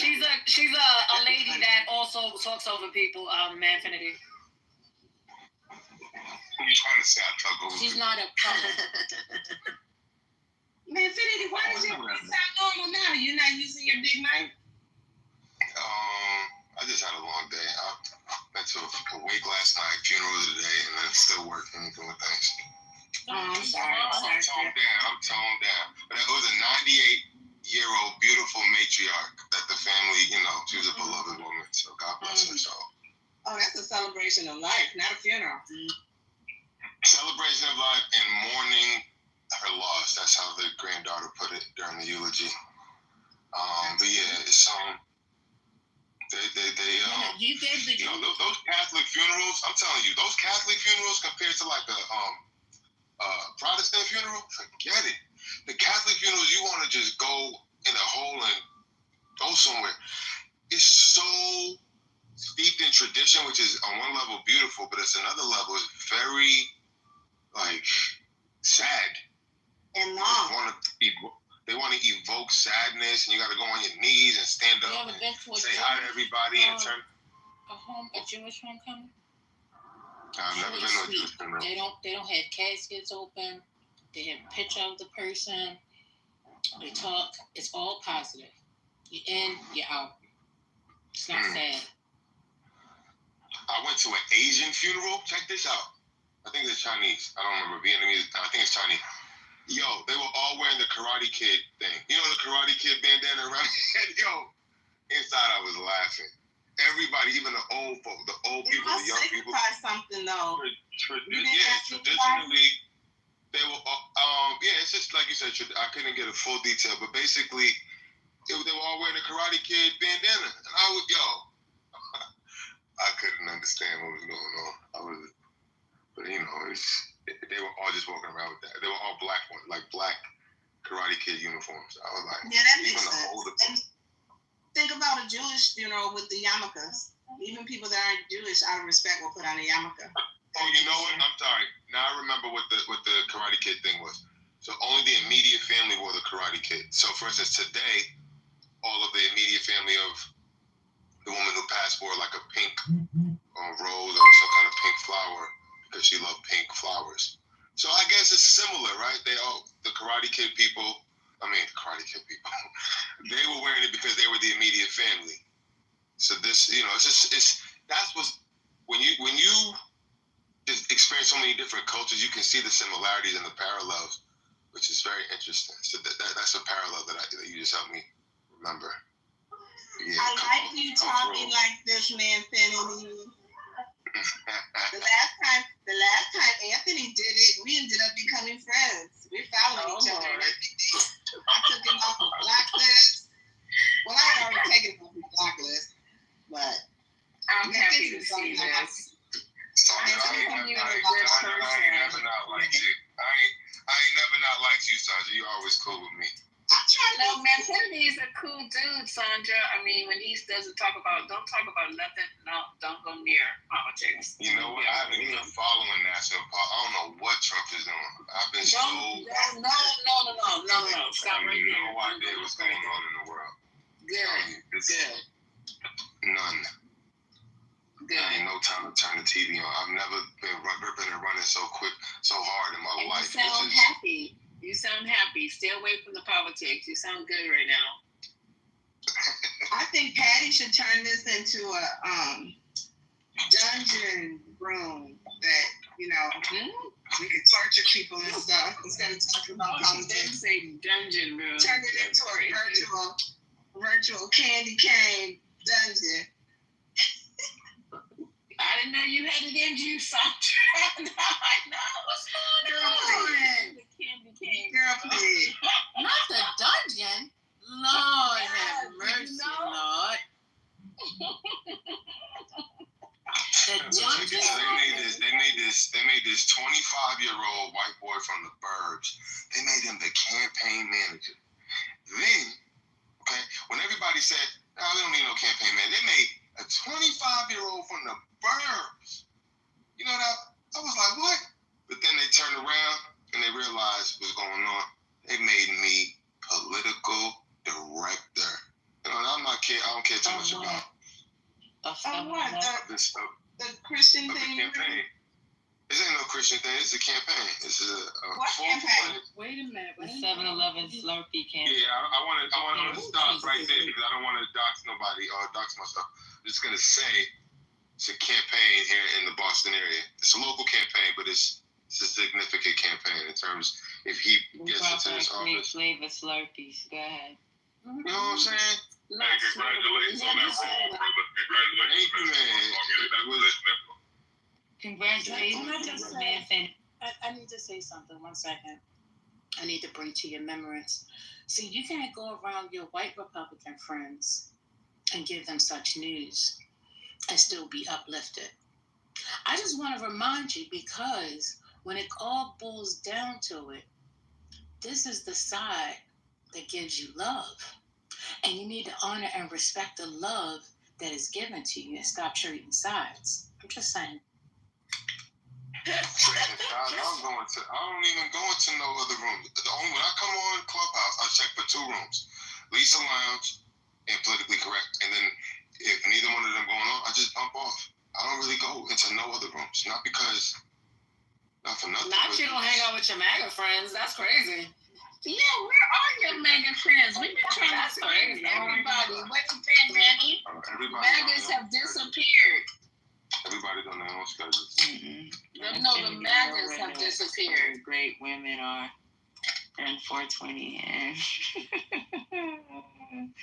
y'all are just some familiar voices. Tragic biracials. Oh God. You know what? Have you guys noticed we ain't seen the MAGAs? I ain't seen. Where's Matt? Don't you know it's because y'all got them blocked? Shout out to the tragic biracials. Very tragic biracials. Tragic and toxic, confused. I don't know. They said that to y'all yesterday. Y'all ain't hear it? I was listening to the replays. I heard it today, this morning. I mean, like, why we gotta be tragic biracial? People just politically correct until this morning. It got emphasized that Lisa. What I do now? Oh, I seen that too. What? Can you tell me what I said? That you are a liar. That you lie. You got people blocked. Yeah, I do. And you know, I did say when it comes to certain people, they have back channeled me and told me that who's blocked and when. I do. Y'all know I got people blocked. Is that a surprise? I did not. It is a surprise for me. Only time I knew you had somebody blocked was Kalisha. And and Thomas. Remember Thomas? You got this chick blocked. Let me give you the name right now. Hold on. You had unblocked them. I thought you had. I did, and I still unblocked. But remember when Thomas came? You got Alicia. ALE. Hold up, Mel. Mel spelled the name. You ain't gotta spell it because I was in this room when I told her on stage I was blocking her. I was in this room on this stage. She was in the chat, and I don't usually read the chat. And let me read to you a back channel real quick. Okay, go ahead. This is so annoying at this point. Still don't know what I did to her to be blocked, and I'm missing out on these great conversations. You are. She's always in the room. If you can be discreet, please. Hold on. If you can be discreet, please, and find out why she blocked me, please. Now I'm curious. Don't even talk in this room. Not discreet, Mel. She was. Wait, hold up for a minute. I'm having a and she doesn't speak. So Melly. Yeah, she's Melly. What happened? So you just think I went to the chat and chose somebody indiscriminately and said, I'm a block you, bitch. I never did that. I was saying something on stage. I never read the chat. And that's why I just keep my ass out of the chat. She said something and we were going back and forth for like a half an hour. And now she don't remember? You talk this is the thing. Amnesia. I never heard that girl even talk. I have never seen that young lady talk. I don't care.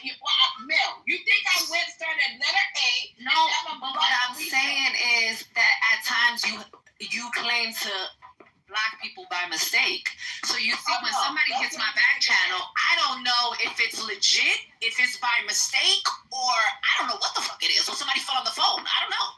So I'm just telling you what was in the back channel. That's it. On the phone, didn't put the phone close to my titty, none of that. She was talking shit to me, and I said, you know what? She goes, oh, then protect your peace. I said, well, I know, and I was on stage, and I was talking to her. I said, okay, I know how to, and I said this out loud. On the stage, you guys don't have replays, and we will roll the fucking tape. I said, I'm going to protect my peace. I'm going to block you. So that's how that happened. You're right. She never said, and I don't know why she was just focused on me. It's something about me when I can start talking and talking too much. People are like, this bitch here. So I don't know what it was that day with her. I don't know her, never approached her. But that particular day, everything that came out of my mouth, she had a problem with it. I was like, well, what the fuck? And I was asking her, why are you focused on me? I know And she with the goes, well, Thomas protect your peace. situation, it's been a couple of times he came up here and said something. The last time, Lisa had talked to me and she's like, I'm not going to block him. I said, at this point, it's getting ridiculous. So when Thomas came back and said something smart, I was like, when she block your ass, I ain't got shit to say because it's getting ridiculous at this point. Because it means something. I tolerate him. I tolerate him. After what they did in that room to me, I was the star of the fucking show. In that room, he was jacking off to that shit. It was like, oh, you're an old white woman, 68. I said, okay, I can be that. And he's like, yeah, you know who you are. I said, I can be that. Jack off, nigga, jack off. So I'm gonna be honest with you, Lisa. Me and JD was talking about that situation. All that shit started with Quint. So Quentin. Quentin. Okay, Quentin. So it was Quentin, and I'm gonna be honest with y'all, everybody here. JD ain't lying. It was Quentin and it was Thomas. All those people were full of shit. Quentin, Thomas, somebody named Bree. It's a bunch of shit. Yeah, Bree doxed April and said she was gonna come to her house and kill her. Where's April? Same Bree. Wait. She was gonna come to her house JD told me the whole story. He actually said there was times that y'all were blocked out the room, that they let him in the room, and they were asking him a bunch of questions about why he's still in the room, because they were trying to get him to come over to their side.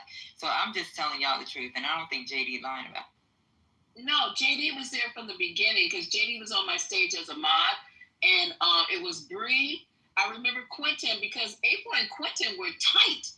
April used to... I don't want to say her business. Let me be quiet. But anyway, they were tight to the point where they talked off the app. She sent him shit, all kinds of stuff like that. And then all of a sudden, everybody started focusing on me because I guess... The thing is, Lisa, you weren't tracking the Quentin thing because you never said anything about Quentin. When you were I didn't know. I had no idea. You told me Thomas. But JD and me was talking about it. And... I had no idea. And he actually said it started with Quentin, and then Thomas, the only reason why you heard about it is because his big-ass mouth is sitting around fucking spreading the rumors. Okay. I'm cool with it. I wasn't cool with it then because they doxed a really, really close friend of mine. This stuff is not funny. When it's happening to you, it's not funny.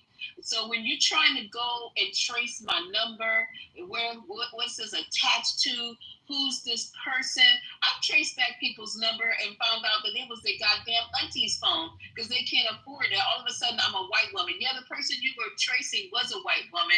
You didn't even know who the fuck you were tracing. Then you got into everybody who had a phone on that line. I'm assuming that's what they were doing because they had that white attorney, Shauna. I literally reported her to the board of attorneys, whatever the fuck that was. My dad told me report her ass to. She's a whole ass attorney, and this is what you got going on? I'm like, this is crazy. So I had to protect myself. Then I got a brother in the military, and I was telling him, he's like, fuck that shit. He's a lifer. Why are you so interested in me? What makes me that interesting that you guys got to pay $9.99 to go into the trace a telephone number or however much it costs? If I'm gonna find out about somebody, I'm gonna hire a private detective and I'm gonna skip trace your motherfucking ass. I'm not gonna pay white pages $9.99 to see whose phone belongs to who. I'm not doing that shit. I don't play like that. If we gonna fight, if we gonna have war, I'm going to war, big time. I'm going to war. And y'all know I'm like that. I'm warring now. And I'm going to spend every fucking dime to win the fucking war. So I don't play like that. So yes, I had that nigga blocked. I unblocked him because you guys asked me to unblock him. I unblocked him. Because I can be on the stage with him. I can hold my own. And anybody else. I'll unblock Alicia or whatever the fuck her name is. Just leave me the fuck alone. I don't be coming after people. Got enough fucking stress. I don't need to be coming out of unknown, unmanageable, don't know who the fuck you are, don't care who the fuck you are. I don't fucking care. I get attention all fucking day. I don't have to come to Clubhouse to get attention. So I she's only not got blocked. 2 people blocked. That crazy guy that came in the room that one day that was calling you, saying nasty stuff about you, Lisa. And then that guy that called Patty a bitch the other day. Those are the 2 people on my block list. And I can't even remember their names. And there's always some niggas that start shit with women. What in the fuck is wrong with you guys? It's always niggas. You should not give a fuck. If we're not screwing, don't give a fuck about some chick on the app that you personally ain't got nothing going on with. And if you are fucking her and you fucking her over, then you deserve every fucking thing you get. I don't understand what's going on here. These people are in their fucking feelings. I heard this shit this morning about, well, you got this person blocked, well, you got this person blocked, and Debbie and all you guys is right. Who gives a fuck about a fucking, what are those things, emoji? I don't give a fuck about emoji till you open up your fucking mouth and say something dumb about me that I don't deserve. I am the nicest person you ever want to fucking meet. Period. I talk to everybody on the fucking street. The man just talked to me, I talked to him. It was a hi and a bye, and thank you, sir, for your concern about my fucking leg. But I don't do that. And you got these monsters online. They don't have no fucking life. Go get a job. Go get something. Don't fuck with me because I'm not fucking with you. Ever. So, I don't know. I'm losing it. And I'm glad the replays ain't on. I'm crashing out. Yeah, but that was always so. I just let it go. I did. I don't even talk about this shit no more, Patty. The only reason why I brought it up is because, like, with the this, that, and the other, I was like, to be honest with you, I kind of found out the truth about everything yesterday, and I was like, what the fuck? Yeah, it's don't make no fucking sense. It just had, and the real crazy shit about it. See, the only thing is, Lisa, is like you thought it was just Thomas. It was, what's his name? You know what they thought you were doing? What? Putting makeup on your body to look black. What? Are you guys fucking kidding me? That's crazy. That's hilarious. I'm putting makeup on my body to look black. Let me tell you guys something. I have met a nigga on this app. I don't give a fuck. I have never done any. Why would I do that? Racial dolazal kind of shit? What's going on? So Lisa, it's over some fucking numbers in a room. Lisa's white, and she uses I'm black white. makeup. Got it. I'm white. If the truth has come out, this is So 2025. Lisa is really Rachel Dolezal, is what you're saying? Yeah. I think she should change her name to Rachel. Or you know what? Put it in your nickname. I can do that shit. Use it as your nickname. You know how you have the at? Y'all can call me Rachel. I really don't even care. They got no Rachel Dolezal. Okay, no. The confusing thing with me and the app is the rooms and numbers, because it really started with the baker lady. I can't even think of her name now. Who owned the bakery in Washington, D.C. And her is her high tea on Sunday. It all started with numbers. It's like, oh, you have more numbers. You opened up a room while my room was open, and then everybody was in your room. It's like, I opened up a room because I didn't know we had assigned times at the time. I just thought it was a breaking news story. I opened up the room, and Miss Heffa lost her mind because the room was open. And I didn't even have a lot of people in the room. I think I had like 30 people, and she had 7. So she got mad. And I was like, I don't even deal with numbers. I don't even be looking at that shit. I don't even be looking in the chat. I don't be looking at the people. I'm just talking to y'all like I'm doing now. I have no idea who's in the room. I have no idea who's on the stage. I'm driving. I could care less about the numbers. If people don't want to be in my room with me, they don't have to. You guys are motherfucking grown-ass people. And if you don't want to hear my big-ass mouth, you go to the next room. If you don't want to hear my dumb shit, you go to the next room. If you don't want to see my goofy ass be goofy, you go to the next room. If you don't want to hear me say curse words every other word, you go to the next room. What the fuck? This is grown people on this fucking app. And I'm not holding nobody hostage. No one. So I don't understand what that problem was. And then it escalated, and it just got worse and worse and worse. So that's how it really started. I had no idea who was all behind the scenes. And then Kalisha was in the room when they held a whole ass room about me. I went into the room, and I was literally attacked. I was like, oh, you're this, you're that, you're this, you're a dumb bitch. You don't have children. I wish I didn't. All the stretch marks across my fucking stomach that I want to get and toned and taken off. Are you kidding me? My tits don't sit up anymore at attention because I was breastfeeding. I pay college tuition every fucking year. Are you fucking kidding me? Who would brag about having a bunch of fucking kids? That's stupid. Then on top of that, working in the medical field. I'm staying home. I have live pictures of me in the OR. Period. I've had one guy on this app that I FaceTimed while I was in the motherfucking OR. He saw me standing there in the OR, panned around, showed all the people in there, but I don't do what I do. I don't understand it. They said why do I have to prove it? The man that you FaceTime said that you was getting ready to have surgery. That's when you FaceTime. Just kidding. In a uniform? Okay. Yep. Mm-hmm. Okay. Yeah. Oh my they say God, you had your this is scrubs on. wild. They was getting ready to take the scrubs off of you. Yeah. With the man tag. So be it, Clubhouse. So be it. I just With the have neck been tag, you guys. I'm on the struggle. With the I'm a black clipboard. woman on the struggle. I'm on the struggle here. I'm trying.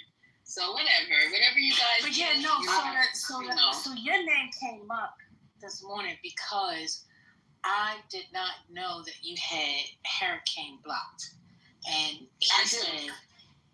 he said, don't ask her to unblock me because I'm okay with her blocking me.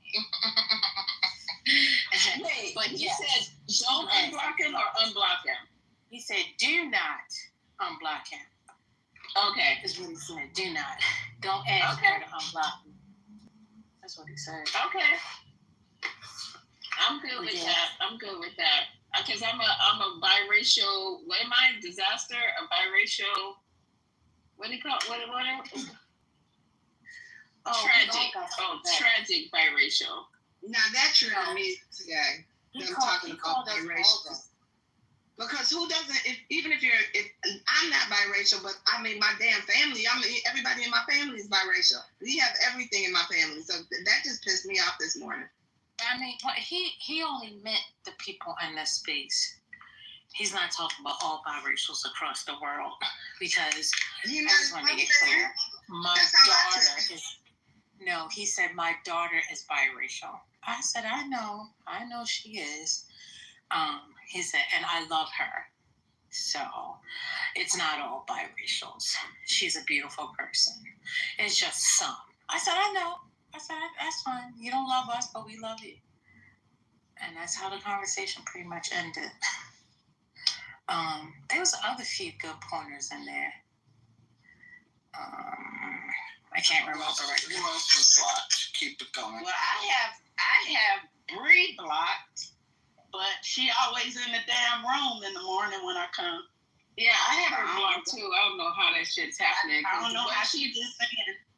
I don't know. Because what she said to April, I will never, ever forgive her. Ever. I will never. Because, I mean, it's to the point where somebody has to, no. Well, I blocked her because she came in my back channels and said I blocked her because of Lisa. And I shouldn't have blocked her because of Lisa. And she talked real crazy to me.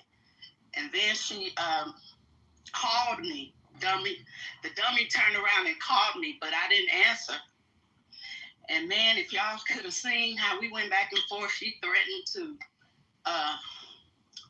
she was going to get the police on me because I was bothering her. She told me to stop texting her. It was crazy, but she fucked around and found out who I was, and I ain't heard from that bitch since. If she's in the room. Anyway, I'm going back on mute. Well. I don't know. I mean, to be honest with you, I don't do all this drama shit. So, y'all know me. I'll disappear on all your asses because I ain't got time for blocking and doing all that shit. And I don't get it. I don't know. Only people you that good, personally, though. You good. You can handle. I can't handle that much stress. I can't. I will fucking explode. What you mean I can't handle the stress? That's why I said I don't do drama. I don't do it. I remove myself from it. I don't do drama. Because when drama comes knocking at my door, I don't answer. Just like the person that Manfinity knocked at the door, he would not have come in my house. I would not have answered the door, period, point blank. I don't answer the door. I don't answer the phone. If I see a number that I don't have saved, I'm not answering it. I don't do drama. So, yeah, don't say what I can handle, because I can't handle stress. I don't want stress. I don't like it. It's not good. It's not healthy. So, I'm just saying, all this. I mean, some of y'all be saying some salacious shit, though. And then when somebody pops slip back off at y'all don't take accountability for the shit y'all say out your fucking mouths. If we really want to talk about it, let's talk about it. You're right. I will never say, I don't say salacious shit. You're right. And so I need to be ready. If somebody come back at me, that's what I get. Learn how to deal with it.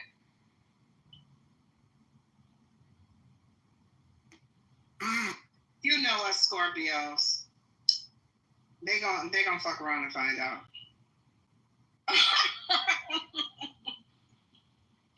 I've been trying to deny that Scorpio shit for a minute, but yeah.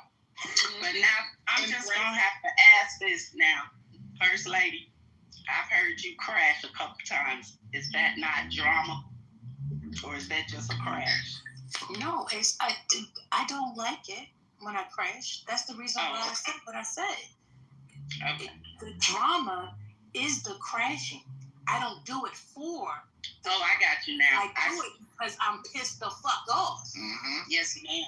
So, because I don't want to get there and I don't want to get pissed off, I would rather remove myself. But sometimes when I don't remove myself, then yeah, I'm gonna crash out. Yeah.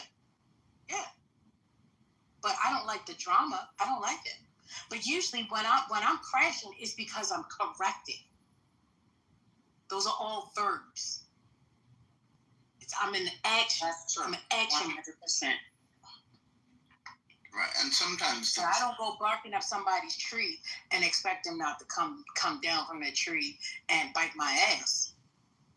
Shut up, Scotty.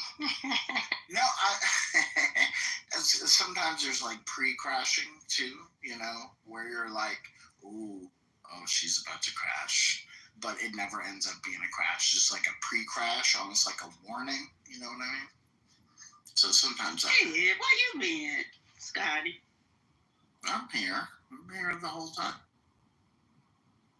I just quiet, because I have everybody blocked, so,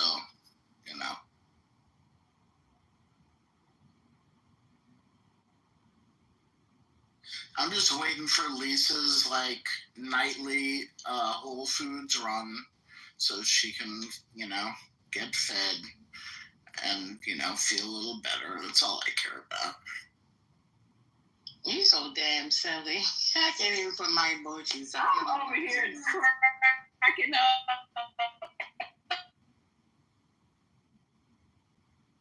No, she's always on her way to Whole Foods at this time.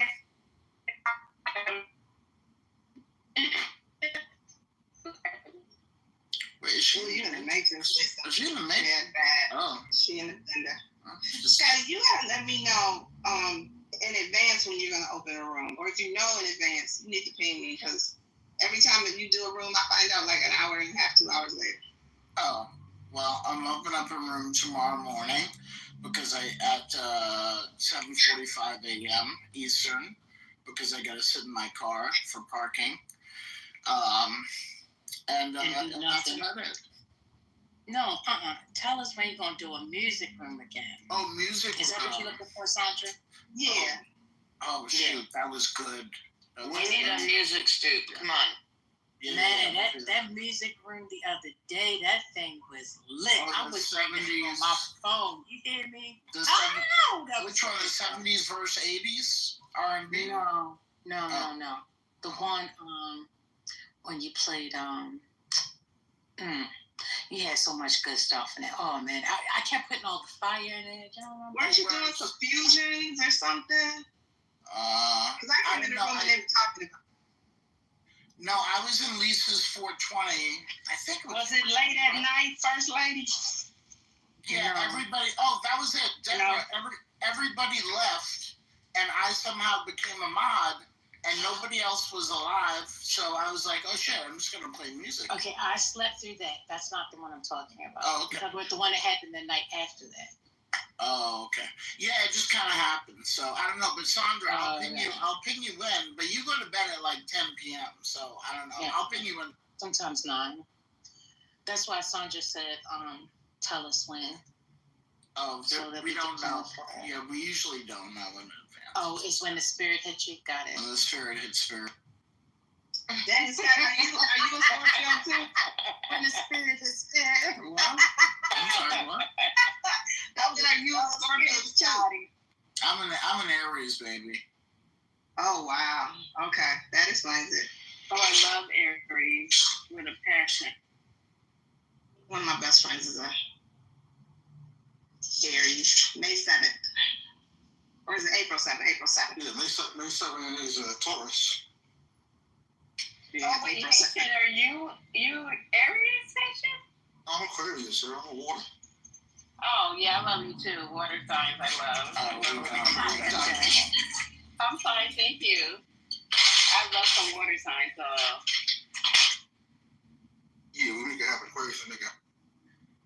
No, listen, I love doing music, so if the mods here at any point, want to transition to a music room someday, meaning like you're just like, you know what, I'm fed up about talking about Gaza, let's fucking, or Trump, hey, let's do a, verse about. I'm happy to Only if like you promise. Only if you promise to do country music, okay? Yeah, I'll do country. Yeah, I'll do big country versus bluegrass. There you go. Yeah, I'm happy to do that and just be, I'll just take orders. You guys, You're an excellent DJ. You know what to do. I know, but I like input. I like people's input. You know what I mean? Okay, Scotty, it didn't sell the whole store, but I'm not gonna hold it. So Yeah. I didn't do the whole. I couldn't get the store in the background. I'll try to get on the way up. The problem with Whole Foods at this hour is that all the hot food station, it's fucking dirt. It's the dregs of everything. Dirt. Yeah, it's all nothing but just. What is this? It's just like all dried out. Yeah, I don't do that food. Fucking nasty because they make it at like fucking 8 a.m. and then it sits around all day, and then you got people's stupid kids filtering through it and sneezing on it. Seems like they be making it fresh right now. Scotty, shut up. No, Please, you too much. Thank you. Everybody likes this little purse. Thank you. Thank you, baby. What's wrong with you guys? Can I ask you a question, you guys? Why did they stop making the cornbread at Whole Foods to go with the chili? Y'all remember that cornbread? I said it's dying. No. Huh? No, I know why. Because when Bezos took it over, it became cornbread was too woke, so they stopped. I said it was too woke. Damn. It was too ethnic. That cornbread was Is that why you did the plantain? Yeah, the plantain has been gone forever too. Yeah, too. How much is TOO ethnic? Don't y'all understand? It's too ethnic. Period. They wanted it out of there, so they got it out. They said they're gonna stop selling watermelon too. It says too. Nah, they ain't gonna know it.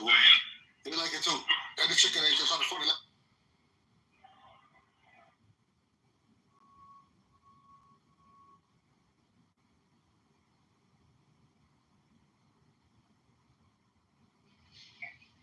You know what? It's never occurred to me that cornbread was considered ethnic.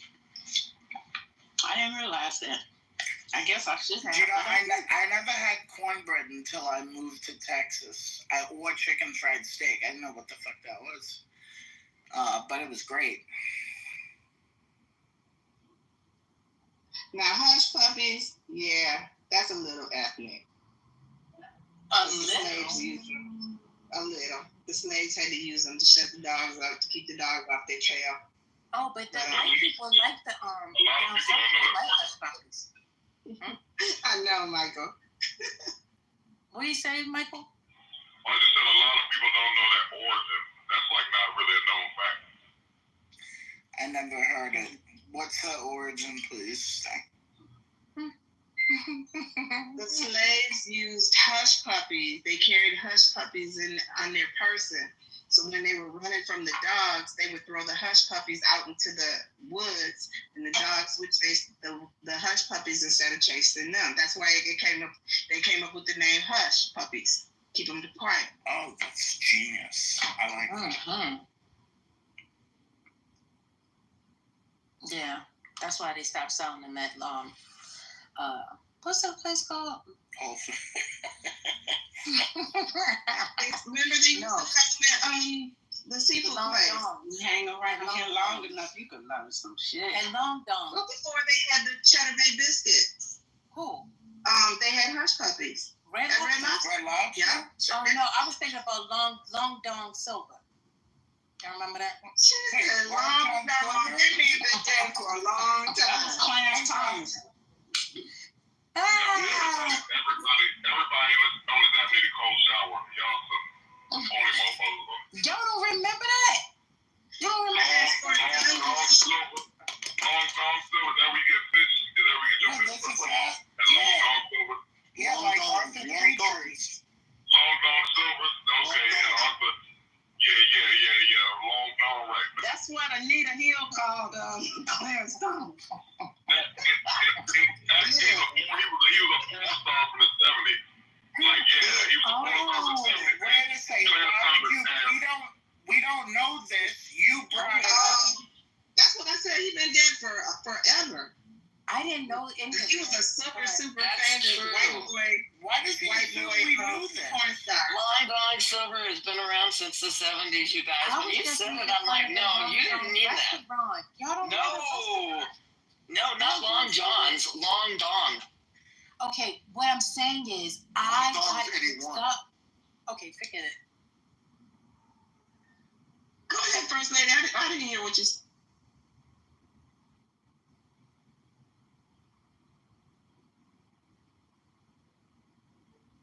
Hey, Ultra. What's up? How are you? I'm good. Good to hear you, brother. Good to hear y'all too. I've been listening to y'all go back and forth. Patty having meltdowns and shit, crashing out a couple of days ago. Wait a second. I just heard somebody Don't call it a interrupt the meltdown. queen system. Well, you know what? She was just expressing herself, and I respect it. So I'm here for y'all. And it's Mercury retrograde, so good luck with Mercury retrograde, everybody. I'm gonna let you know, Ultra, that I haven't blocked you. Oh, here we go. I haven't blocked you. You have blocked Ultra Alicia. blocked? I have blocked everybody. I've only had one person left on my block list. I have blocked Alicia, Hurricane, everybody.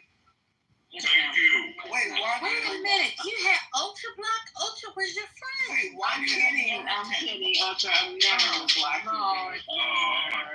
You know, it's a hate campaign going on against me, so, you know, and everybody, that's of happiness.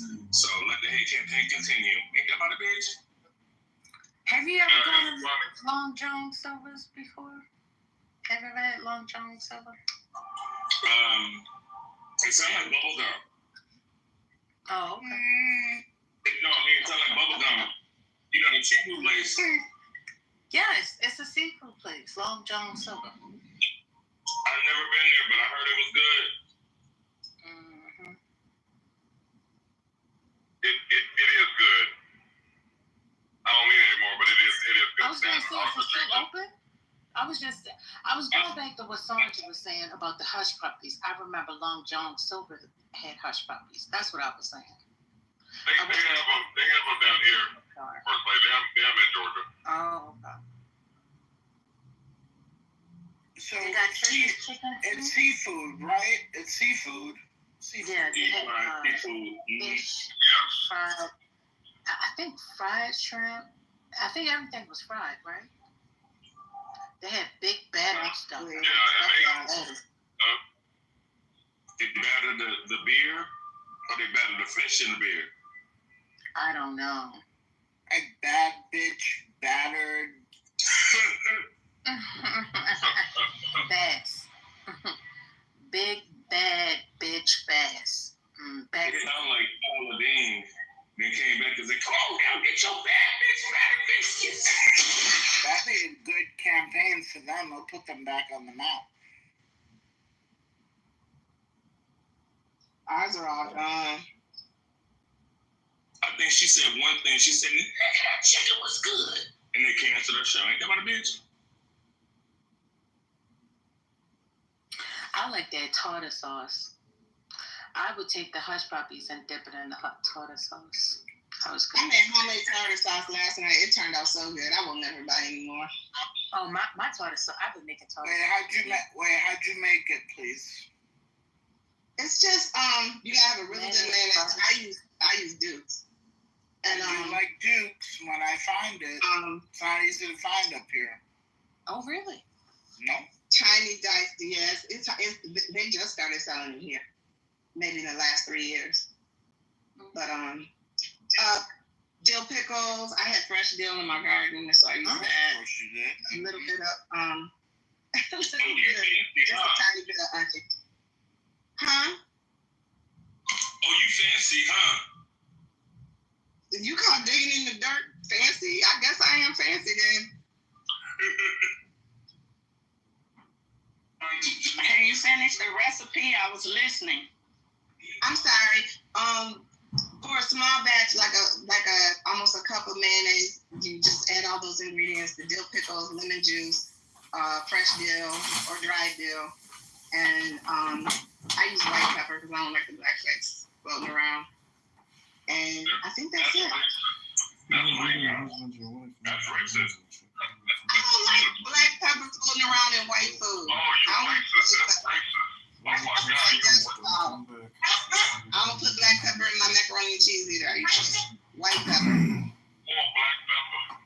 Black pepper need to rise up in your kitchen and overthrow the government. It sounds like a Dave Chappelle episode. I only use white pepper. It sounds good, though.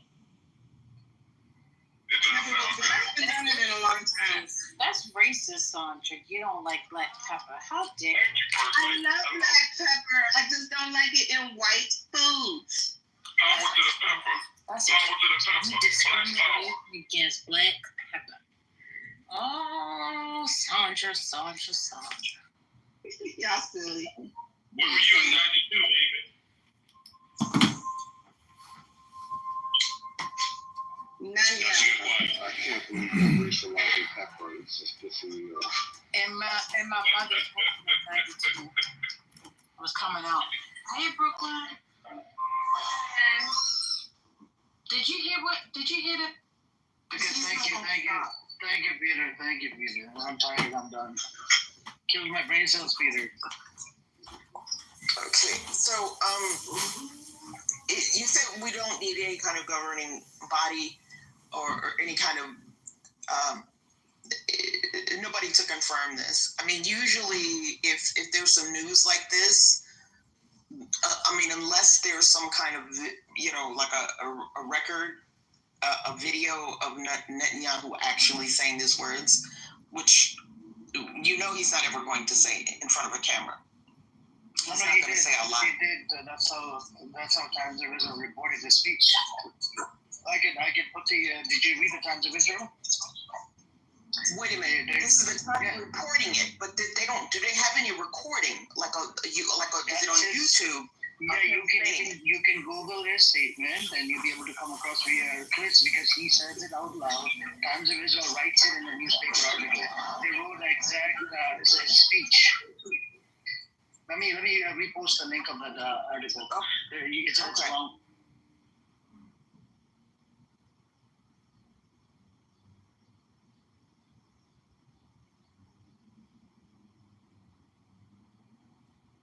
There you go. I posted the link in the chat. If you open up this article, it has his speeches in there, right? What he's gonna say or what he said, and what Trump has said. It has all the details in there, all the juicy details in there, and and then you can pass a judgment on it. You see what I'm saying? After reading this article, so I went through it. I'll also look on YouTube also, because usually because he's always, talking in front of a microphone. No, but the Hours Times of Israel not reporting the accurate information. They write exactly what he says on TV or wherever he says inside the Knesset, and it's a Jewish source. It's not even like an American source. This is directly the creator of this Times of Israel is based inside Israel. Anyways.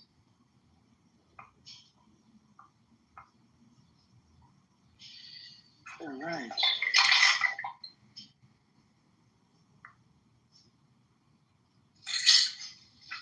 Hey, Daryl, I want to hear from you. You're one of my favorite. Well, then it's a wrap. Zionists. It's a wrap for Palestine and Hamas. Then, what is he going to do now with those citizens there? Is he just going to hope that they get assimilated into Israeli culture? They're going to convert to Judaism? Nope. It's going to be on the extreme version of occupation. There's a lot of noise from your microphone, Reverend. Okay, I'm trying to cook. Yeah. So right now it's at 75% occupation rate, so it's going to go up to 100, and it's going to pretty much they're going to have in the West Bank they have 920 checkpoints, and so they're going to do the same thing in Gaza. They're going to have freaking 900 or 20 or 1,000 checkpoints. Every 1 kilometer they're going to have a checkpoint. You drive to this area, a checkpoint. You drive this area, checkpoint. They're going to terrorize the fuck out of the Palestinians. And Trump is going to allow this. She left. Anyways, so that's where we're at right now. Anybody want to say anything? What's up with you, Ace? Who was the first crash out today? I think I kind of crashed out on, was it Peter? Oh, who did? Oh, on that Iranian dude. But it is kind of sickening. You have some of these Iranians. What's up, Free? And Iga or anybody want to come up? You guys welcome to come on up. Just unmute and come on up. I think the one in the audience at the bottom, I think that's Moshi. Moshi or one of the Zionists. They like to hide behind the anonymous account.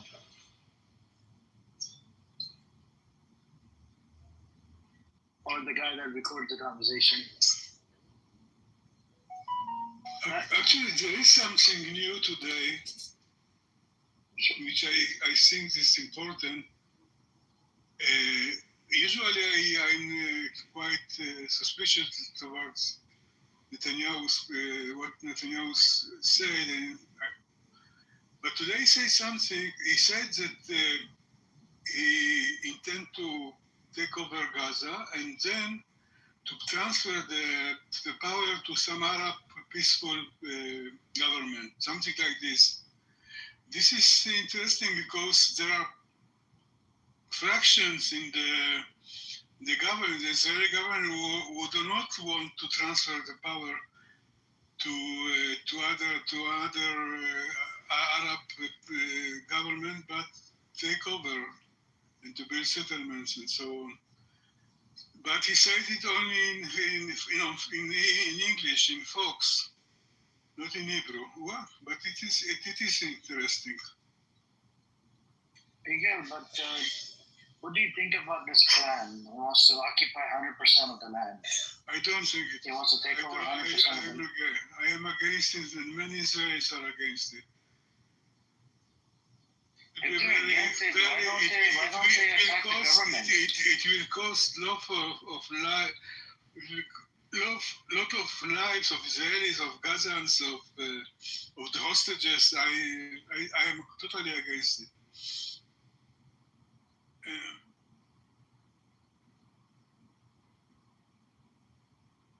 Also, I'm afraid that once Israel, IDF, will conquer totally Gaza, there will be pressure to stay. And to stay in Gaza is a big trap for Israel, in my opinion.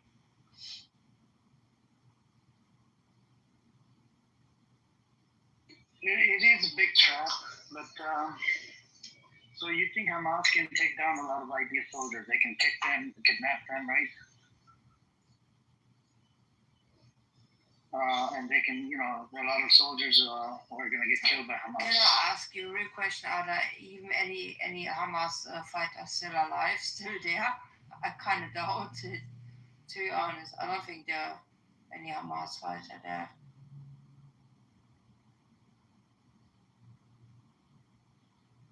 I mean, that's my opinion, but could be wrong.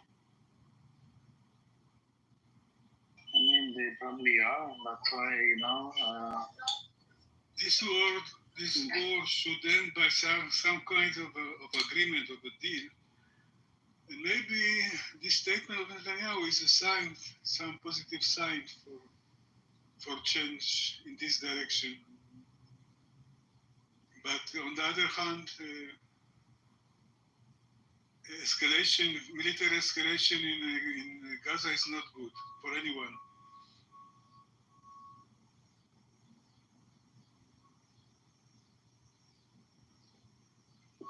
I had brought up, I don't know if anybody was in the room when maybe it was like a couple days ago, I brought up the possibility of some people leaving, just a part of the Palestinian population leaving the area for a time so that they can gather strength and resources and money outside of Palestine, and then come back and take back that shit.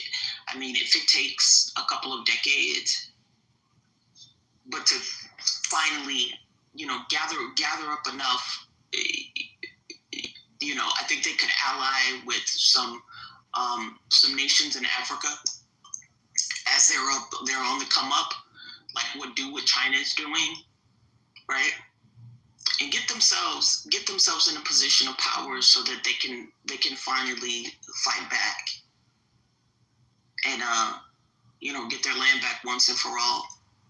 I mean, that's the only other alternative, other than just continuously living, in misery for generations and generations and generations.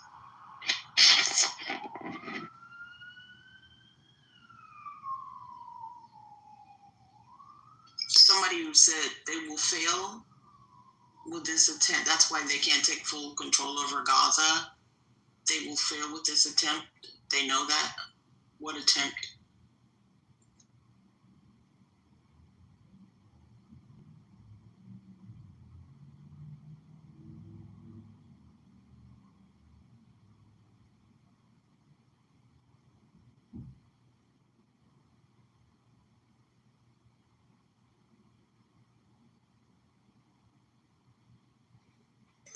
I can't hear anything. Is anybody speaking?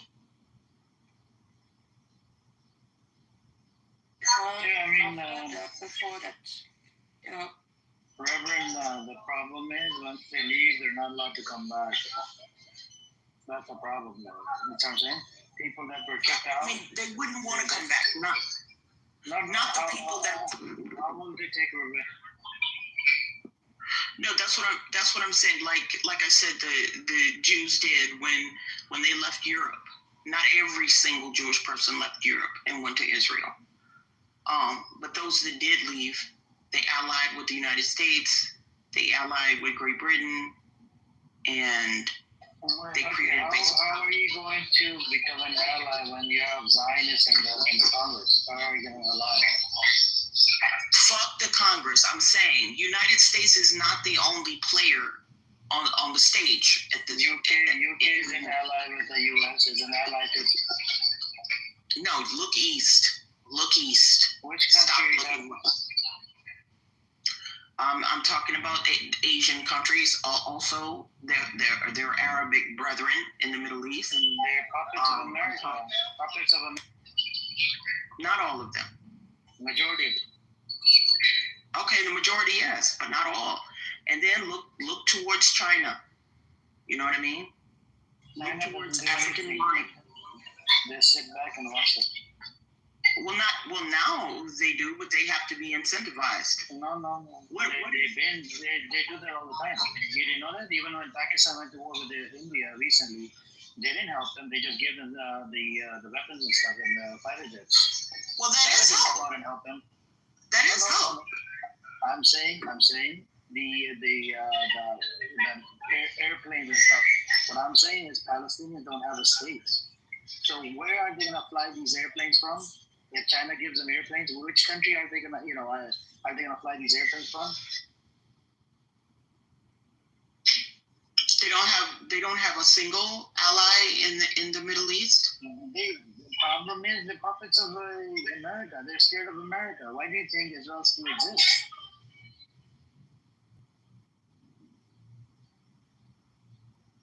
So the plan, this whole thing. You leave. Some of them leave. They left. There's a lot of them that live outside of Palestine, but they don't have the allies. I mean, they've been trying to come back, and according to the UN, they're allowed to have the right of return in 1948, but they can't come back.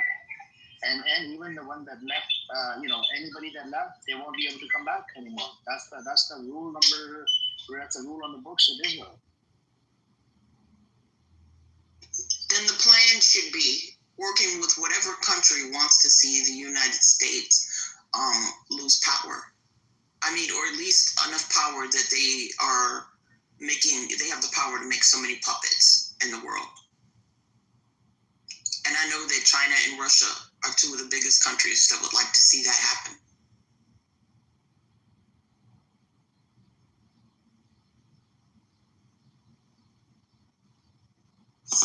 What about Russia as an ally? Just a silent ally.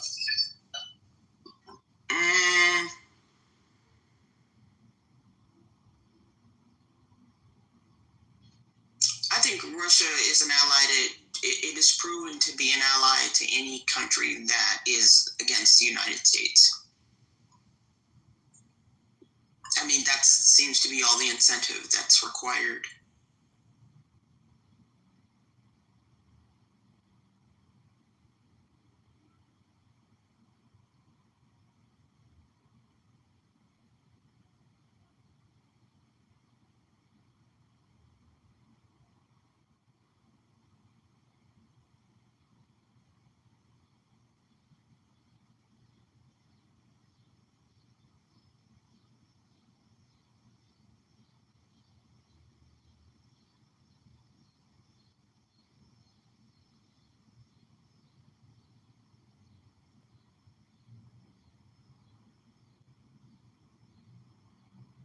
I don't know about you all, but it seems like this Clubhouse Plus ad, I'm so sick of it popping up every time I touch something.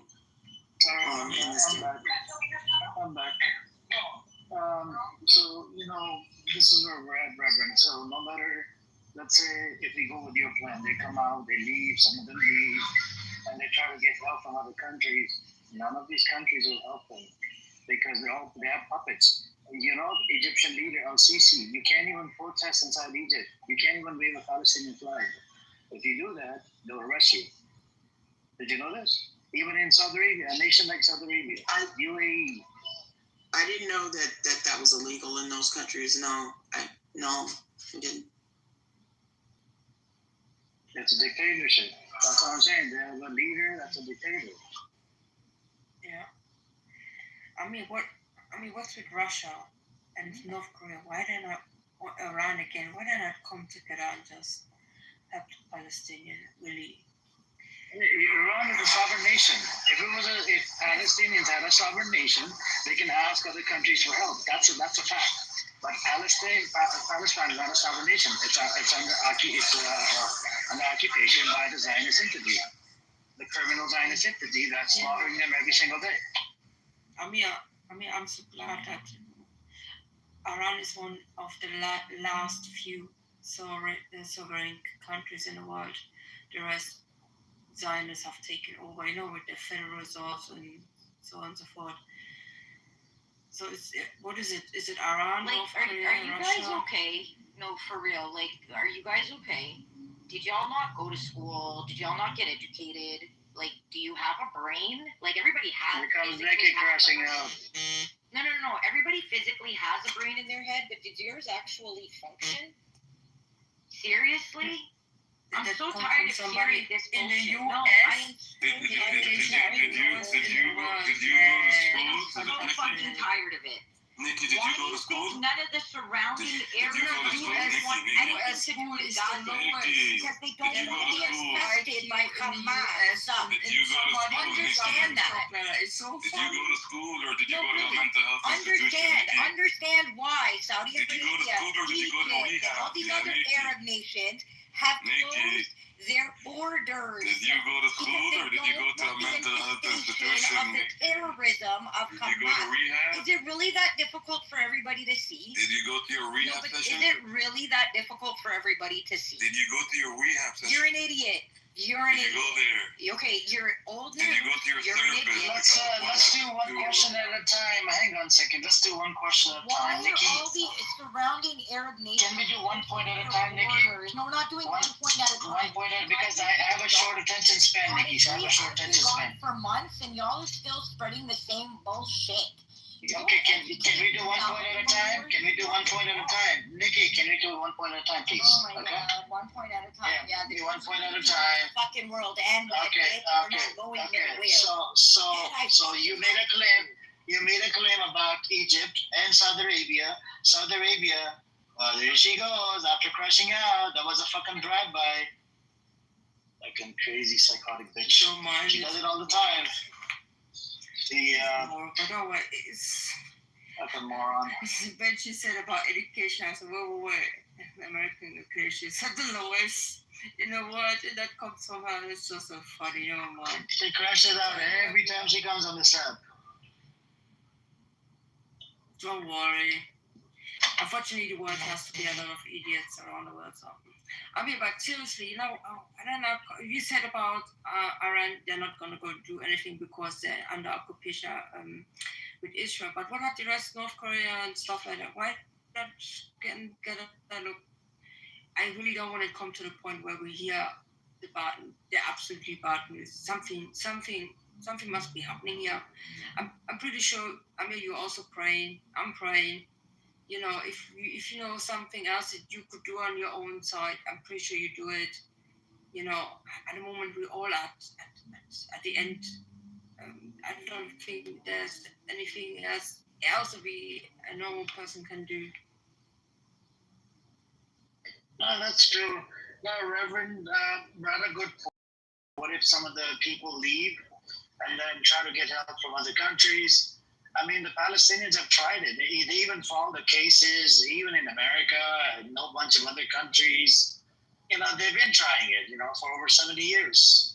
But, you know, when you have Zionists involved at government level, they shut it down, you know. They shut all of these people down, and that's the big issue. Until we get rid of these pedos, until we clean the house in the Congress, nothing can be done. Look at Canada. Canada said we're going to recognize Palestine as a state. America, Trump comes out, we're going to put sanctions, we're going to do a tariff war if you recognize the Palestinian state. Getting a Palestinian state is such a threat to the Zionist entity where they're pressurizing Trump to say what they want to say through Trump's mouth because they have dirt on Trump. He's a pedo. He's on Epstein files. And if Epstein file was to come out,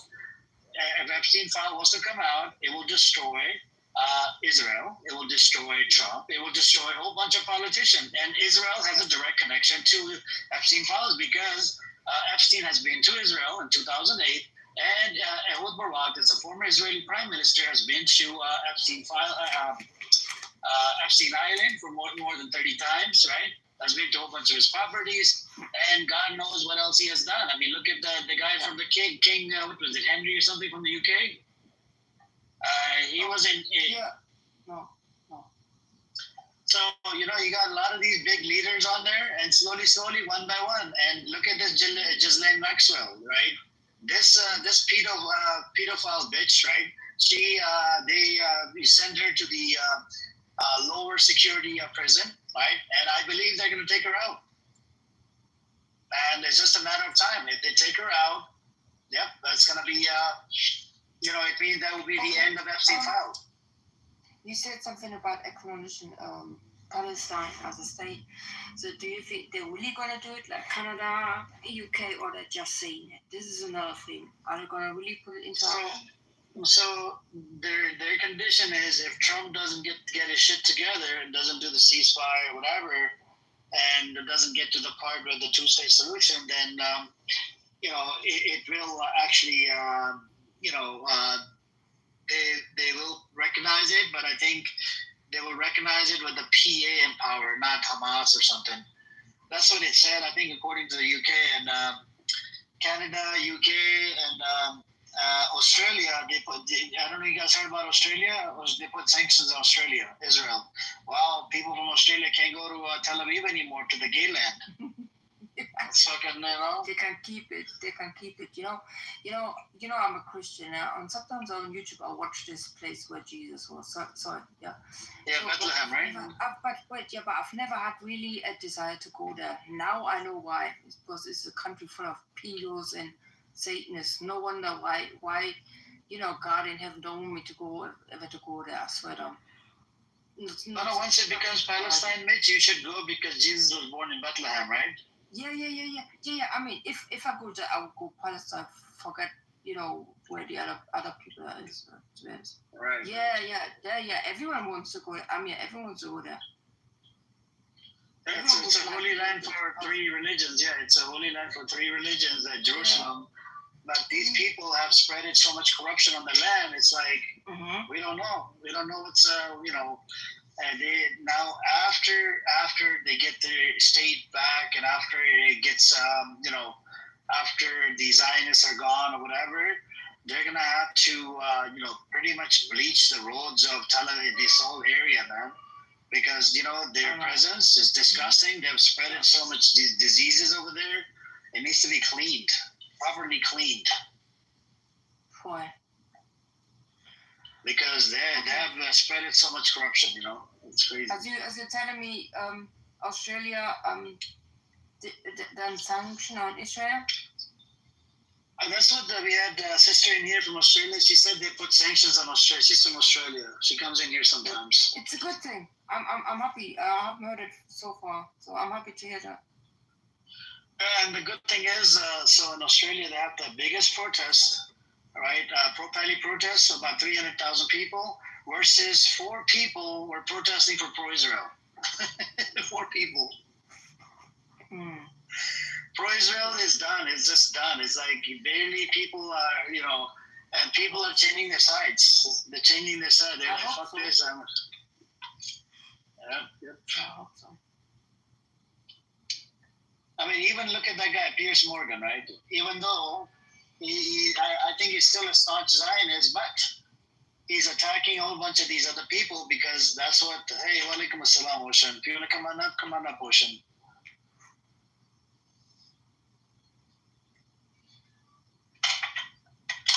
Yeah, he did. Wow. What inspired you to call yourself Ocean? Ocean? That would be interesting to know. Yeah, no problem, sister. Yep. But anyways, anybody else want to come up and have a conversation? If you're still on the wrong side of history, come on up. Let's have a conversation back and forth. But don't you get fed up sometimes with the Zionists? Sometimes I hear you like, my God, I'm done with these people. What am I? Yeah, no. So this room is about the crashing out and releasing your energy. If you're going through something in your real life, or there's something that's bothering you, whatever, come to this room and I'll let you crash out on a Zionist. You can crash out, do whatever you have to do, and I don't care. The Zionists, they need to be called out and cursed out, whatever. I don't care, man. I do not like, the people like El Normo or whatever. They're just piece of shits on this app. Yep. Pineapples. Anyway, what's up, Sam? How you doing, man? You good? Yo, I'm good. Yeah. I've just been talking to a lot of people and advertising since it's like past work times now. You're advertising. Why don't you bring your Jewish buddies on this app from your group? I'll try. I don't know. Are they pro-family or are they pro-Israel? Are they pro-Israel? So a lot of them are pro-Israel because they live in Israel themselves, right? But some of them are actually pro-American and they've come back to the States and resettled back here. They don't want anything to do with Israel anymore. Okay, if you what you call it? Let me see. Let me check out the answer. Oh, okay. She wrote technically it's C, but ocean sounds better. Okay, that's what inspired you. All right, yeah, sorry. I think if they come back on this app, we could have a conversation, or 100%. I'll tell them to come on and let's see what they have to say or whatever. But I know it would definitely be interesting. But I'm pretty sure they're not Zionists per se, at least not anymore. But they will be very pro-Israel.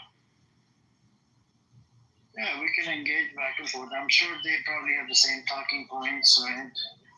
No, their talking points are completely different. Like, they are only pro-Israel because now that they live there, they don't know what it would look like if Israel was to go away and then a full-on Palestinian state would look like. I've had those interesting discussions with them and what that looks like. They're like, the only thing is we're now unfortunately in the middle of this, whether we choose to be here or not. And the question for them is, how do we retain the home we bought, even though now we understand it was taken from the Palestinians? So they have a very interesting perspective on that, and that's the only reason why they're pro-Israel.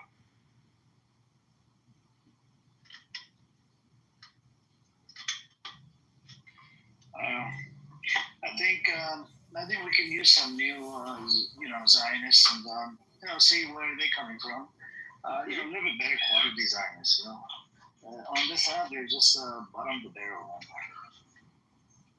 Better quality Zionists. I may know a couple of people. Actually, let me ask them. I don't know if they'll be open to Clubhouse, but they're very vocal on Twitter, I think.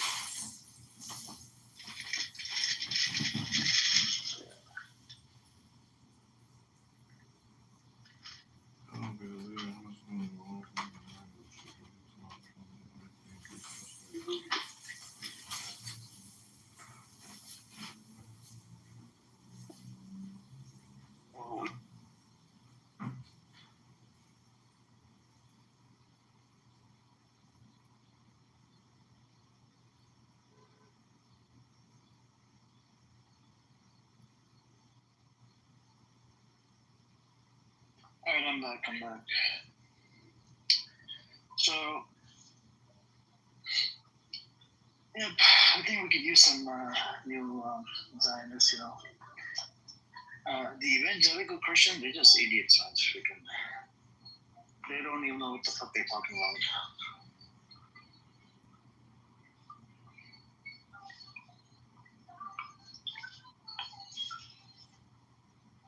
Anyways, what else is new with you guys?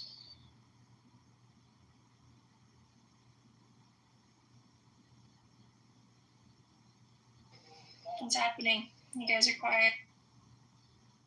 I don't know. What else is new with you guys? Oh, someone walked into the shop. Yeah, I'm outside at the shop as well.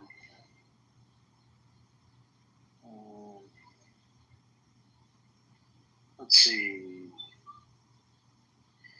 Apparently, we had El Normo in here earlier. Right? He was writing a bunch of shit in the chat. And let's see.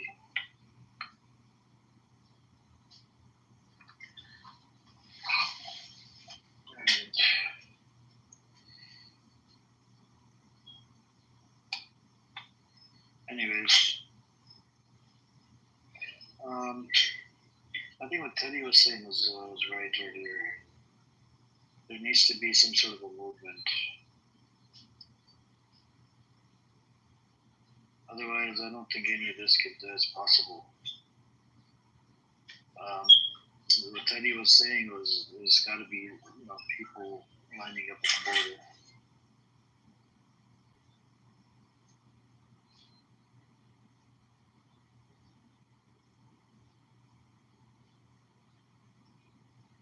Because if people don't line up, I don't think we're going to have any kind of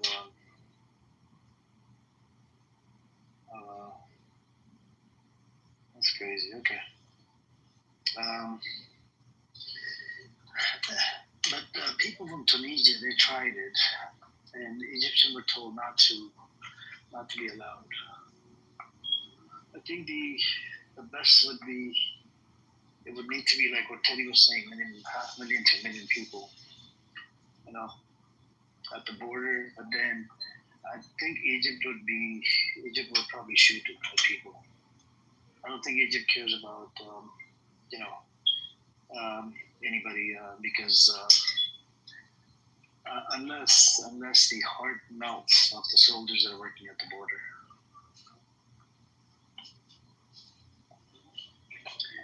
But we had that guy, that brother from South Sudan. He said he supports the people of Israel. I just don't know what does it mean. Does it mean that?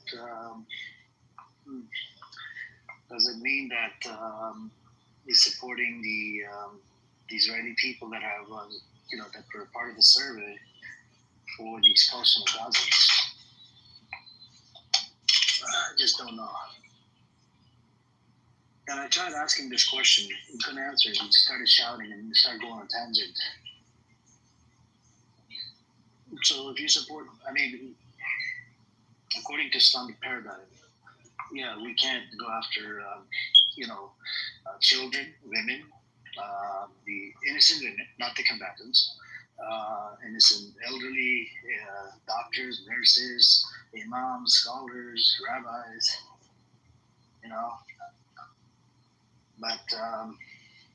But on that land, there's a lot of these people have served in the military.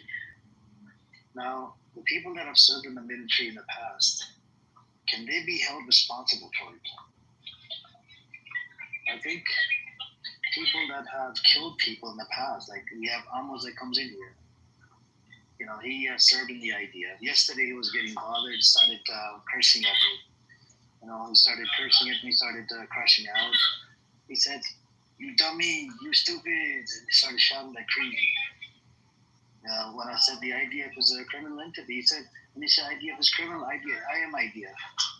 I have served in the IDF. So people like him, they have served in the IDF. And people that did the ethnic cleansing back in 1947, 48, they were leftists, people like Amos. And I asked this to Amos, I said, was your dad involved in ethnic cleansing? He said, no, he worked for the roads or whatever. I think he's lying. I don't know. But he's half Yemeni and half Polish or whatever, Ukraine. Right? It just doesn't make sense. You're from Ukraine, and this is why, and you know what he said yesterday? He said between 2 to 4, they tell us, all the kibbutznik, they have to stay inside because it gets really hot. They can't tolerate the weather. It's because they're not from that land. You're all living on a stolen land. That's not yours. That was never yours from the jump. And this is why you can't take the heat. People that have been living there, like Palestinians, they can take that heat. They're from that land. I lived in Saudi Arabia for 10 years. Even I used to have sometimes a hard time, tolerating the heat because I'm not from there. But, I don't know, it's sickening. No matter what, we need to defend. What are you defending? A stolen land? It's something needs to happen with all these countries. They need to, like Teddy was saying earlier, it needs to happen, and I think we're at the level where it might happen. It's just a matter of time. So, but in a lot of these countries, you can't even vote. They don't allow you to protest as well. What's up, Cody? Welcome back. Hey, bro. I think what you said about the protest, I agree with you that there's going to be, we need people at the border, lined up. Otherwise we're not going to get anywhere.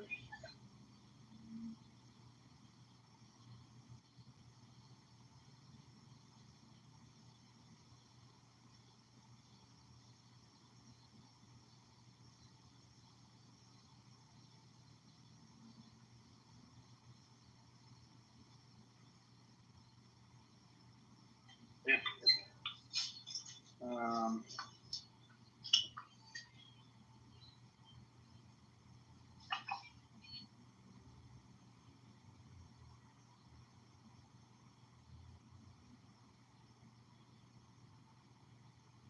You want to come up, Lane? Come up.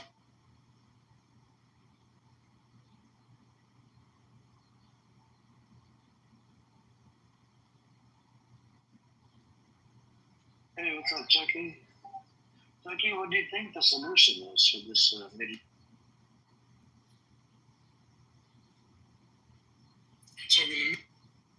Hey, what do you think the right solution would be? No. We were talking to the other Chucky. Well, I came in and I didn't really hear the question. You said, what do I think of the situation of the Middle East? Yeah. Am I the other Chucky? I just want to make sure. Yeah, that's not the Chucky right there. Oh. What do I think about the situation in the Middle East? I just think the solution is prayer and God.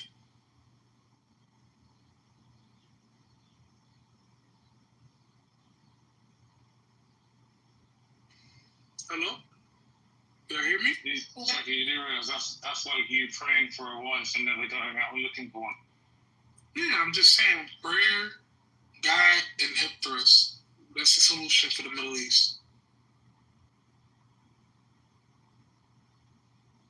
Chucky, I was kind of thinking about that earlier, though, because, not everybody can do something big, you know what I mean? Not everybody can go out there. Not everybody can kind of just drop everything they're doing, or maybe they're just, I don't know. I don't think I'm, the greatest voice. I'm not the best at convincing people of anything, but there's a kung fu movie. It's the Marco Polo. Anyways, in that movie he talks about how maybe their clan won't defeat the invaders coming into their land, but the next generation will come up. So I was kind of thinking about that. Yeah, I can see that, man, but I just think, I don't know. I don't really know how I feel yet. When I come up with some real solutions, I'll come back, Amir, but I just hope moving forward that the United States of America stays out of the problems in the Middle East, and we can, have our government focus on the problems that we have in our own homeland, That's my wish and my prayer as well.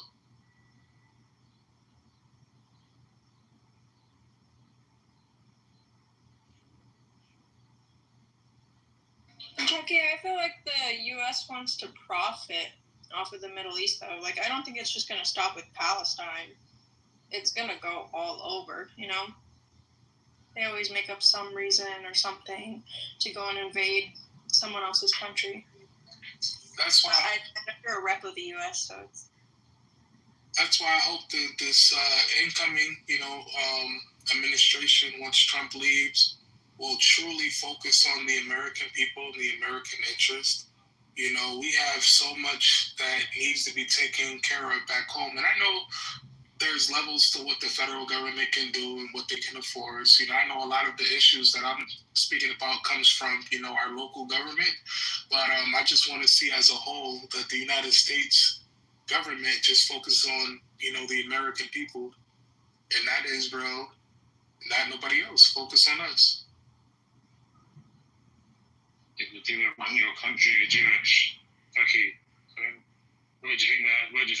priorities lie.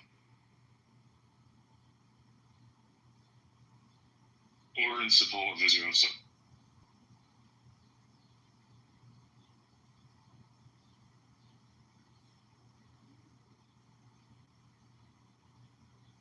Well, honestly, I've said this like a million times, but I don't think the Israeli government actually cares about Jewish people. I think they just use them. Because if they cared about them, they'd be like concerned about the future. You know what I mean? Their future, but they're not. My bad, Teddy. I was having a fight with the bee just now. What was your question? It wasn't a question. I said your country is basically run by either Jews or those who support Israel. So changing that is going to be near impossible. Oh, I don't think it'll be near impossible, man. We just need to start voting certain people out of position. We need to start changing some laws. How would you dismantle AIPAC? I'm like I was saying before, we need to start changing some policies and limiting the terms that certain people can role in the position, in Congress and stuff like that, in the Supreme Court, and we need to start truly bringing in pro-Americans who put America first, and that will be the change. I think it's more likely for a civil war to happen in America than change, to be honest. Well, we've already had a civil war, man. I mean, the people that are completely America only versus the people that support Israel and support everything that America's doing in the Middle East. I think there'll be a war, civil war. There is a level of understanding to what Teddy is saying, and I will probably admit to a level of truth in my lifetime. What a civil war looks like. I mean, if it's like, I don't know what happened in LA. I only saw the news. Let's put it that way. I don't know what the hell the military was doing in California. So I'll just put it like that. But yeah, we just gotta start for American politicians, man. It's important for them to put the American people first. I need them to remember the oath that they took to sit in that office. And if they deviate from that oath, they need to start getting locked up for treason.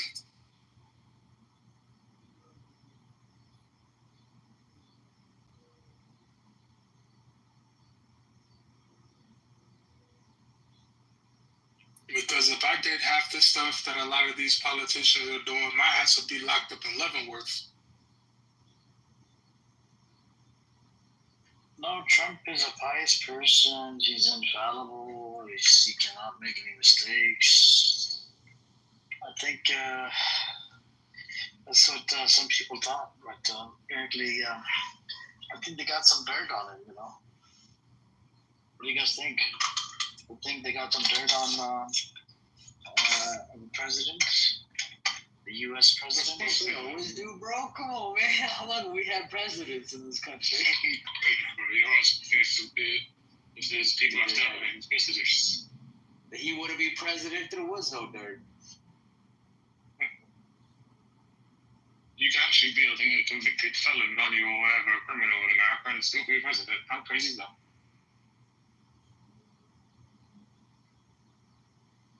The greatest country in the world can have a criminal running it. Imagine that. Imagine finding Jimmy Hoffa's body, right? I want to know. I mean, Donald Trump has dirt, but I don't really care. He's pretty public. I'm going to say he's pretty public about his dirt, or he doesn't care. I'm more interested in all the dirt everywhere else in the government. That's what I'm way more concerned about. Jimmy Hoffa's not dead, man. He's still alive. That man's got to be like 117 years old. What's wrong with you, bro? Yeah, he's still alive. He's in Cuba.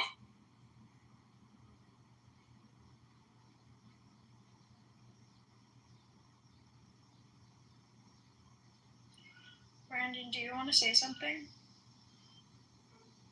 I want to listen right now. I'm so used to being kicked off like right away. Like I say something that is not even off-putting. It just it's something that people don't attract to right away, and it's literally like one sentence, 7 words, and it's just like you're kicked off. So I don't even know why I joined Clubhouse. I wanted to do an educational debate. Can It you seems please not like do trauma dumping on us, Brandon? Please stop doing trauma dumping. If you want to speak on the topic. Okay, thank you. We don't want to hear your trauma from other rooms. Please stop trauma dumping on us from other rooms. Yeah, people nickel and dime the bigger picture. Stop trauma dumping on us from other fucking rooms, huh? I'm literally not. You're doing exactly what I'm used to. Which is why I really don't care about Clubhouse at this point. I'm just like, why do I keep getting notifications? Yeah, if you don't want to listen, just deactivate and install the app. Deactivate and install the app. Why are you here? Why are you getting? Not off-putting and reasonable. Not off-putting. People target you because you're an idiot. You're a troll. You're just a troll. No, I'm really not. You don't want to. I'm not. Feel like we'll kick you. So I'll keep listening. But yeah, I have valid arguments that has nothing to do, no curse words, no. Okay, what is a valid argument again? Do you support Israel or Palestine? Do you support Israel or Palestine? I'll tell you one thing, dude. I was a neo-Nazi for a long time. My father fought on the other side of World War II, and I was a very, very hardcore hater of Jews for a long time. I know what real darkness in one's heart is and what hate is in one's heart. I support Israel. I support God's chosen people. If you really want to go back to Alexandria, Constantinople, we don't care. The Barbary Pirates. If you want to go back, to that, we don't care. Hold on, we don't care. I know you don't care, which is why you don't pick me off. I understand. Hold on. I understand. You don't care. We're talking about creation of the Israel was 1948. We don't give two fucks about your whole history. Okay, 3,000 years ago, I don't care. But he's brown. I'm talking about white supremacists. Hang on. Do you support the state of Israel that was created in 1948? Go on, Brandon. Come off the mic. Go on. There are a lot of people out there, Lane. Omar, 1 second. There's a background noise. There are a lot of people out there. We have Black Rabbi. He thinks he's white as well. So there are a lot of people. They're sort of like self-hating. It's like self-hating, right? Yeah. Yeah, self-hating. That's so embarrassing. Yep. So I don't think he's the actual white. I think he's Jewish himself. You know, they have, you guys. A lot of you guys lie, right? Pretend to be Christian or Muslim. I run into a lot of you guys do that. That's why a lot of times I don't come in the room to talk. A lot of who guys? We're not Jewish. I'm not Jewish. I'm not saying you are. I'm saying some of you are. So no, it's just Chucky is Jewish. No, they're not pretending. Chucky is Jewish. I promise you. Are you Jewish? Are you Jewish? No. Why aren't you Jewish? I really don't. I don't get paid to come out here. No, I do it for free. Okay. Do I get paid to come out here? I don't know you. Okay. Do I get paid to talk to you, to engage with you? Somebody that's a stranger to me. I don't know you. Okay. Do I get paid to spread awareness about the Israel and Palestine? What's going on over there? I said I don't know you. So. Okay, then you can't assume shit. Then you can't assume shit about people. Stop assuming shit about people. You are stop the assumption. You're like a controlled opposition. Are you Israeli? Do you support Israel? Are you Israeli? Do you support Israel? I know you do. Okay. That's your opinion. See, you're assuming again. This is the problem with a lot of people that are like delulus. Yeah. I am anti-Zionist. Do you not understand anti-Zionist? I'm anti-Zionist. There's no such thing as Zionism. It's just American imperialism. There's no thing such as Zionism. To me, there's. What is the meaning of Zionism? Can you tell us? Can you tell the room? Can you educate? That's what it is. Okay. So why did the American decline their ship to board in 1939 in America? It was full of 900 Jews. Can you tell us? Can you educate us today? Just for show, right? No, they did it just for the show. They couldn't be too obvious about their attacks, right? So a lot of the times they want to blame it on Jews, right? So look, it's Jews. It's not us Americans. She's a full Palestine. Right? What is your? Are you pro-Pally or pro-Israel? I'm pro whoever the fuck genetically belongs there. What are you? I don't care about religion. According to your opinion, are you eating chips, French fries, or something? What are you eating? I'm eating French fries. Yes. Oh my God! I was so close. Oh my God. McDonald's French fries. It's not good for your health. You know this, right? I know. Trump eats McDonald's every day. Do you like Trump? Do you like Trump? Trump? Yeah, Trump eats McDonald's every day. Do you support Trump? Do you support Biden? I don't support any of these pedophiles. Neither do I. No, but he eats McDonald's. I thought you got inspired by him. He also fucks his daughter, so I don't know. I don't know. I mean, are you into that kind of shit? He literally said on TV, if Ivanka was not my daughter, I would fuck her. No father, I don't. Why do you think I called him a pedo? Ever say that? No father should ever say that about his daughter. That's why do you think I called him a pedo? Because of the Epstein.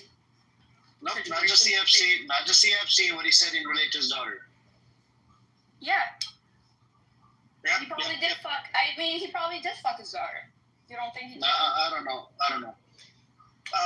It's an assumption. I would bet high. It's not assumption. You claim everything is an assumption. Are you like one of those people that claim everything's a conspiracy? No. You're saying that I'm pro-Israeli. I support Israel. That's the assumption.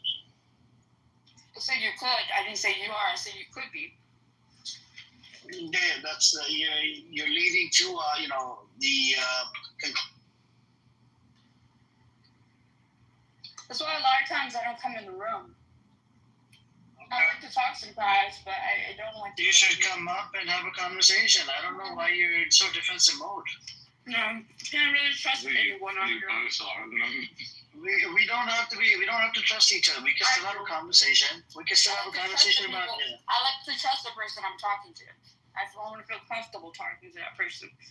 Trust is. You can definitely trust Teddy. Teddy is one of the trustworthy people. He's a pious person, and you can definitely trust him. I trust Teddy. Why does he have? And he's got a British accent. Yeah, he's a British accent, so British people can be trusted. You're funny. You're funny. That was a good one. You're funny. I mean, they colonized us, right, because of our protection. They wanted protection, so I trust Teddy. Teddy is one of the best person on this app. They're the masters of the world, right? Yes, and you can have a conversation with him, and please, follow each other. Teddy is one of the best persons to have a conversation with. So Teddy, not just saying it's Teddy by any chance Indian? It doesn't matter. He's Somali.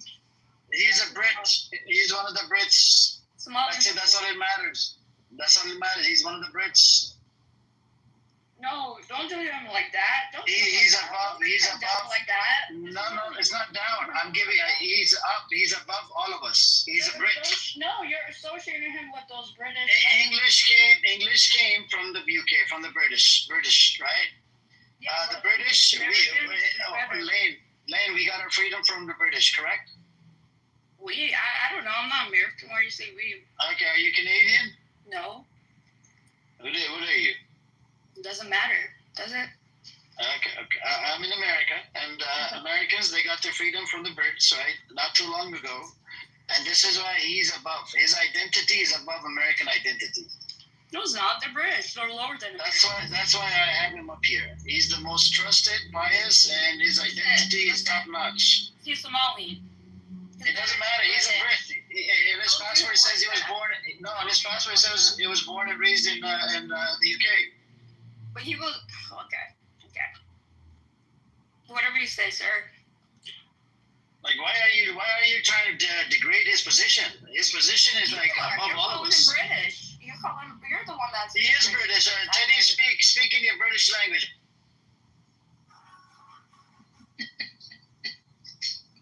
Hello? So for 1 minute you thought I was Indian, next minute you think I was Somali. No, you sound Somalian. I believe you. I never said I was Somali when we were talking. You don't like to identify as Somalian?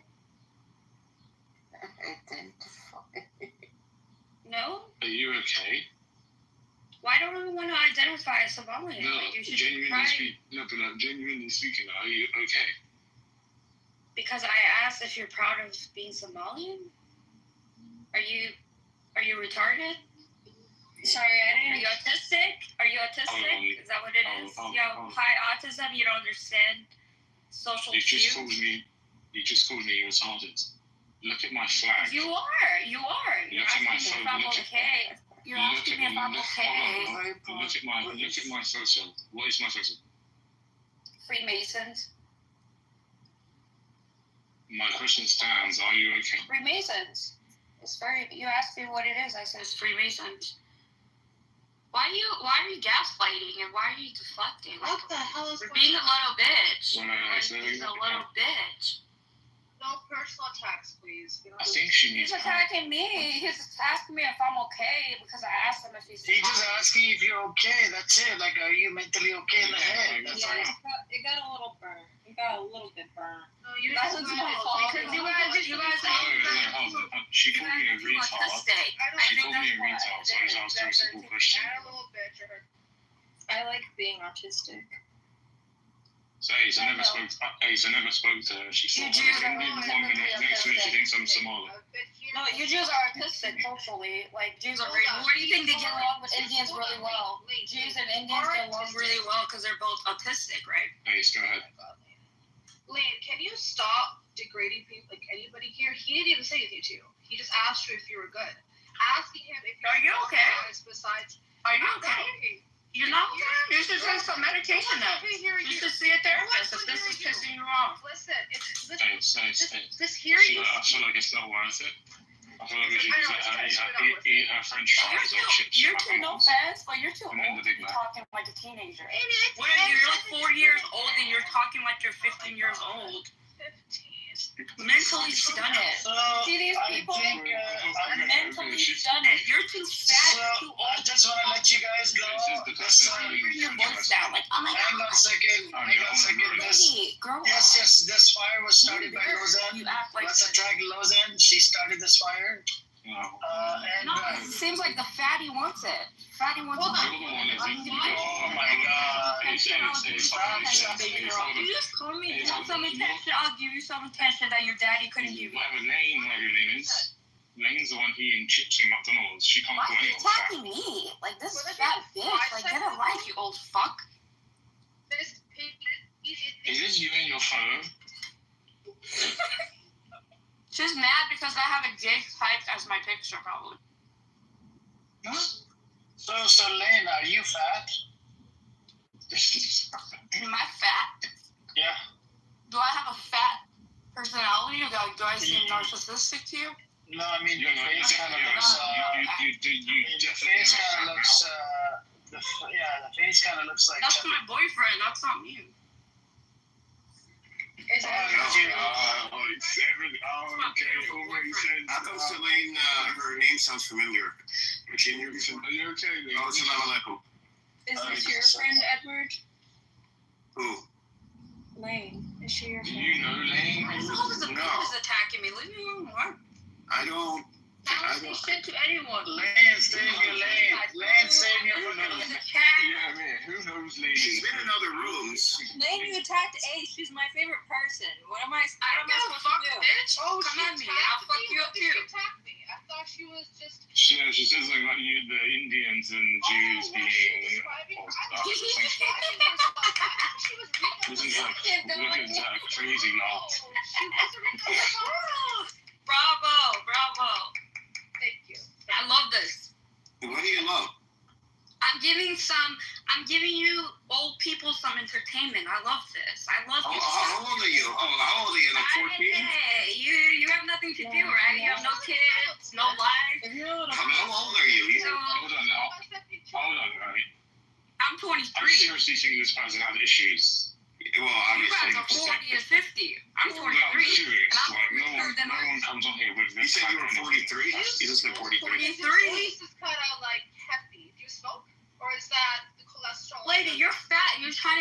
voice Maybe it's the testosterone. like Maybe it's the Adam's do apple. that voice thing. They're like, it's because you have to compensate for your big ass fucking weight, right? Yeah, I'm serious. Like, You're literally eating McDonald's chips as we speak. confidence of God. I don't know where the fuck it's because of Jews keep propping up these fat people. Did they make Facetune for audio? Now it's gone into their head. Edward, what you been up to? Let's listen to Edward then. Lane. Stop attacking women, okay? We don't attack women, children, and men. Stop doing that. Mommy gets down. I'm not sure what she is in there. So Come on. It might be a guy. Amir, I'm sure exactly. You're like a curry shit. What is it called? Street shitter? Get it out. You bleach your skin by day. I don't know why you're talking. Wipe your mouth with all the dribble coming out of it. Because, girl, I can make my voice very squeaky, too. I can make this voice very soft, too. Like, come on. It sounds like you're joking. Now we need Wednesday here. Where's Wednesday?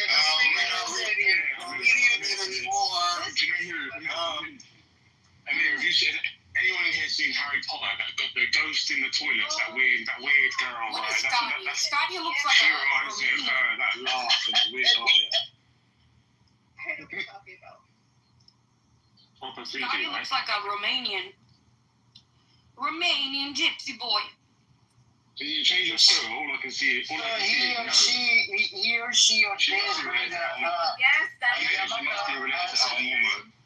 That's what it looks like. What does it sound like? It's definitely Al Normo's nose, bro. I'm going to take a guess that none of you are Middle Eastern. You guys are anything but Middle Eastern, right? What are you? Why are you guys talking about Middle East? Please don't choke on that French fry that you have in your mouth.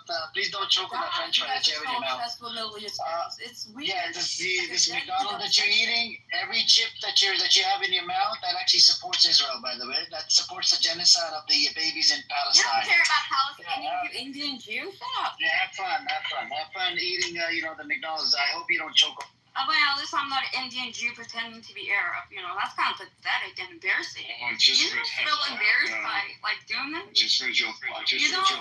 He thinks Middle Easterns are really stupid and that you don't see right through you. Come on, IDF. You get paid to come on here. Actually, you know what? It is a homeland to the LGBTQ world, the Tel Aviv. I'll be back. All right, bye-bye. Have a good day. Hold on. Wow. We have a whole bunch of characters that come to this room, man. A whole bunch of them. I followed that test just so I can control it for future. Oh my god.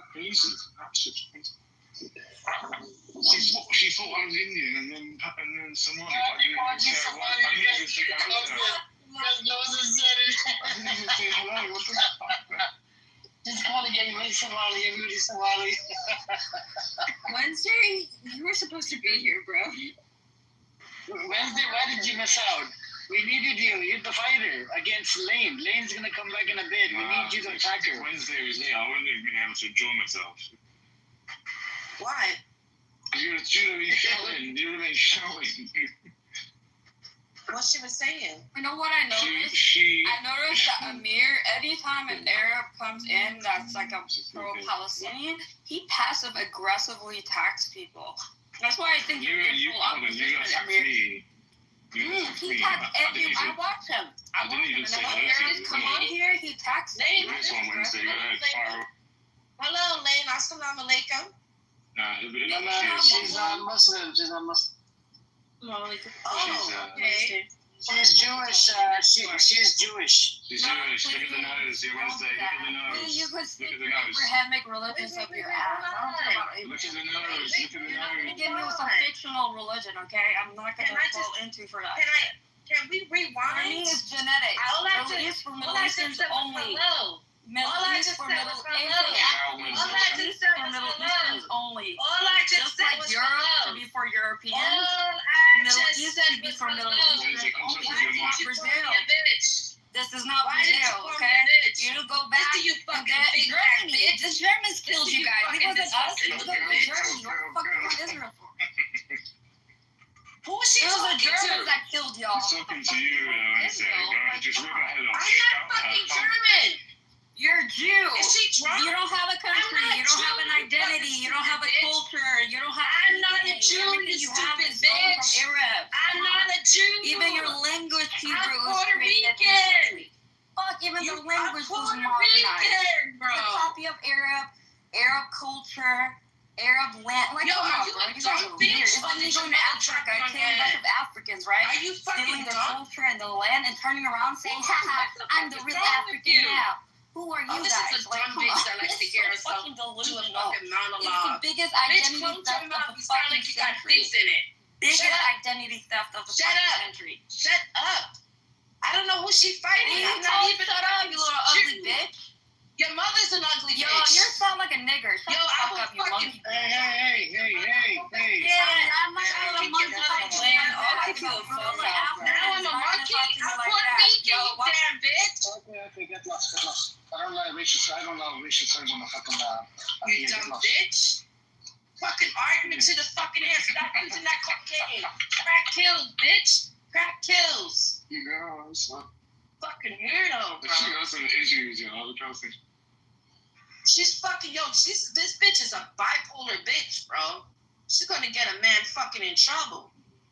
It's always the white bitch. Look, I have some good news for myself. And I hope Why is it a white woman, Leslie? Hold on.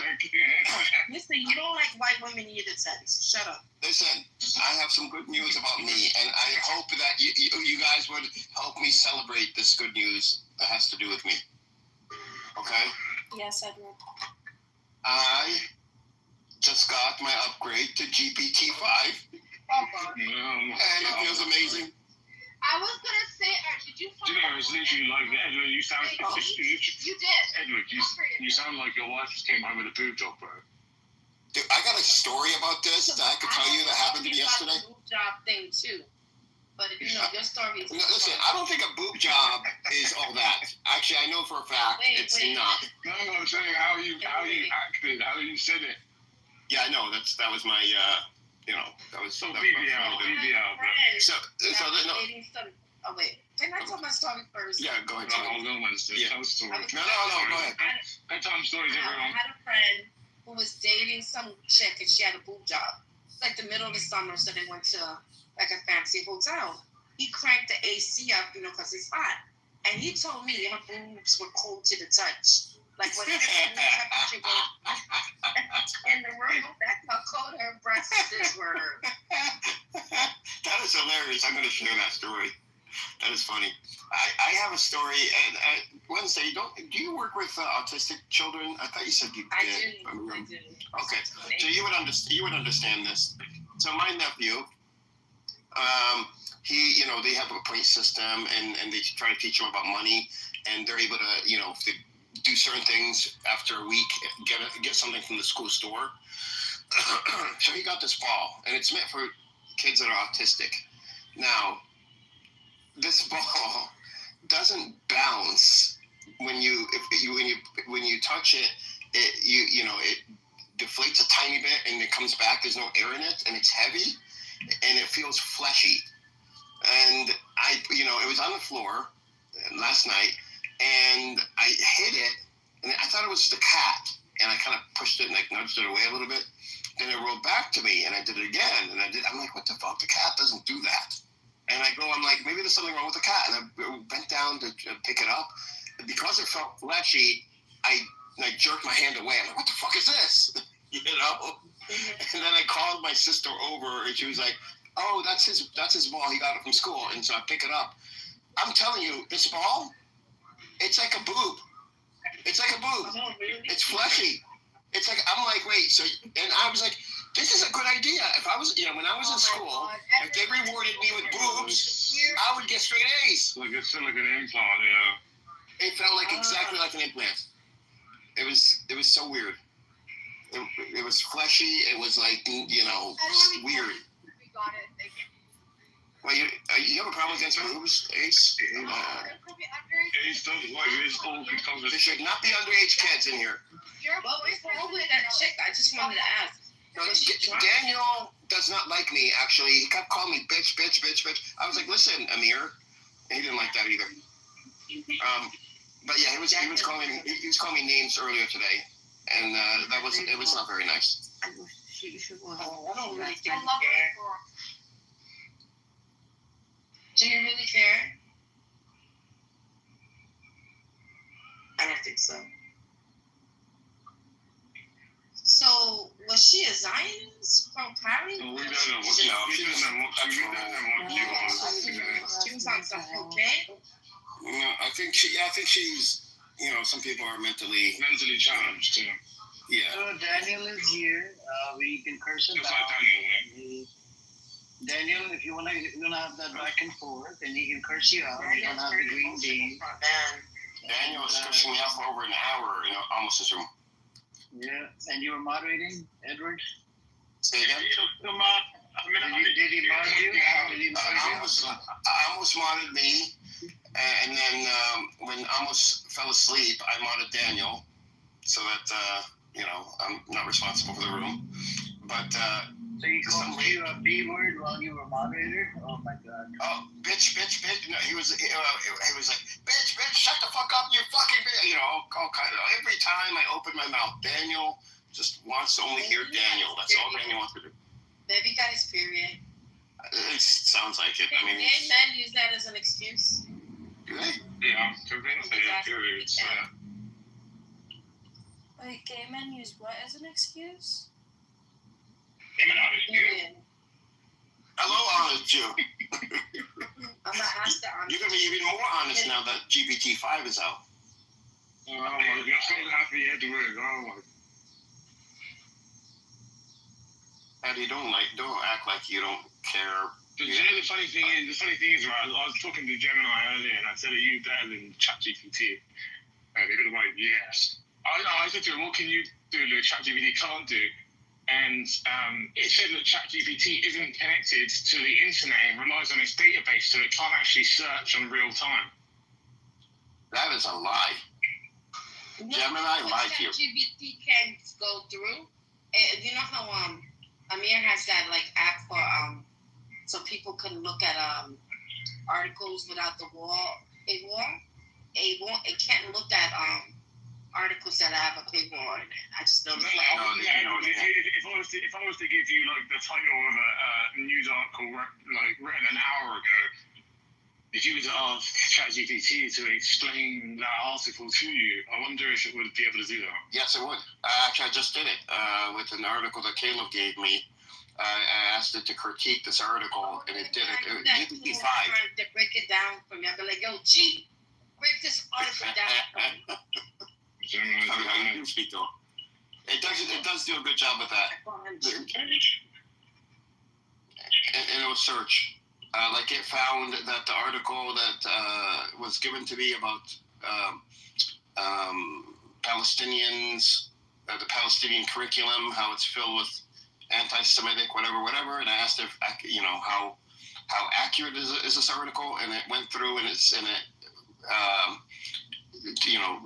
brought in other sources saying the European Union says this, so it's not that accurate, and also it said the main group that it's relying on, I forgot what their name is. It's an Israeli-founded group, and the founder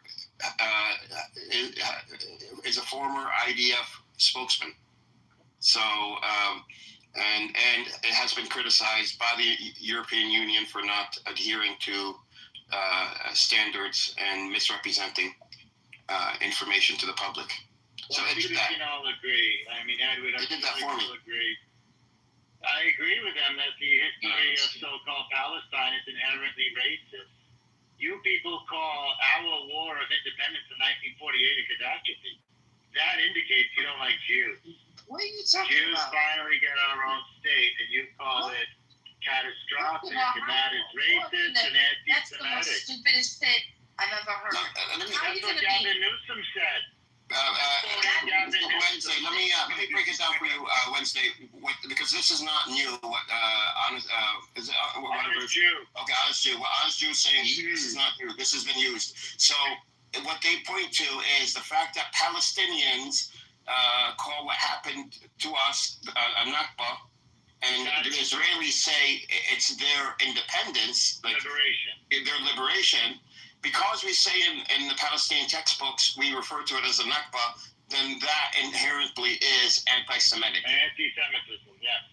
They have said that in the past. You guys only criticize Israel. Palestinians are known. The definition of anti-Semitism is when you only criticize Israel and you don't criticize other countries.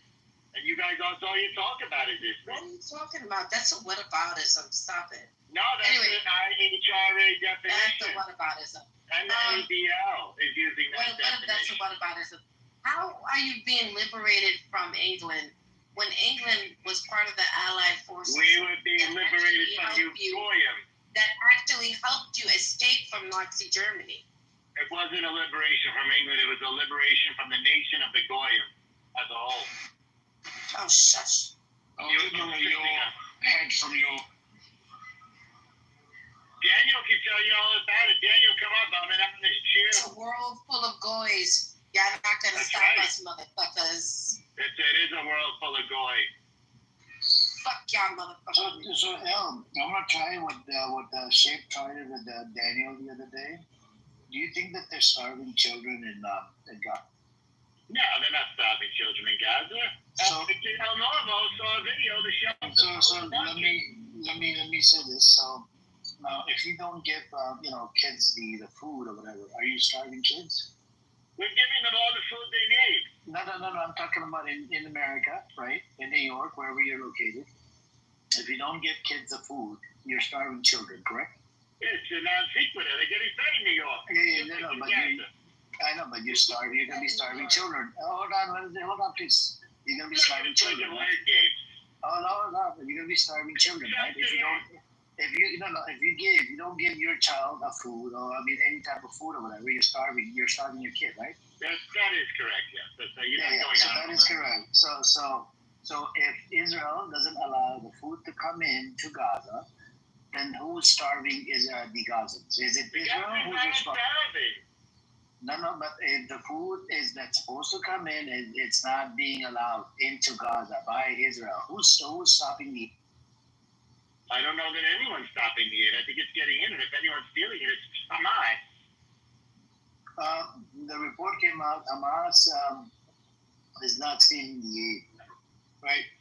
Who said that? Abu Obaida? No, the U.S. aid said. Okay, and they probably got that information from the Gaza Ministry of Health, which might as well be Abu Obaida himself. So I don't listen to anything from the Gaza Ministry of Health. This is Hamas. Well, I came from the U.S. USAID did the investigation. Oh, USAID. Mm-hmm. Okay, USAID is liberal. Yeah, it's American. American, they never lie. American, the media and the organization. A lot of anti-Semitism in America. Anti-Semitism is up 400% according to the FBI. I wish Daniel would come up. I don't have all the hasbara that he has. We have Levi down there. Levi, do you want to come up? Your brother is here. He's on his brother. Levi, come up. Help me out. All right, guys. Yeah, it's a punch. You're using me as a punching bag, Levi. I need help. Did he come up? What's up, Scotty? No, Levi, I told him or her to come up yesterday. What's up with you, Scotty? I just got back. I was driving. I was listening, but I was driving. When did you come back from the Hamas meeting? The chapter meeting in Ireland? No, I came back from listening to you Muppets. Oh, you think I'm a Muppet? No, I know you're a Muppet. Anti-Semitism. I know you're a Muppet. I know anti-Semitism. Shut up, anti-Semitism this, anti-Semitism that. Every word. Fucking anti-Semitism that you know, it's allowed an opinion. Anybody criticises the Jews, they're an anti-Semite. That's right. That's the rule. No, it's not a rule. That's your rule, not ours. Not the majority of the fucking population, not the majority of the world. Yeah, but we write things down on the internet. Check your messages first. As long as we write it on the internet before you do it, that's law.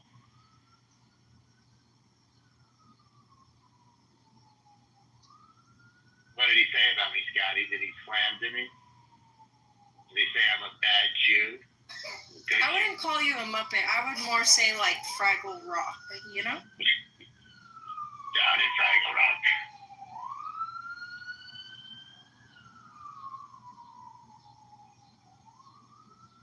We need some more Zionist Jews up here. Levi, come up, but Daniel, is someone in the audience? Where are my fellow Zionist Jews? This room is so boring when it's an echo chamber. We need a Jew.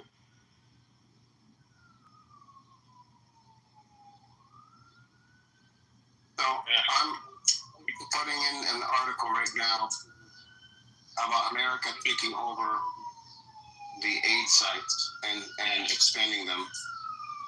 I actually heard this from, I guess it came out a couple hours ago.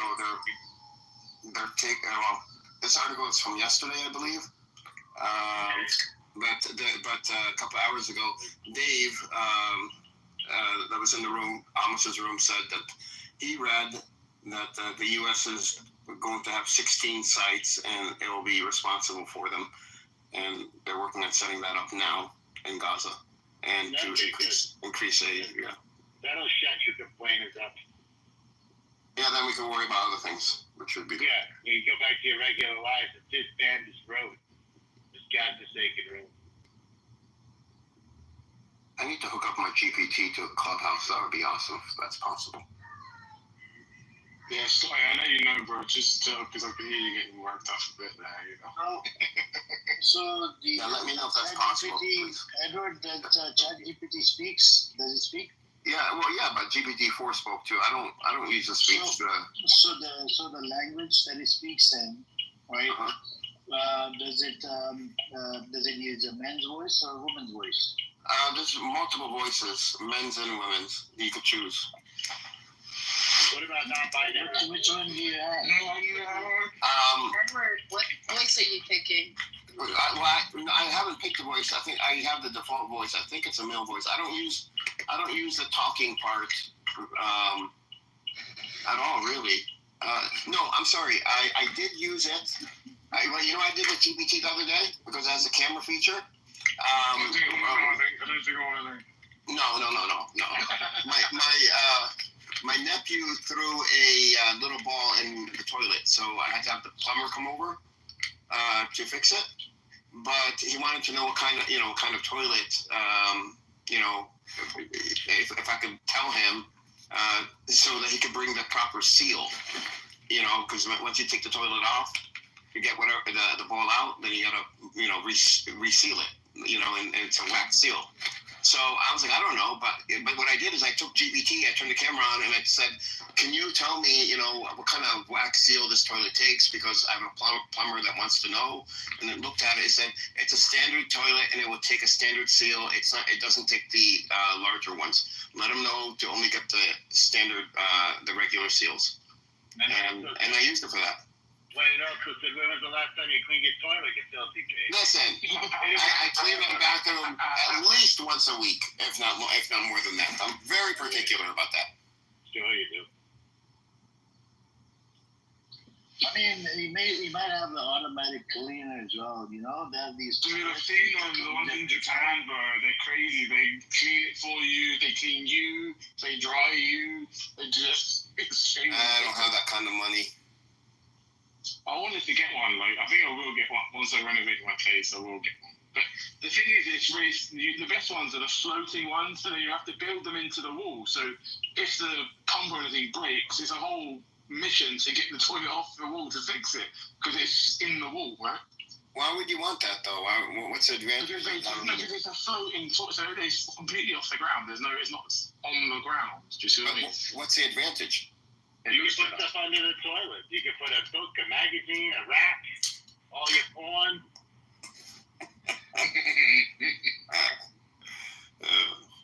Calm down, Al. You're sounding like a mouse, bro. It is strange. Being very inappropriate. Yeah, that's a Jewish side of you.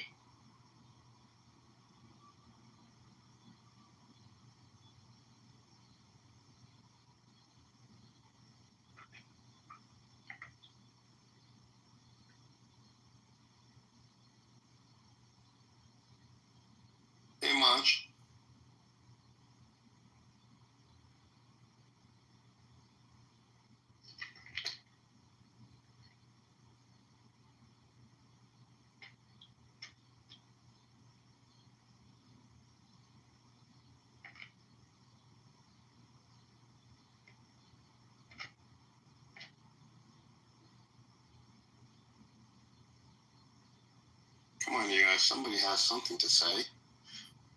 Hello, everyone. So I have something to say. Hey, welcome. Is that much? Yeah. Yeah. Apparently, Edward, they're about to take over 100% of the land. And he was bitching about how Hamas booby, what is it called? Booby traps in buildings and whatnot, whatever's left of it in Gaza, right? But when they go inside, they get annihilated and whatnot. And he was saying, and then he was asked about the plan. He said he doesn't have the whole plan, but he did talk to Trump yesterday. Said that I'm going to leave it up to the Israelis about the occupying Gaza. They do booby trap buildings, Yeah. Well, in the Axios article I have below, I did mention about that comment he just made, that Trump made, and he also said he's fixated on women being able to nurse their children. I don't know how to take that, but you guys could read the article. I just realized it when I'm talking. There's nothing there. There's nothing there. There's nothing there. Women are not my type. They're not my type. There's nothing there. Okay. The thing is, Amir, sorry, what were you saying? Because that really threw me off, and I just thought of that. Sorry. Yeah, I'm just removing the paywall from your link that you posted in the chat. Exodus, because it's asking for email address. Oh, okay, thank you. So anybody can look at it. Let me put the link on. I have it open right now. And what did you say, Amir? Because I was talking about the nursing, what it says in the article, what Trump is being fixated on. So I totally forgot what you said. Okay. So Trump was asked about, Israel occupying Gaza, right? And he said, I'm going to leave it up to the Israelis. You see what I'm saying? Yeah. He's giving them a green light. Well, the Axios article does say that the White House does not want this to want Netanyahu to go into Gaza this way. And this is one of the reasons why they've taken over the aid distribution. And Dave, remember the Chinese guy, Dave? He told me that as of a few hours ago, the latest is that the U.S. will go from 4 sites to 16 sites in Gaza. But this article does say that they are. Huh? Are you talking about the GHF 4 to 16? I didn't say that it's going to be GHF. It said the U.S. is taking over the distribution. Go ahead.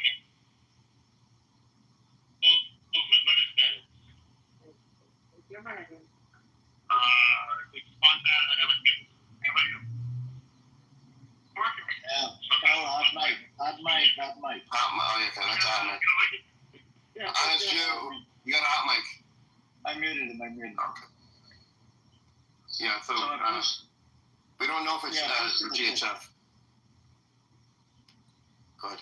They're going to occupy it, 100% of it. Right after eyeing it, I think there's going to be a problem there. Do you occupy the land? They're having a hard time with Hamas. I don't know what they're going to do, and a lot of these people are crying. I mean, yesterday I almost crashed in my room as well. I don't know about today, and it's coexisting. Did we crash out? Did people crash out? I'm sure Daniel probably did. Well, Daniel did, obviously, but no, almost didn't crash out. I've never heard him crash out in his own room before. He falls asleep. He was talking to a lady that pretended to be a AI, which she did a really good job, by the way. She turned out to be a vile individual, but she did a good job and almost was lost. She was like, Edward, what is this? What is this artificial? What is this? I don't understand. That was funny, but what's that lady's name? Robot, something. Daniel, what was that lady's name, Daniel? Write it in the chat. Well, it was Robot something. It was, I'm sure, a fake name, an alias. So if it was somebody that you've run into, which I'm sure you have, she wasn't using her real name.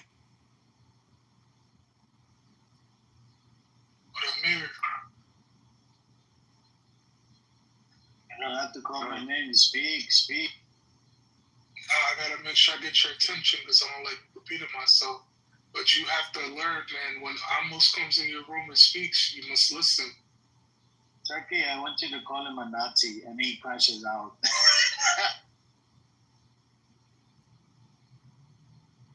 Call him a Nazi and give him some facts, and he starts crashing out. You stupid! You fucker! You did that! He starts shouting. Like, he needed that yesterday. I gotta find out what the heck a Hamasnik is, because when I Google it, nothing pops up. Hamasnik means that we support him. Yeah. They put Nick on a lot of things. Hamasnik, Refusnik, Kibbutznik. They put it on a lot of things. It's slang, I guess. Can I be an American Nick? Yeah, you could be a redneck. Maj definitely supports Hamas, right, Maj? I'm a black rabbi, Nick. Maj definitely supports Hamas. I like that one, Rabbanic. You don't want to be a Daniel Nick, because then you won't be able to communicate with the rest of the world. Right, Daniel? I actually like Daniel, man. Listen, I tried with Daniel, but he has to learn proper communication technique or skills. He wasn't taught, and it's very hard, very difficult. And he doesn't believe that I should talk about Gaza and the starvation in Gaza and bring up Israel. It's not allowed. And he had me agree. We came to an agreement, I think, that, well, he kind of changed the agreement in the middle, but the agreement was supposed to be that, okay, when we're talking, we will talk about both Israel and Palestine, since they're both linked. Makes sense. But he wants me to do that here in Amir's room, to talk about Palestinians and what they've done wrong, or any criticism of Palestinians. Daniel, this is all today. Oh, he wants you to criticize Palestinians. Yes. Which, yeah, that was, so he changed the agreement to where... I want to ask you something. First of all, he's police toning you. I know. Second of all, are you his man? No, I didn't say I agree. Yeah, he is. Are you in a committed relationship? I didn't say I agreed. I did not say I agreed. He's married to Amos. Why does he have this authority over you, Edward? Oh no, he doesn't have authority over me. He has no agency over me. The agreement, which I think is fair, is if we talk about Palestine, we can talk about Israel, both fairly at the same time, and we can criticize. I can criticize things I don't like about the Palestinian, how it's run. I've criticized the PA. I've criticized Hamas. I've criticized a lot of things. No. I honestly think if you have any criticism against the resistance or anything, that should just be what. No, not that. I don't. So that's the thing. I don't criticize the resistance, and he doesn't get this. I don't criticize what Hamas is doing. Okay? Do I ideologically align with the Hamas? If you ask most Palestinians on here, they're going to tell you, no, we don't. But yet we still support Hamas. So it's not a yes or no. You can't, we can, decide for ourselves. I'm not speaking to you, Wednesday, or, meaning I'm not addressing this to you. I'm saying we can decide for ourselves, just like anyone else. We don't have to take everything or nothing. We can decide, we support this and we don't support that. This is just, this is unjust. We can do that for ourselves. What I will not do is say, so this is an agreement that Daniel and I, had. I love shush. Because your boy, Daniel was trying to, take charge of Edward when he's a married man. That's crazy to me. So here's what Caleb missed. Caleb was in the room, and he's like, Edward, Daniel is saying he's saying that he wants to have a conversation about both Palestine and Israel. And Daniel's like, yes, that's exactly what I'm saying. And I'm like, Caleb, no, that's the opposite of what he's saying. He's literally just saying this now because you're here. You know, literally, like, it was ridiculous. So, Caleb, you could like Daniel, which is fine, but, you know, recognize that what he was, and if you just think about it, you know, if he's saying, you know, we should criticize both equally, Israel and Palestine, you know, put blame where blame is due, why would I disagree with that for Israel, Palestine, or anything in the world? I wouldn't. Daniel, that's not his position. He says, don't criticize Israel. We should only talk about Palestine. Why would you bring up Israel? That's what he said. And then when you came in, he changed his tune. That's what happened. And that's what Daniel does.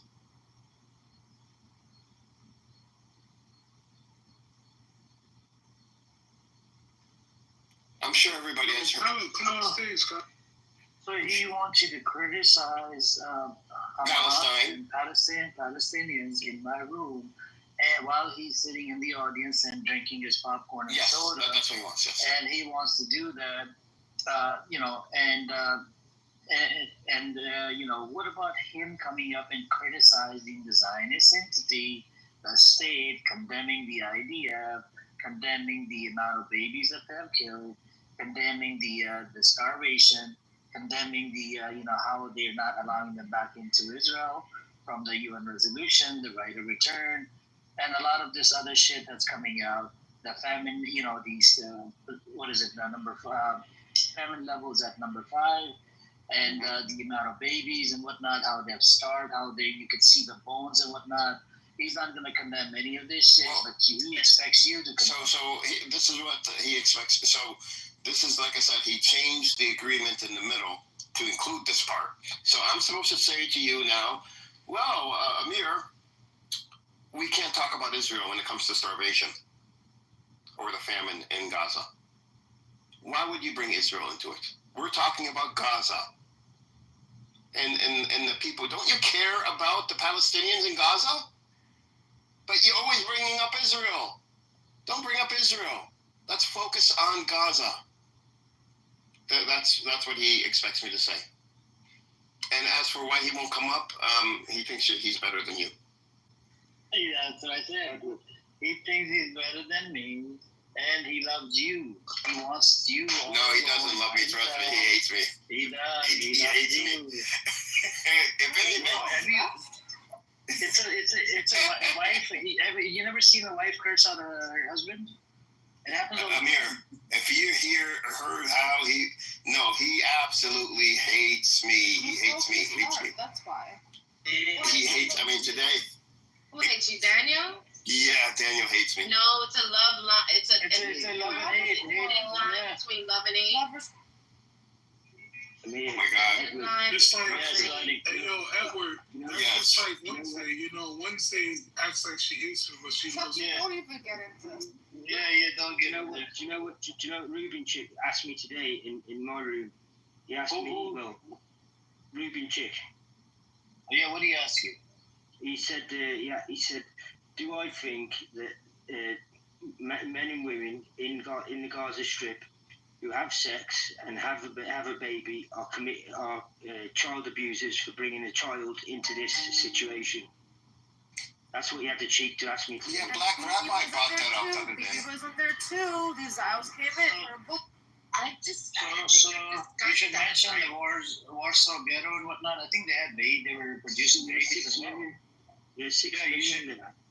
Yeah, you should mention that as well, though. At the Warsaw Ghetto, right? That days they were producing Warsaw children. Ghetto, and in the entire World War II, there were 6 million kids that were born. Yeah. Also, Stalingrad, that whole massacre, that whole siege, everything. Yeah, the children were being born left and right. Which there. massacre, Edward? I said massacre. Well, I mean, massacre was a part of it. That Stalingrad, the Russian siege. I think it was on. Was it on the Germans and some other group who's in the middle of dead winter, millions of people, and they have babies.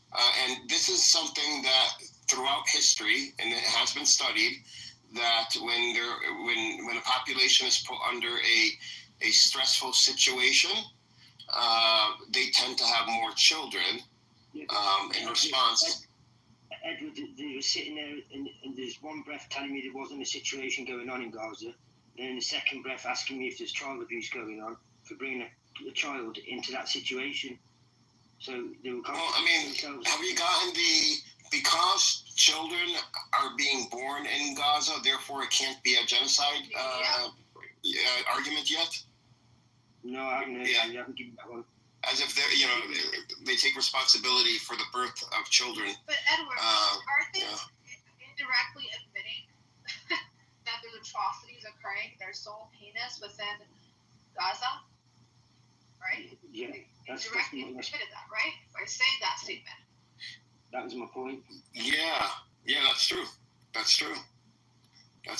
I don't know if Israelis are actually saying now that the war crimes have not been committed. I mean, I've read into multiple Zionists that have said on here that they're not going to they admit that war crimes are being committed, but they fall short of genocide. They won't say the word genocide, but they say.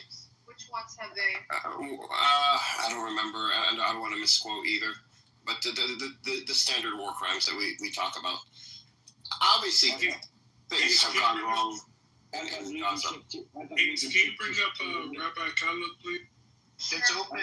Anybody can come up. It's open. I got Reuben Chick to admit that. We don't need to raise it. Nobody needs to send any invites. The Netanyahu government was wrong in what they were doing. He admitted that in the end. He said that for all intents and purposes, if Benjamin Netanyahu went, he wouldn't mind at all, because it's not all about the government, because he doesn't agree with the government at all, but he agrees with Israel getting larger and more stronger and more powerful, but he doesn't agree with the government. So I think Caleb is accusing Edward of lying in the chat about what Daniel said. Yeah, and, sure. Caleb, if you have the balls, come up, unmute and come up yourself, and you can have a conversation with Edward. And I've said this to Caleb earlier with Daniel there, and I said, Caleb, he's not saying. He's saying this now in front of you. He was not saying this before. He absolutely switched, took the opposite position, which is my position, by the way, and made it his when you showed up. And I said this to Caleb in Amos's room, and I'm saying it now. So, Caleb, this is my position. And Caleb, you did make comments about, which I would like to talk to you about, my suggestion of Scandinavian nations, because they're smaller, they would be easier to work with for Palestinians to build a nation. And you said that they would not get involved. And I want to know if you have anything to back that up with, or do you have anything to say about that? I disagree with that. I think the Scandinavian nations would want to get involved in helping to build a Palestinian economy and a Palestinian government. Yeah, I want to hear Rabbi Caleb's interpretation of what happened. Yeah, he could feel free to come up. I'll mute up. Because he said I always interrupt. So go ahead, Caleb. I will mute up if you want to come up. Yeah, come on, Rav.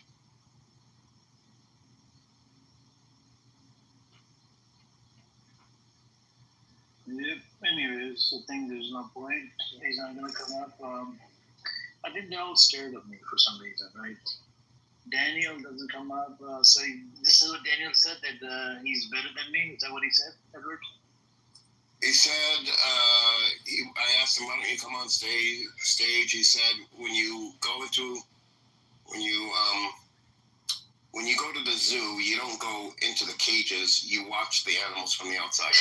He said the same thing. He was in the chat yesterday. He said the same to me. The exact same words he said to me. Did he come into your room? Scotty?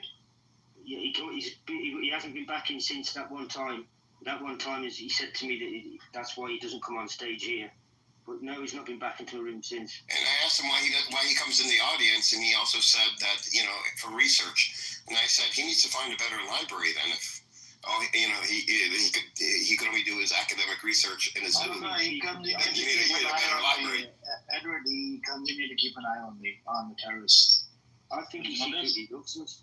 I think he loves us. He misses. If we weren't here, he'd miss us all, each and every one of us. I think they used to go into his rooms, right, to debate, and a lot of people stopped going in there because of the way they get treated in their rooms. And they're never intellectually dishonest. Majority of them are intellectually dishonest. And they don't want to concede to the point. Any article you give them, they would be like, no, it doesn't say that. Interpretation is different. Like, bro, what are you on about? I said that twice today, and I thought I was turning into you and me. Intellectually dishonest. Scotty, what do we do? This is a problem. We have the truth on our side, and the articles coming out of their sources supports our truth. But when you present it to them, they become intellectually dishonest. They want to deny. No. And they can't even call us the anti-Semitic media because we're not using Al Jazeera. We use the Times of Israel or Haaretz, or you can use Jerusalem Post. You mean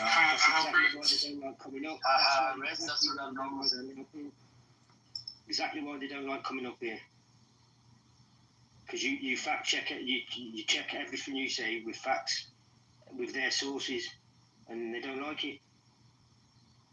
Which is why I've got another page that's open on another phone with all the links that you put up, all of them, and any more that I get, I'm just collecting as much as I can, so I can rebut everything they say.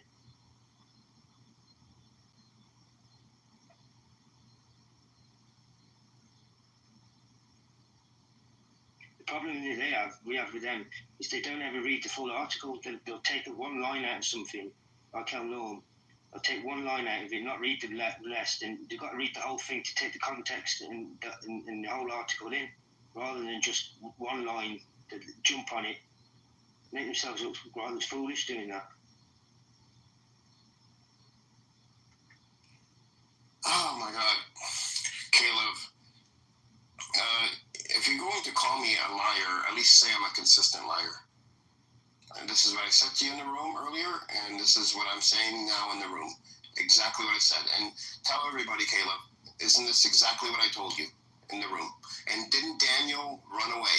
He ran down in the audience in Amos' room because of me. And he was a mod. He ran down in the audience after confronting him about his, what do you call that when you all of a sudden take the opposite position just to win? There's a name for that. But that's exactly what he did. It's kind of, so Caliph said, I'm dumb. Caliph, if I was dumb, I don't think you'll be coming into the space. Eagle said this as well. Eagle said, I told him, why don't you go into Amos' room or other room? You know what Eagle said? He's a leftist brother. He said, in their room, his majority is bullshit. In my room, it's less bullshit. More facts and more data. But in their room, it's nothing but fucking bullshit. And this is why Edward, he's calling you, he's saying that you're smarter than this. Okay. At least I thought you were. Oh my God. Caleb, I don't know why it's so hard for you and me to communicate. Caleb, you're older than him, man. Cut him a slack. No, I mean, I don't know why we can't communicate, successfully here and understand each other. This isn't complicated. I'm taking your side, Edward. See, even we don't like each other. See, I'm taking your side. Caleb, cut him a slack. I mean, Caleb was in the room, so Caleb, you were there when I brought this up to your attention. Okay, you were there, and it makes sense. Why would I argue to not include Israel, for example? Take the opposite position that Daniel supposedly was taking, and saying when it comes to starvation and everything that's happening in Gaza, I would argue, no, well, let's keep Israel out of it. Why would I argue that position? You came in and you even said, Edward, he's saying the same thing you're saying. And I said, Caleb, he's saying it now in front of you. He changed his position. That wasn't what he was saying. Why can't you? Why? Because he's Jewish and I'm not, so you take his word?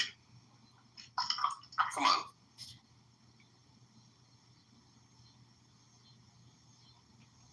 How is he Jewish? How is Daniel Jewish? By association, I don't know how they do it. From his mom? From his mom? I don't know. Yeah, I don't know. I'm assuming he's not a convert.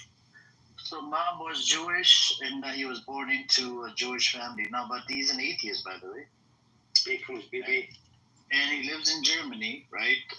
Homeland to the Nazis, right? He supports the Nazism, and he speaks the Nazi language, German. So don't know, man. Don't know. Daniel was born Jewish, dum-dum. How do we know that he was Jewish? He denies the word of God. Again, I'm going to go back to your fucking argument. Ethno-religion. It's connected to the religion. If you deny the word of God, it takes you out of full of fucking whole religion, man. Just calm down. This is a part of the show, and Amir gets even stupider. Okay, no problem, Caleb. Okay, young man. You were an idiot before, you're still a dumbass. And you're a baby killer as well, just like the rest of the Zionists. The leftists are the most demonic, deviant, and psychotic, dangerous piece of shit. Just like we have Democrats in America. They can't be blunt about everything, right? Wait, who just said that?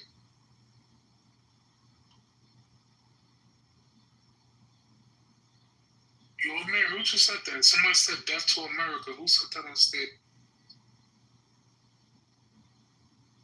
No one said that. Nobody said that. Oh, okay. I was just making sure, man, because we don't allow anti-Americans.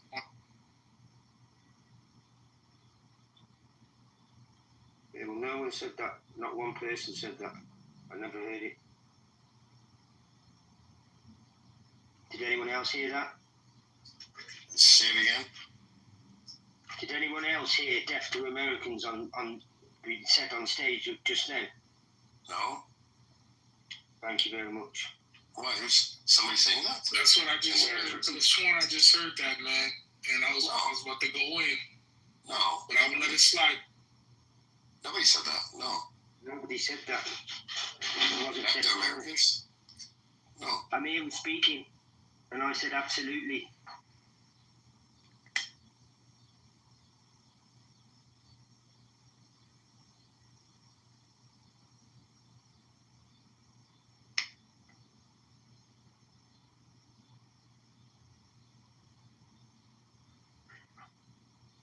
I'm going to ask GPT-5, Caleb, about my idea of having the Scandinavian nations help with building Palestine, and if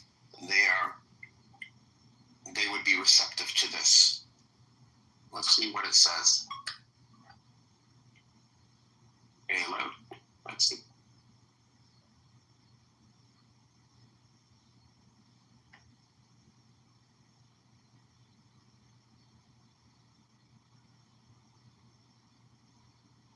It says Scandinavian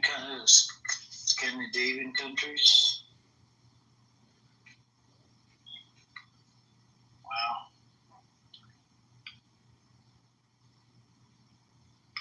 This is part of the show in American TV. That's funny. I'm not gonna lie. That is funny. He gets triggered and pissed off. Anyways, going back to the news and whatnot.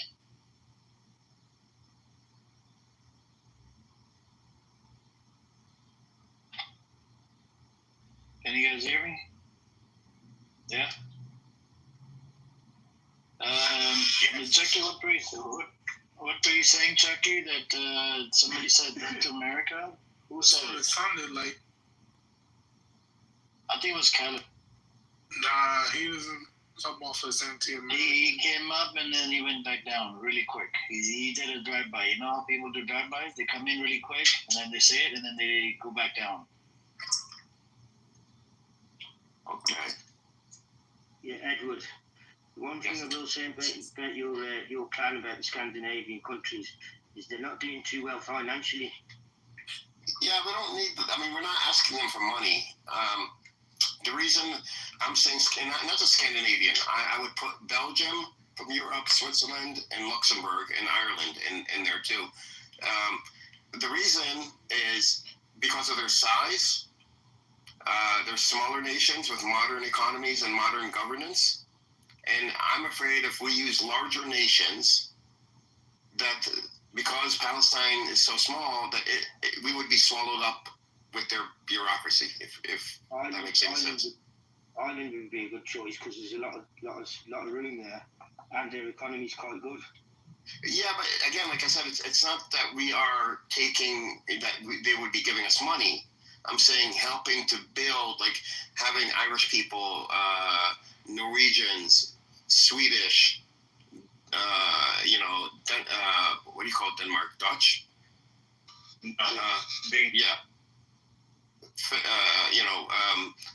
People from Luxembourg, Belgium, Switzerland, all coming in and contributing their expertise to building the nation, not paying for it, but helping to build and keeping Palestinians accountable to the rest of the world.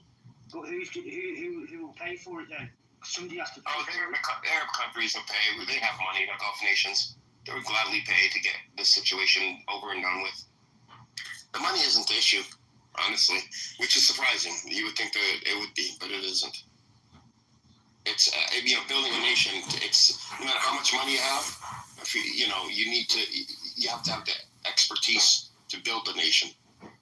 Yes, Sweden, Finland, they're the ones that economies are struggling at the minute. Yeah, but it's not just their, we're not looking to take from them. What we're wanting is their expertise in how they govern. And also, I don't think you like the cold. Huh? The cold there, I'm just saying the cold. Well, no, wait, we're not taking Palestine and going there. What are you thinking? No, I'm saying if they're, if Palestine is able to build a nation, we would bring them into Palestine. Using their politicians, you mean? Not politicians, they're experts. They're the people that they're auditors. They're political. I don't read political science. Go ahead. Edward, did you read this article, the Axios, fully, completely, or did you ask ChatGPT to summarize it for you? What article? The Axios, yeah. I read it. Why? Did you read all of it, or just some of it? I believe I read all of it. And what part are you referring to? I'm referring to Trump. He said America hates to be the only nation to be, part of the. Now he wants other nations to step in, like Europe and the Middle East countries. But the biggest issue is who did the genocide. I know. That's a good point. That's so Israel, wants everyone else to pay, which, and that's exactly what's going to happen. Is everyone else will be paying, not Israel, and that's life isn't fair. If Palestinians did this kind of thing, it would be Palestinians that would be paying for it. Any other nation, they would have to be paying for it. Edward, Scotland would be a good one for that because our government was formed we didn't have a government before 1997. In 1997, we formed a government. Now they've overtook being probably the best government in the whole of the United Kingdom. The SNP, Scottish Nationalist Party. We never even had one politician. We had politicians in Westminster, but we didn't have any politicians up in Scotland.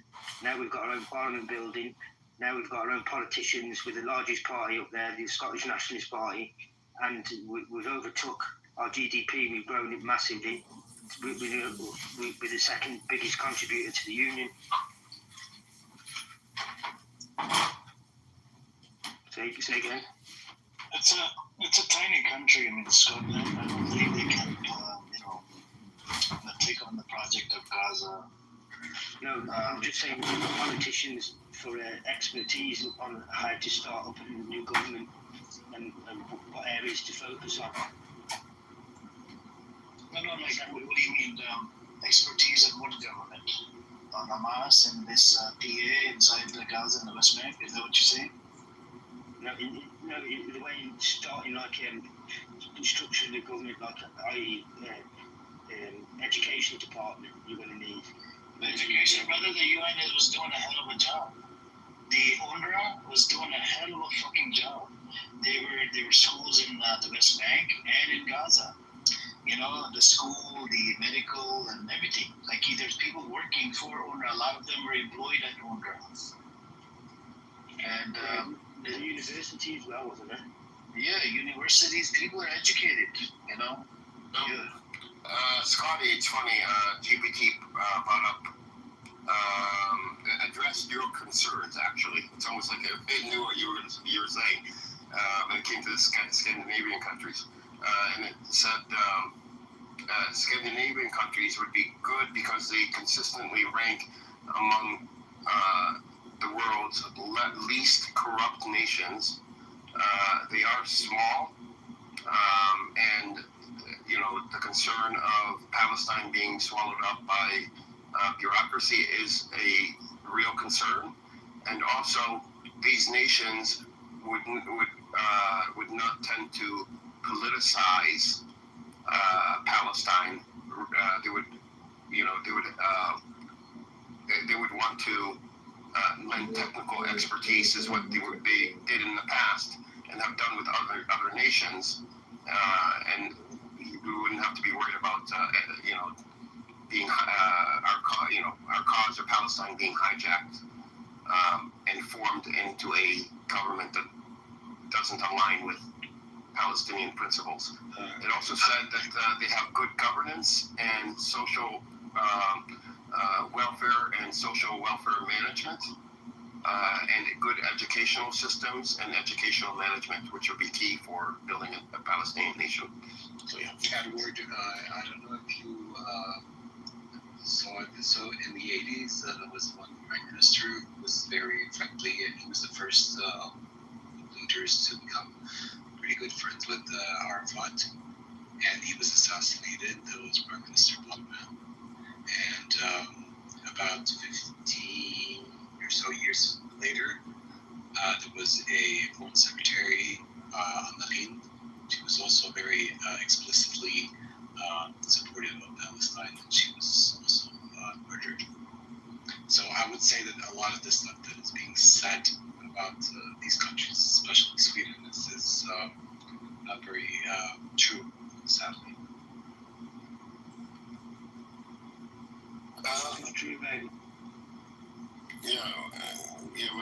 What it's not true. They're not. Sweden is not pro-Palestinian, or no, they're not.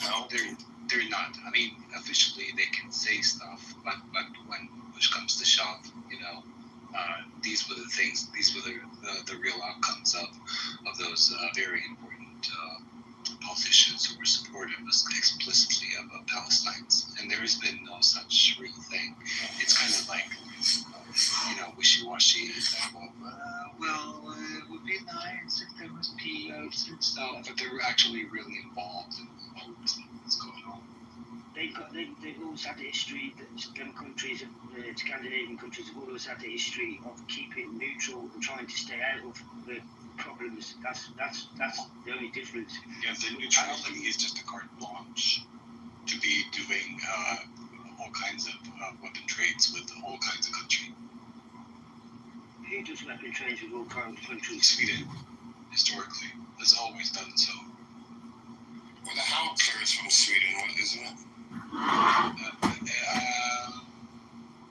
not sure. It might be so.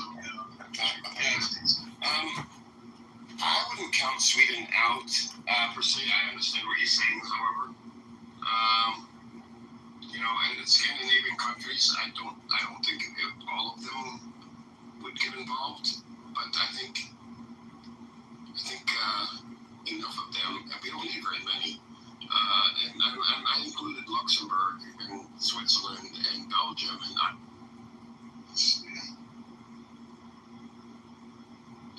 from the truth. But isn't the role of a woman to like be quiet? Wisdom like that? It's not just gonna be super popular. Yeah, I don't like that. I don't like that at all.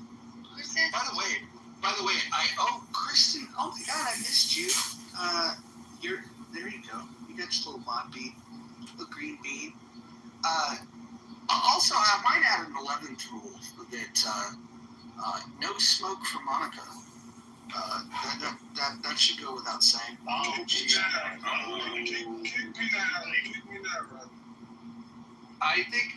you should treat her like the queen that she is. Yeah, well, I appreciate that. I don't see her in the audience. She's not here right now. I'm just saying that in spirit, like I feel like Monica is the perfect clubhouser. She had no smoke for Monica.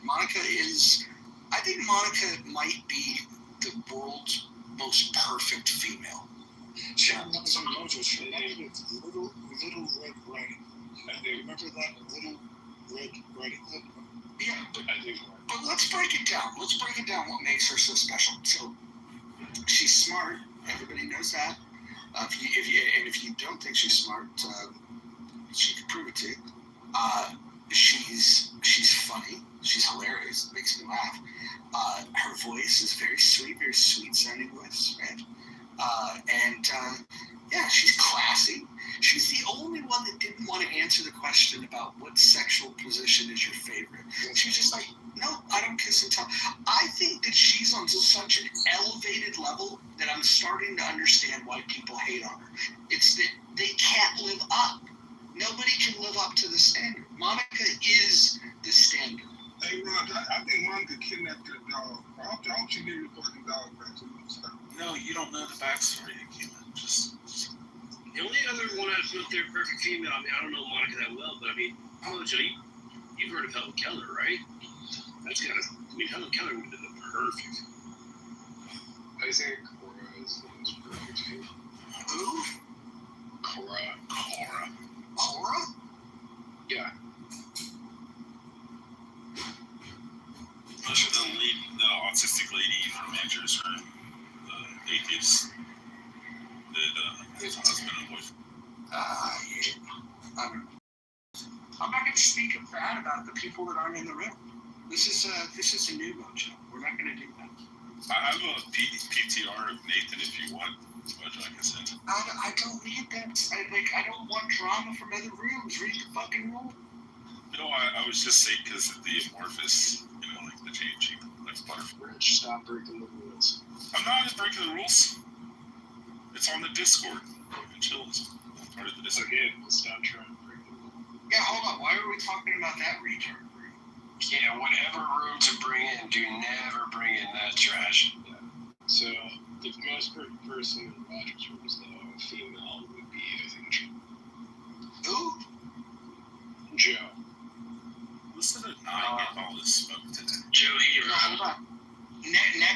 Necro is fond of Joe B because her poll answer was other when the question was what is your favorite sexual position, and then when she was asked what her favorite position was, she said 69, and Necro also chose 69. So now Necro, because he likes older women, he's had sex with a 58-year-old woman. He wants to break his record, and so now he's got a crush on Jim. I know rule number 11. Rule number 11 should be that you have to say asked. You've also asked the number of these people. I mean, I think that definitely. So much for not talking. Your new rule there, Mojo. So much for not talking to people that aren't in the room. Well, the Joe B one is an interesting one because, let's see, is she here? Oh, actually, Chloe, come up here. Let's get Chloe up here. Chloe didn't realize that the poll, that it reveals your answer, and Chloe, I won't even say what response Chloe gave, but Chloe was very embarrassed after that. Yeah. Chloe, you should come up.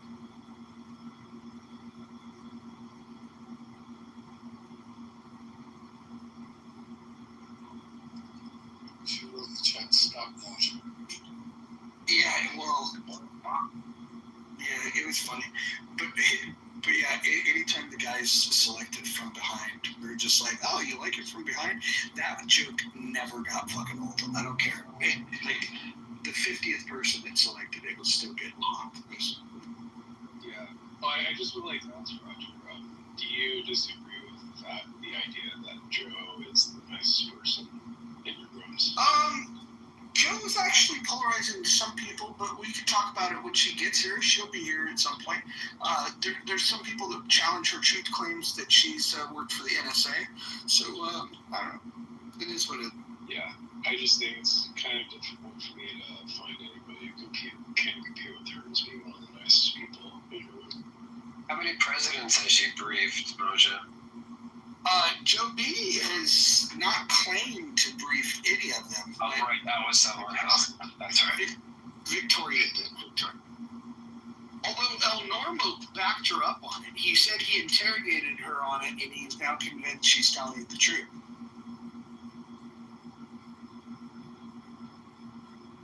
You voted for him, Roger, so he got to be telling the truth.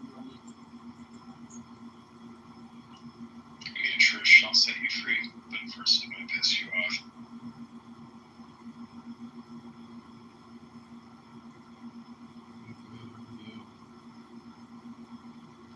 That would be the motto of my law firm if I was a lawyer.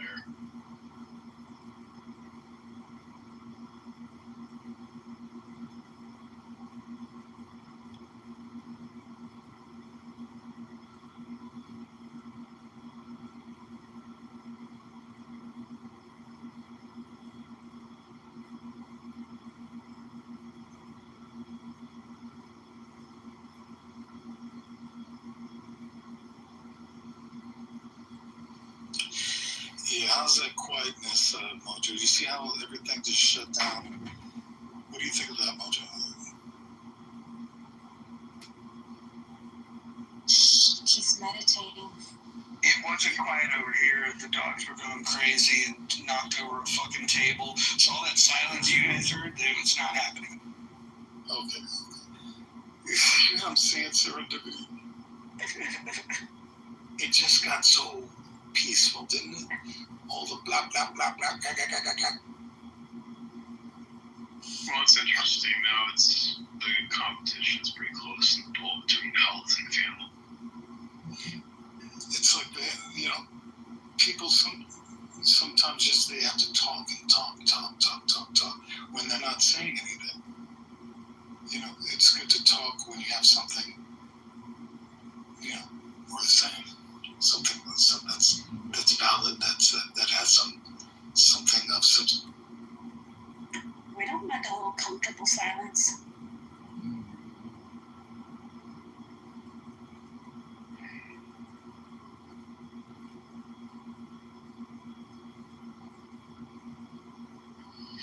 Yeah, I mean, it's just, all I've been asked is, as an atheist, if I were to revise the Ten Commandments, what would I change? I would change the commandment of, do not commit adultery to turn off the fucking cell phone.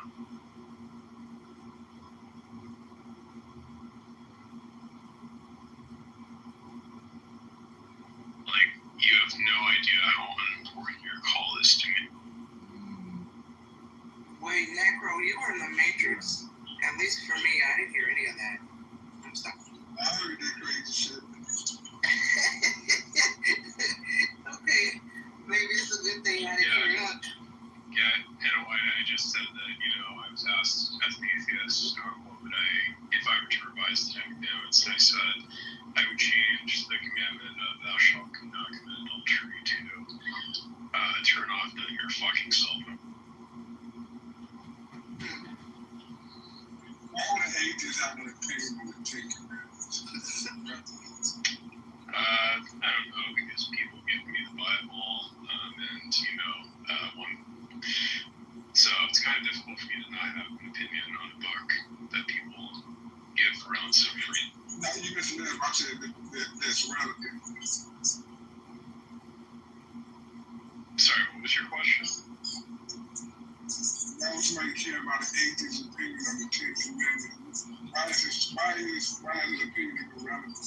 Oh, well, because theists, like, when they say that the Ten Commandments, a lot of people say the Ten Commandments is, like, the best moral paradigm, and to which, I always point out that the first commandment literally contradicts the First Amendment of the Constitution. So I can answer this, Hakima. Most atheists, their biggest gripe is that God is a moral monster who imposes morality upon the world, and they disagree with God's morality because God says homosexuality is a sin and all these other things that they think should be like totally fine. You know what I find silly about atheists?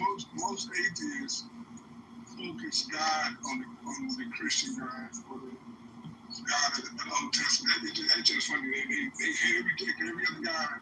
They really just Christians. They just disillusioned Christians, really.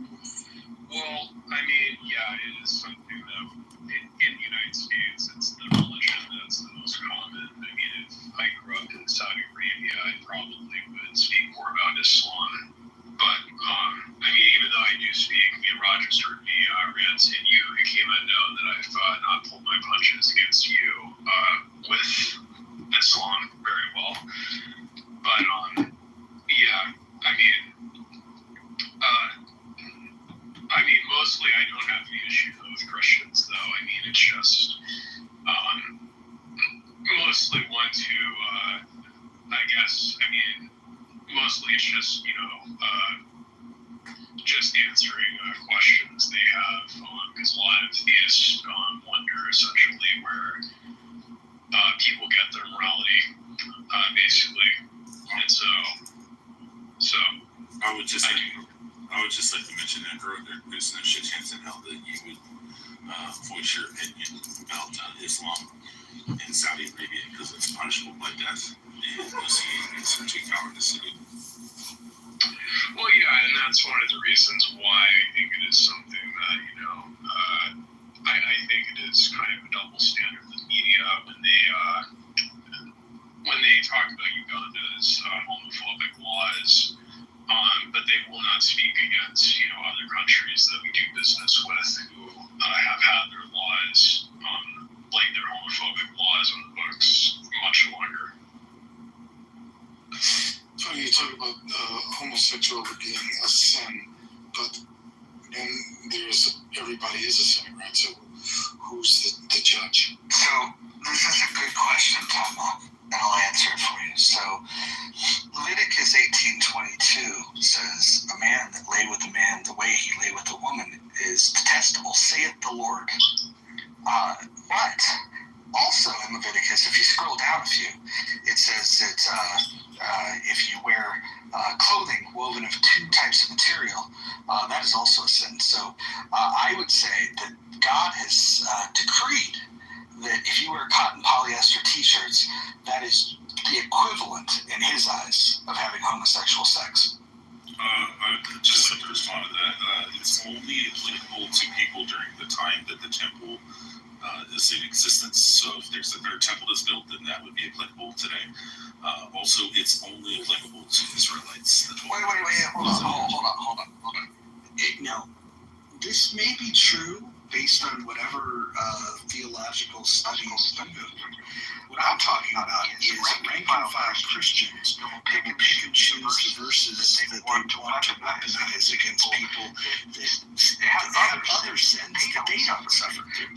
So I think the point is that while Christians have dumbed down the Bible and tried to create 10 commandments because they don't have good memories, the Torah gives you 613 commandments, and of those, it seems like if you were to go through the 613, the only ones that modern day American Christians care about is you can't be a faggot.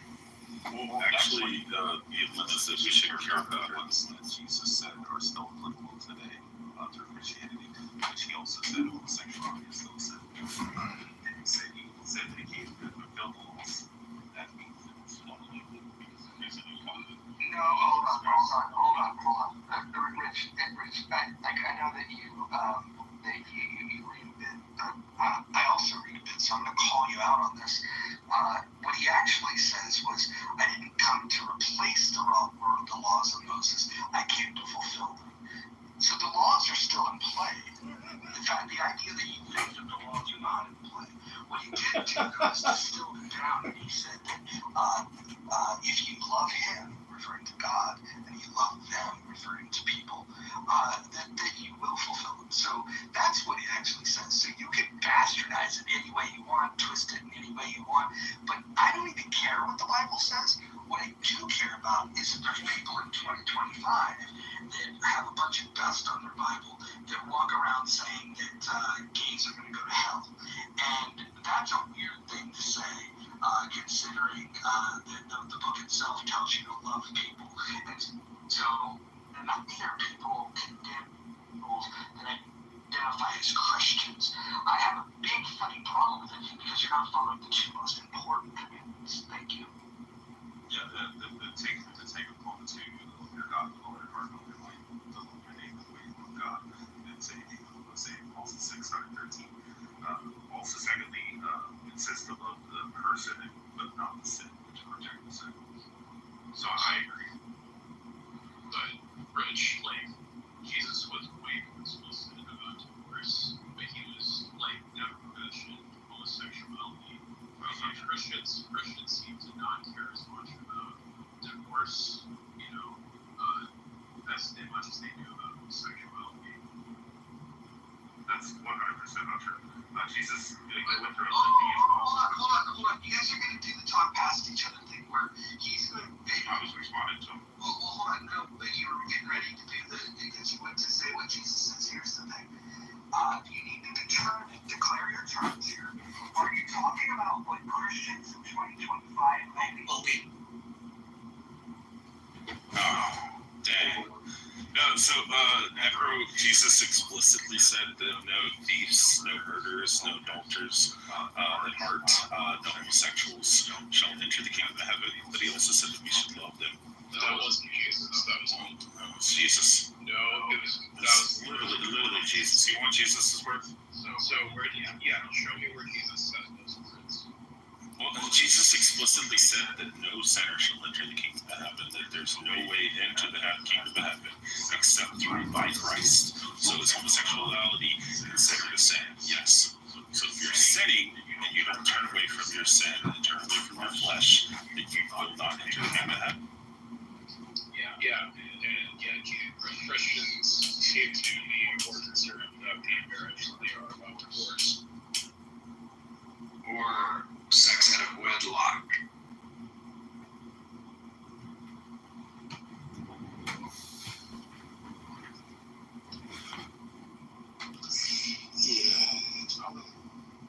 Better practice to put all your attention on yourself and being the best you can be, not project on others. Yeah, like in general, like universally, like think that gay marriage is something that is something that is more than. I mean, that's just our personal opinion. I don't care like about your personal opinion if you keep it to yourself. Hey, hold on.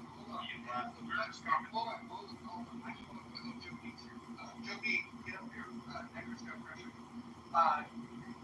No, it's not right. So, my phone dies a little weird this time. So I just wanted to, get you guys to get on track. Are you guys talking about what Christians claim to believe in 2025? Or are you talking about what the Bible says? Because those are two very... Okay, so that's not the conversation Necro is having. Because, and this is one of the things where I think that there's one place that one person will reference the Bible.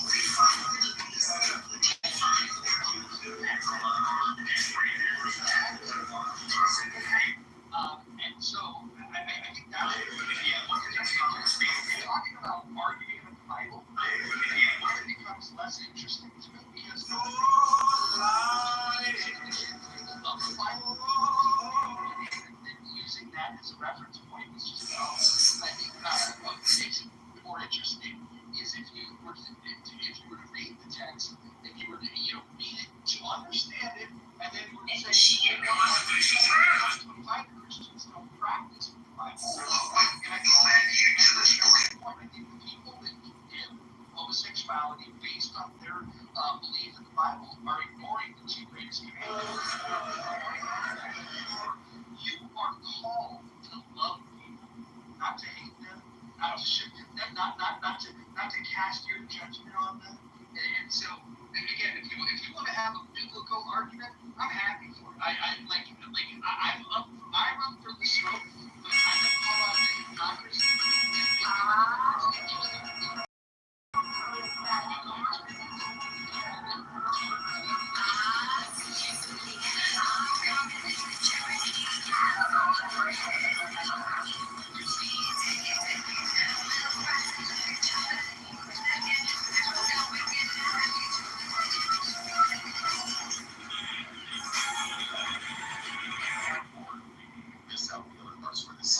No murderers, no adulterers, and no fornicators. Hold on. You are a king cherry picker. Like honestly, if this is your interpretation.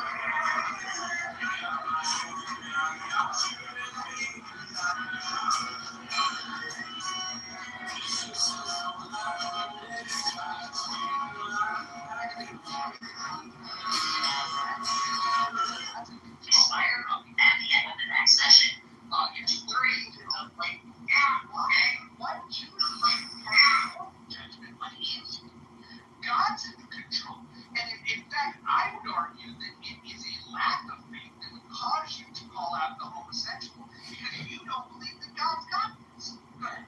I also call out fornicators. I also call out drunkards. I also call out drug addicts and tell them that if they don't turn away from the fleshly desires, then they're not going to enter the kingdom of heaven. And Jesus says, because you're not showing love. Jesus says, the two main things that God told you, what Jesus told you to do is to love God and to love people. If you're not leading with love, you're not going to heaven. I want you to just let this sink in, right? When you look at your wife in the eye, when you look at your kids and you're thinking of these fantasies of heaven, with your own belief system, you're not going to go there. You're not going to be there because you don't love. No, we're to love with righteousness and to judge with righteousness. We're supposed to call people out and tell them what they're doing is wrong. The same thing Christ did when he was talking to the woman who was condemned of adultery. Can I answer, Roger, or not? Can I answer? I say interrupted. I got to use that. Okay. And now that's it. Listen, I don't like to critique people for their religion. I don't believe that Islam is a religion. I think that's a pedophile. But when it comes to Christianity, I think it's very important. It's very important to lead with the love component